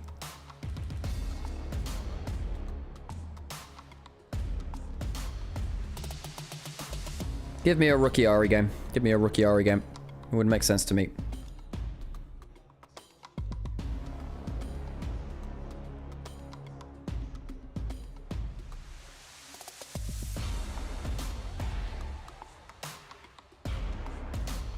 Right, there we go. Rookie Ahri. We're calling it out.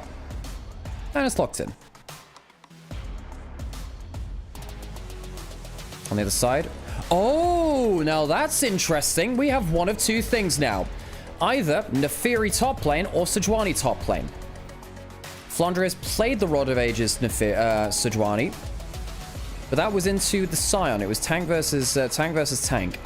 Now there has been some solo queue of Neferi top lane. It's been played into a number of different picks. Again, and mainly into tanks, but it can be played into other stuff. So, some weirdness ensuing from anyone's legend. Have the melee synergy between Neferi and Sejuani as well, technically. Not that Neferi auto attacks that much, but you throw an extra auto in, it can make hit the combo from Sejuani a lot better. IG, still, strong individual lanes. Vi can combo up well with both of them. Pin someone in place for a Shock Blast and a Charm. Gala has Lucian removed from them, interestingly. Ezreal still available.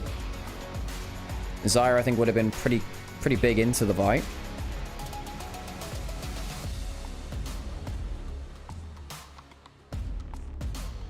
So what else have we got? I think Ezreal should probably get removed. Kai'Sa maybe as well. I think you take away Cope's Kai'Sa here as IG. Unless you want to take away something like an Alistar instead, which is also very good at kind of holding the door shut against engaged combos like this.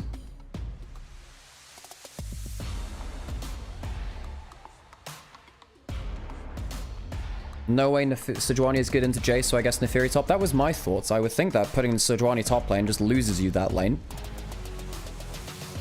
Kai'Sa banned away. Corki Ezreal. Yep, I think they're both fine in terms of more mobile AD carries. Still hard to play them in this kind of comp.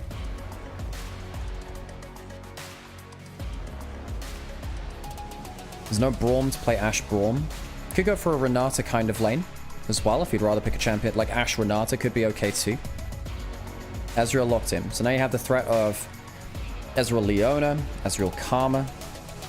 Good 5th pick for options for Kyle here. AL have been cooking though. I like the Misfortune here. I like Misfortune quite a lot. Good lane dominance. Good pin in place for the Misfortune ultimate. You have good consistent damage out of the Jace. Ahri can carry the back end of a team fight too with resets. You don't need consistent damage from your AD carry in this one. The burst is good enough and the lane dominance is very important too.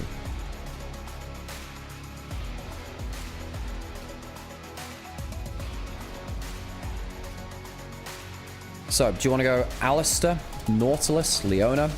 All of them seem to find to meet. I think Nautilus has the best laning phase out of those 3 remaining champions. And I think Kyle... Now, what does he want to do? You can go Leona, you can go Alistar, he can go Poppy. You know, there are 3 dash champions technically inside of IG. Poppy could be okay. Alistar, I think, is better at denying the combo from the Alistar. From the Vi. Pressing that ult, and that'll be locked in. Kyle, very good player at that Alistar. IG looking to push us towards a game 3. And what's going top lane? What the hell is going top lane, folks? Is it going to be the Sejuani top lane? I guess it is. Flandre played it before. Not a lover of this. I think that Jace wins against that pick very hard in lane, but hey, let's leave it up to Flandre to see if he can make it work.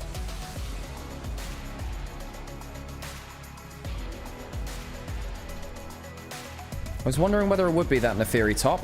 Doesn't look like it'll be the case. Anyway, let's pump up the volume. Let's get into game.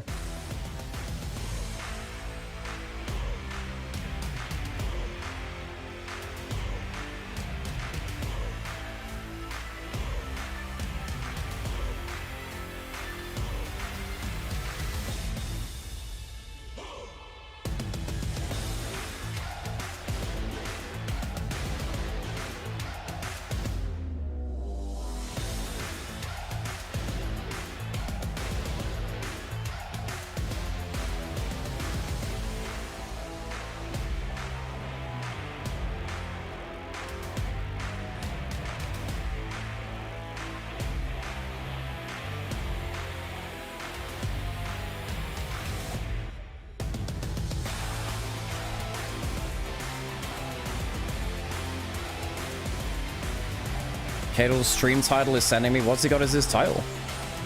Alright, let's get into game. And see whether the Shy can beat out this Sejuani top matchup, a Flandre special.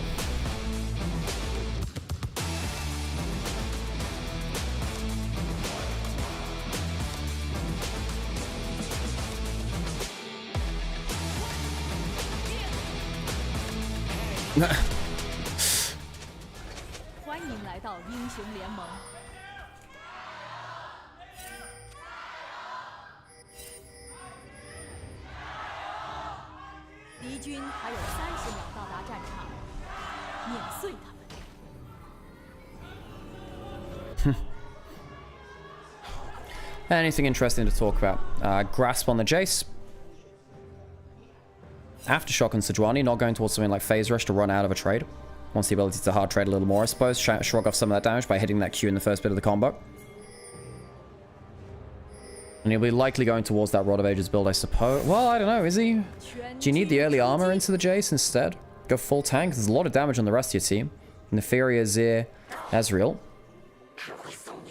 Could just go towards the Barmy Cinder, I suppose, and look towards just HP stack like that. Has Demolish. Occasionally help with those side lanes. Spotted out a ward there. Both of them spotting out wards. Rookie using the Faker Ahri skin as well. Always used to use Foxfire Ahri, and then in recent days, been playing towards the Risen Legend instead. Of course, Rookie. An LCK champion, sorry, rather, an OGN champion back in the era of Faker's kind of era of dominance in 2. Arguably beat Faker in one of his best years ever in 2014 to get that 2014 summer title with KT Arrows. Shock blast from the Shy, gets the grass very early on. I do not know how this Sejuani is going to function against the Jace. Surely it is just such an unplayable matchup. Look at, like, why does he even walk up to that? Flandre skills his E instead of skilling up anything else. Unless he wants Tarzan to gank super early. I don't get it. I don't get it. Kyle and Hope get themselves early pressure in the bot side.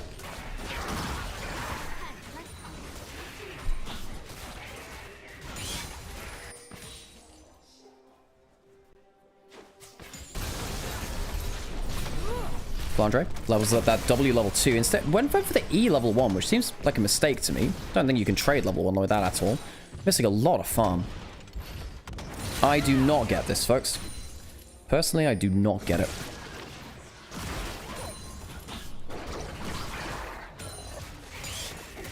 I guess it speeds up Tarzan because he got the good leash from the Sejuani, but doesn't make much sense to me, folks. It's not even going to clear him ahead that far. I mean, I guess it allows him to go towards bot side and do something there. Doesn't feel like it's been that impactful, though. Gonna complete his clear, I guess, 10 seconds ahead of JJ, though. Not even that. I don't get it. I don't get it. And why would you give up that much lane priority for something like this? Flandre, does he recall right now? No, surely... Really? Recalling there, giving the cannon over towards the Hope? He misses it too. So both of them miss out on the cannon. I mean, Hope gets the XP, but... Big mistake there from Flandre and Hope. At least gets himself out of that lane. Maybe this is the play. Maybe the play is, look, it doesn't matter how bad the lane is. We will just swap away from the Jace as best we can. Tarzan now going down towards bot side. Ah, now this could be something. Of course, Sejuani good at gank setup. Flash in for the Q. No. Gets the double stack there. Hops onto him. No permafrost available. The Shy escapes the gank. And you gotta wonder where the cooking went wrong here for anyone's legend. Charm out of the teleport. Nice. Good electrocute trade. Shanks trades okay back, but Rocky doing well into what is a hard matchup in mid lane, by the way. Mako. Close to hitting on to Hope that one.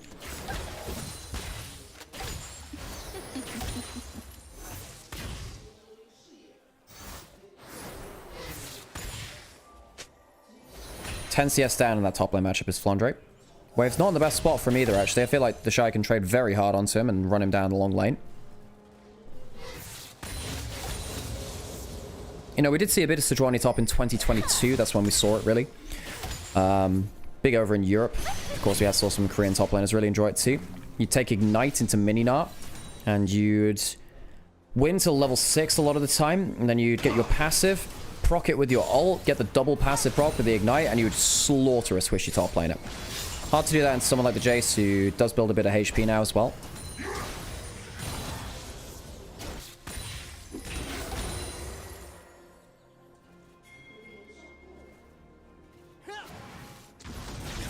Flandre, the Shy.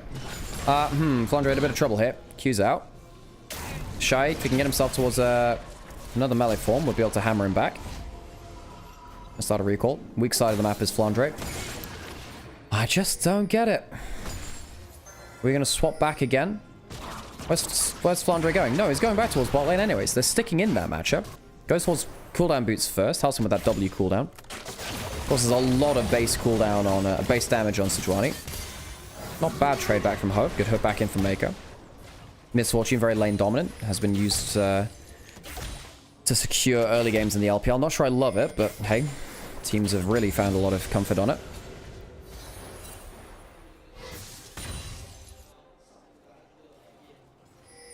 Flandre gets a free wave in bot side. Grub's available. Dragon is too. Tarzan was warding out. Ah, I'm about to ward out. Ah. I think that's what he just said. Weird game. That doesn't seem to cover it, does it? All right. Oh, now maybe this is why. Because we did see this with the Yone Sejuani. You take objectives incredibly quickly with Sejuani. if you have a melee synergy, because you just keep proccing permafrost over and over and over. So Flandre will keep doing that. JJ. Oh, stopped in his recall. Is that going to be okay? He has barrier, has flash. Who's coming up? Ari's coming up, has level 6, also over the wall. No level 6 from the Vi. Oh, that's a route into place. Hope gonna get good damage onto Gala, actually, and very nearly turns it around. Rookie gonna escape with the last one. Lucky to get away with no death stab. Dragon was taken on the other side of the map, but IG much better read on the early game. And they get 2 kills, which is 2 more than they could get in the entirety of last game.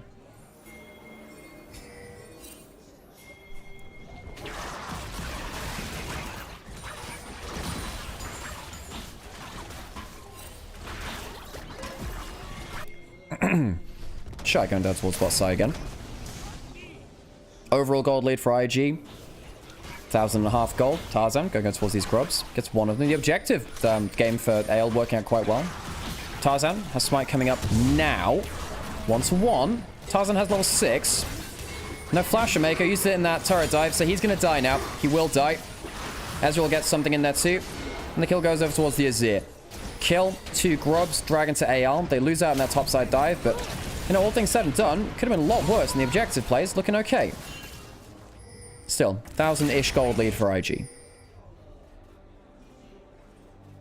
Need to be careful, actually, IG, not to let this get too out of hand. Yes, they have a top lane advantage, but that's not going to last for forever. Cull for Misfortune. Kill and assist. Plates as well. Misfortune's in a good spot. Is this the kind of game where Misfortune can really solo carry? Well, I'm never sure of that one, really, but... Hook misses onto Shanks. Shanks on Azir. Very confident on this. For those of you that missed Shanks in his earlier years of pro play on Team WE. And, yeah, he has always put a lot of time into the Azir. Shanks was one of those guys that would choose one champion every year to really master and add to his champion pool. Azir was that a couple of years ago. 2022, he loved playing that champion. 2023 as well. He added stuff like the Yone into his pool. Silas Akali have been good too, thinking about it, this year.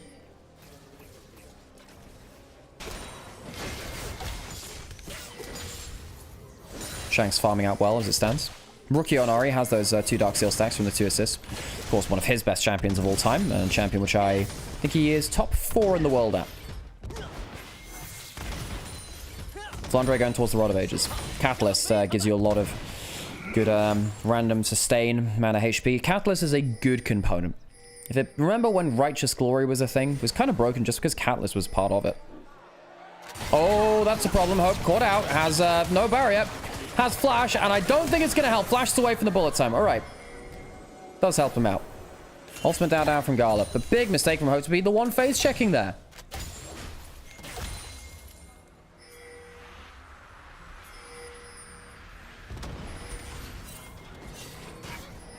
Kyle off the vision now gets on to Gala.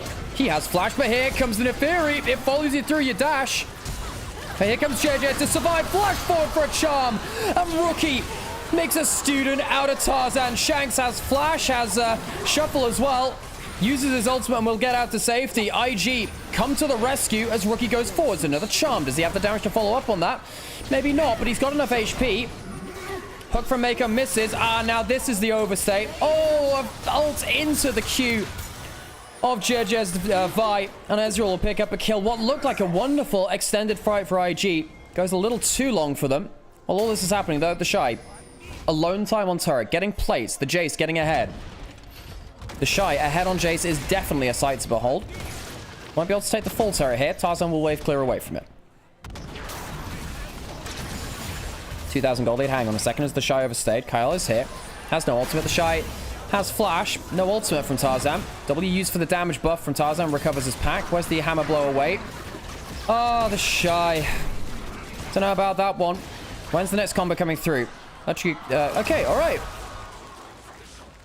Gets out without even using the flash. Well played from the Shy. Thought he'd overstayed instead. Gets out without using that much. Shy, been on a not great form recently, as we've been saying. Good to see him judge that play a little better. Goes back, completes his Shojin. He's happy. 1,000 gold ahead of his opposing number. Shanks is getting gold, though. Has gone for the Grasp Azir, worth noting. Tank Azir Not something that we see nearly as much of. Doesn't go towards that lethal tempo. Kyle, really good start to this play. Gala hadn't used that ultimate. Hadn't used that flash, rather. Had used the ultimate. JJ turns an awesome play around onto Tarzan. Charm onto Kyle. Sees him stuck into the play as well. So 2 dead very, very quickly. I think IG a little unlucky not to walk away with more from this, thinking about it. But no, top lane flat Sejuani, very tanky. Gets the ultimate onto JJ. Stops that dash midway through. Hope manages to clean up. So gold onto the Ezreal. That's important because he'd been falling behind quite significantly before that point. Cull about to be cashed in from Gala, so still going to open up that gold lead a little more.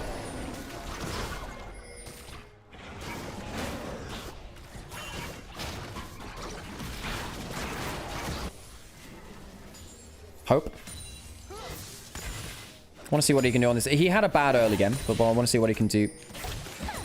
Now he's had that kill. Goes into the mid game more even than perhaps he should have been afforded. Flandre loses half his HP to a Jace. Damn, that's a lot of damage. Not towards his Rod of Ages just yet. Has cookies. Safe to know that he can survive an all-in. Has flash, has ultimate. See whether Flandre can use that for integrated Val. Tell you what, there are some fun teleport Sejuani flank angles we can look for in this game.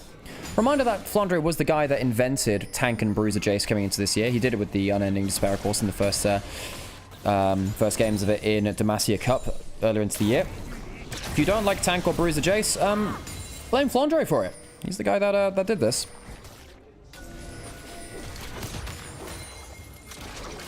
Tarzan, 700 gold behind.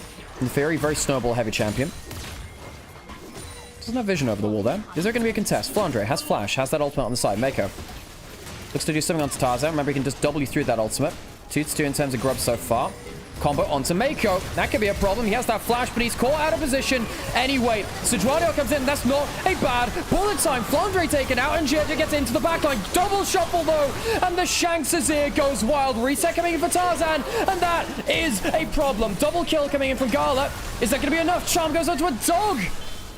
And at the end of the day, ends up being a 2-for-2. Jungler down, though, for JJ. Tarzan can stick around for the smite. AL get a lot out of that play beyond what I thought they were going to at the start of it. That bullet time I thought would end things. 4-0-2 on the Misfortune. Gala getting a lot. AL pulling ahead in terms of the objective game.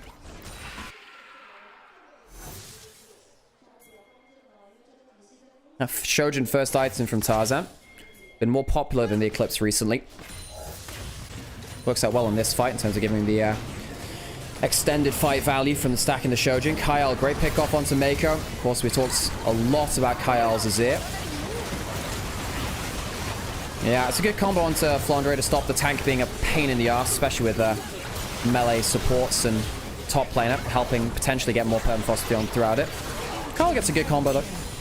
Yes, there's a kill onto the Azir, but yeah, Charm goes onto the dog. Can't finish anything off onto Tarzan. One of the most annoying things about Nefiri into the Ahri. Has gone for the Malignance. 5 stacks in the Dark Seal. Do you really want to see Rookie again? As I always say with this, I do really want to see him pick up towards Magi's later on. See whether it goes towards a Leandries. I would imagine it will be a Leandries going second item. Charm goes into a dog, so then League and in love. Damn. You wanna talk about it, buddy? Rookie. Taking out this topside turret. Shank's going for the full shuffle build, by the way. Going towards the Riftmaker second. That is the signature, by the way. I didn't even think the signature was available on Tournament Realm. I guess it is. That is the full $500 version. Because there are 3 levels to it. You have the base Risen Legend, then you have Hall of Legends or whatever it is, and then you have the signature version, which is the full-fledged one. Damn, I didn't realize that was available on TR. For a while, it wasn't. 1,000 gold lead, staying stable between top lane. Tarzan getting gold from that last fight. Definitely something AL are happy with. Going towards the Black Cleaver second. That double kind of tankiness. Not unlike a Jace, right? Shojin into Black Cleaver. Double HP items. Nice stuff. Farming with a W. Flandre is now stable now in this matchup. Has that Rod of Ages. Does decent damage with it, of course. Has sustain from the item too by using mana. Get some manic back from damage you take too.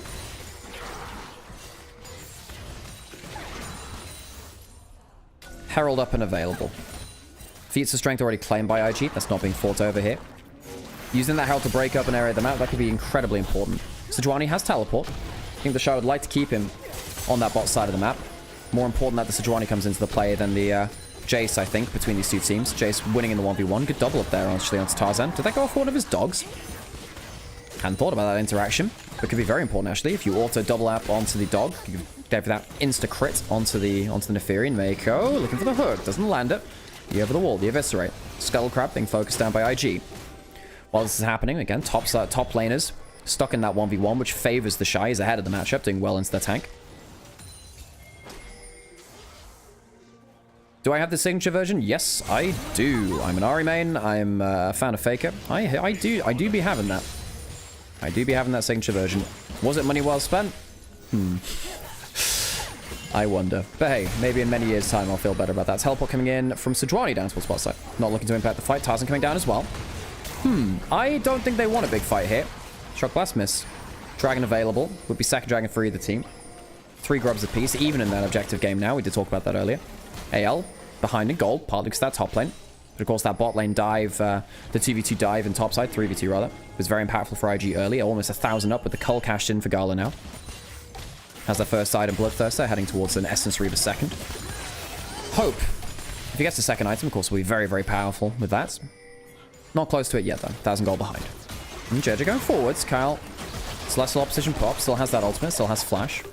They don't really have follow-up around. If they'd taken a fight, there wouldn't really been any follow-up damage. Maybe Tarzan has a little bit, but not nearly enough. Shanks heading towards that Riftmaker second. Can go for a recall. See how close he gets to a second item. Hasn't gone for boots, remind it. Has he completed anything on this back? Coming back in with the teleport. Let's see how important his shuffles are. I don't know. Hang on a second. The Shy caught out. That could be a problem. And the ult comes through from the Sejuani. Oh, the Shy, no flash. Caught out on the flank. Melee synergy coming through again. What's going to happen with this dragon, though? IG would like to get away with this one. He goes to the side of Jeja. The Shy goes down. Uses that. Well, has the flash coming up now. Sadly, not really much available for him. Tarzan, does he want to go for anything more? So, dragon for kill. But kill goes over to Tarzan on the Neferi. That's not someone you ever really want getting gold. Neferi with gold is so terrifying. Teleport now actually from Rookie towards the side lane. We'll take that tower. Herald on the other side, though, going to be taken.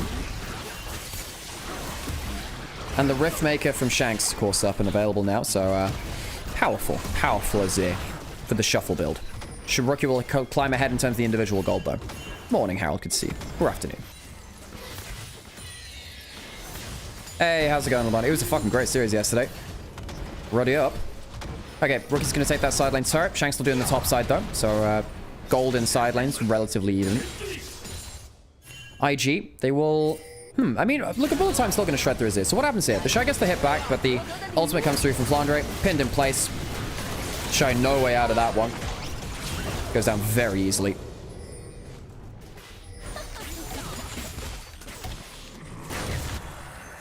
Okay, Atakan spawned is the Ruinous Variety. Unending Despair going to come in from Flandre at some point. Second item hit by both AD carries. Of course, Ezreal has a very powerful one, but it's still 1,000 gold behind. Lost returns loss. Roddy Sack win. Could not be better. Definitely makes you guys look at... Well, you guys are going to Denmark, right? Good stuff. Looking forward to seeing how you do that. Don't think I'll be able to make it to the event, sadly. Would have been nice. Next time it's in the UK, I'll come back over, probably. Look, I don't know when my work days are all the time, but, you know, it's easy if it's in the UK because, you know, I can just kind of go back and stay with friends and family. I can't really do that anywhere else around Europe as much. Yeah, Lost Returns lost the series to Nord. They lost 0-2. Baus got a little bit diffed by Vizicachi, who had some really good picks available. And yeah, I think it's good for the NLC that there's competition there, and it's not just a one-sided thing. It's good, right? Hopefully they bounce back. Obviously a very entertaining team to watch. Okay, so second item completed by Tarzan. Has that Black Cleaver heading towards Merc Treads as well. Second item by the Vi as well, but still, it's just Neferi has this crazy ability to carry fights, which no other jungle from that no other jungler really has the ability to do in that same way. Leandri's built up for Rookie. Again, we'll see whether he goes towards something like a Magi's. If he gets some extra gold onto, if he gets some extra stacks onto him, can really just pop off, can't it?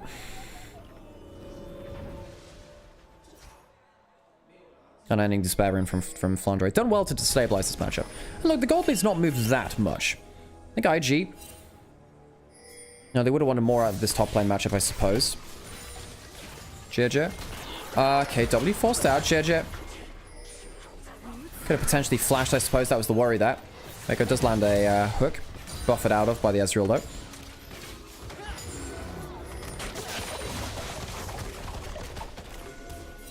Slowed down game now. Dragon spawning in the next couple of minutes. In a second, JJ caught a little bit. No Q available to him because he was in melee range and the flash is pulled. That is an important loss. That flash file, very important to getting onto the likes of the Neferi in pick potential. Trying to out-mind game that W. Very important to someone like the Ezreal in the backline too. Shanks is going towards the Zhonya's third, so he'll be safer too. Harder to get that vial onto them in the first place. I'm really looking at Gala to carry this game from IG. IG need the right setup for it, but I really think that the player with the most power in their hands right now is that Misfortune. I just look at the amount of CC coming through from Vi, from Nautilus. Should be able to just solo out someone in the first combo in the team fight.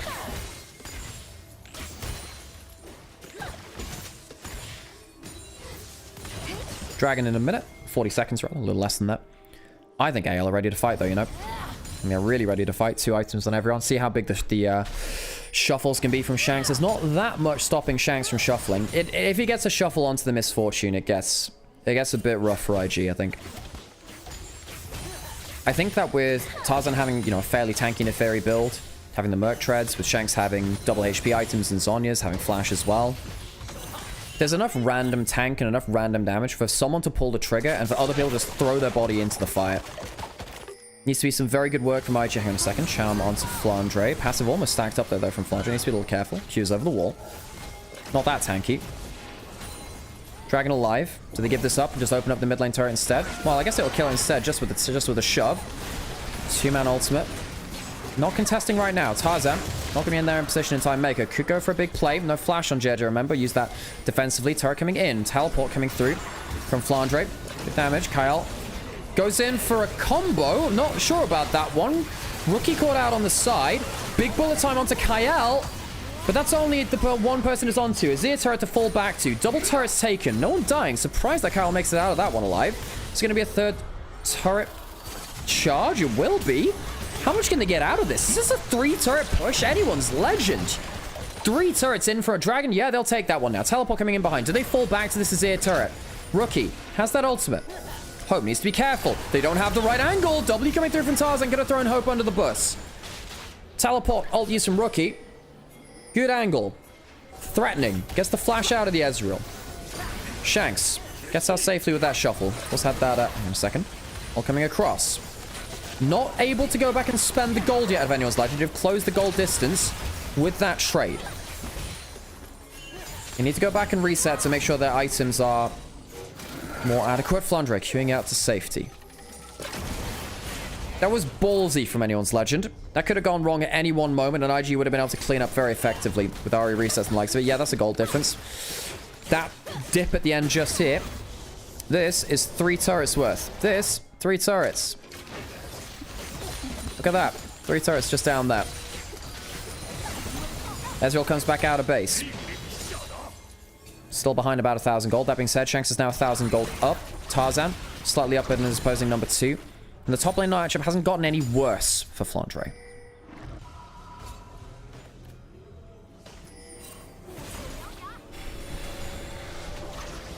No team in the LPL would take that trade except anyone's legend. Giving up that dragon, taking the double turrets with the Herald, the triple turrets with the Herald, getting out safely. Very surprised that Kyle made it out alive, but he did. Saved it. He's got flash now still too. Can't remember if he had it up during that point. Zhonya's is built up for Shanks. So now not only is it hard to, you know, kill him in the first place, but he has a lot of HP and resists on top of the stasis active. Flandre, Bramble Vest. Of course will be valuable for him too. Shanks will be looking towards a Void Staff at some point. Less about that extended DPS, much more about the burst. One of the big things that happened to, was it last year? Maybe year before? Was putting more damage into his, well, out of his Q. more into his W auto attacks, of course, too, but actually more AP ratio and more damage onto his E and his R. So when he actually goes for the shuffle itself, he has more damage and more ratio on that. So when you actually go for the shuffle play, instead of standing as a backliner or looking for poke, you do get more value than you did in some seasons past. Reminder that Azir soldiers do apply red buff now as well. They apply on hit. Shanks, hang on a second. This could be a big play. Gala, he has summoners, but will he be able to use it again to safety? Gala does flash away, but there is a dog in his backyard. Mako flashes out too, and that is a big mistake. Mako, no teammates coming for him. Anyone's legend, pounce. Blink, can he miss it? 2 kills. That'll be the Baron afterwards. How quick was that? Kyle, half HP. Has his ultimate. Didn't want to pull it for that. They'll go towards this. No bullet time now. Oh, IG, what can they do?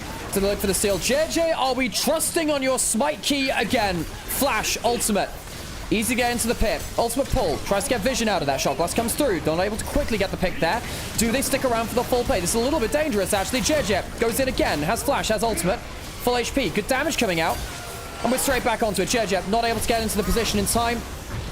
Baron goes to anyone's legend.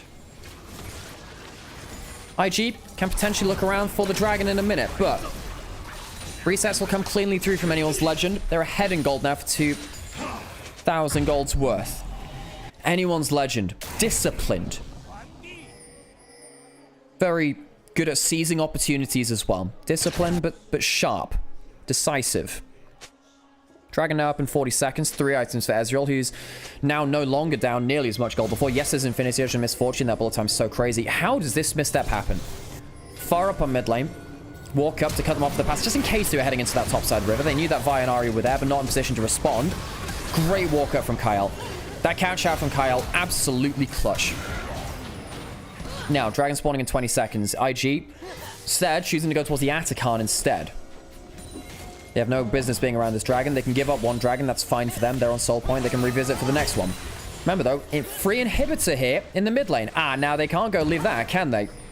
Inhibitor open. If they get that taken... Oh, it's a flash on forward to the Shy. Has no summoners. That is a problem. It is a tale as old as time. The Shy getting caught out alone. Inhib down. Baron buff available. AL, how much do they stay for? Is the inhibitor just itself enough? I think it is, because Shanks is pushing in this bot side. The Shy gets caught out again. This may well be the road to the 2-0 now. Some sloppy mistakes. Dragon will get taken after, and suddenly what started as IG threatening Atakan leads to inhibitor down, turret lost, dragon lost, nothing gained. And the Shy is only 200 gold of his opponent now. Kyle. Not able to find much over here.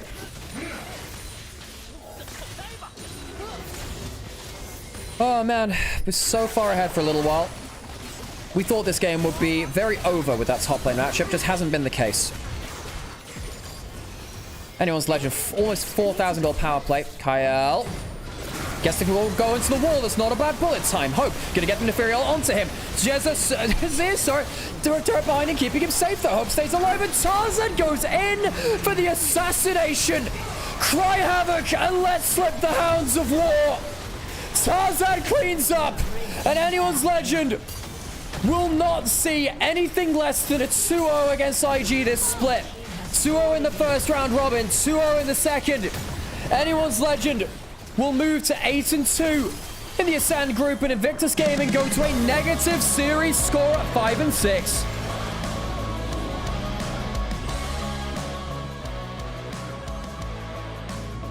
Invictus Gaming are one of our hardest teams to predict here in the LPL. Take down Top Esports, take down JDG in dramatic fashion, but cannot keep these results together through all of the series. Had a number of series back-to-back, which looked better for them, but then lost now 3 series on the trot. 2 to Weibo, 1 to anyone's legend. And we are left with a very short day. It's a 4-game day, folks. 4-game day. Well, makes it a little easier on my voice, doesn't it? But enjoyable nonetheless. Top Esports cleaning up business earlier in the day. And anyone's legend, a very good, decisive macro performance from them. And IG, struggle street for them. I don't think they played terribly across all of these games. I think their early games were actually not bad in either of these games. Anyone's Legend, just a level above right now. I think that, who do I think really performed well? I think Flandre was the real overperformer here. I think that the Shy got a little bit top diff, didn't he? And I know he has a lot of fans, and I don't say it for the memes, but he did get a bit top diff, didn't he? Apologies over to those Cadrelites, the rats. Because it's not always very easy to hear when your favorite players are performing poorly. Flandre was incredible. Oh, thank you for joining me for today. That's the wrong thing. I will... Where's my camera? I should go down there. That is Words of Friends. Oh. Hi, my name's Nymaera. I'm a professional caster, and I've cast over 1,000 LPL games. I'm one of the most knowledgeable people in this region, I think, by and large. I hope you've enjoyed my little insights into these games and some of my hype as well. I am going to go head off because I'm going to want to go rest my voice. And reminder, folks, tomorrow there is a very important matchup. Very important matchup. One of RNG and OMG, two of the oldest organizations within the LPL history, will be eliminated from the rest of the year tomorrow. Whoever loses that series is guaranteed out. It will be bottom 2 of Nirvana. Now, there's still a chance that both of them are down there too, but one of them will directly knock the other into bottom 2. So tomorrow, very important game in Group Nirvana. I believe that's first up in our series tomorrow. Yes, it is. And then we have BLG versus Weibo just after, with who I assume to be a new starting jungler for BLG in Beichuan as well. So keep your eyes peeled and your heads up for that one. If you're on YouTube, say goodbye to you now. When's EuroLeague podcast? It should be coming out today or tomorrow. We did just record it yesterday, so that should be coming out soon. Right, I'm going to go head off now. If you're on YouTube, auf Wiedersehen, and see you next time. And if you're on YouTube,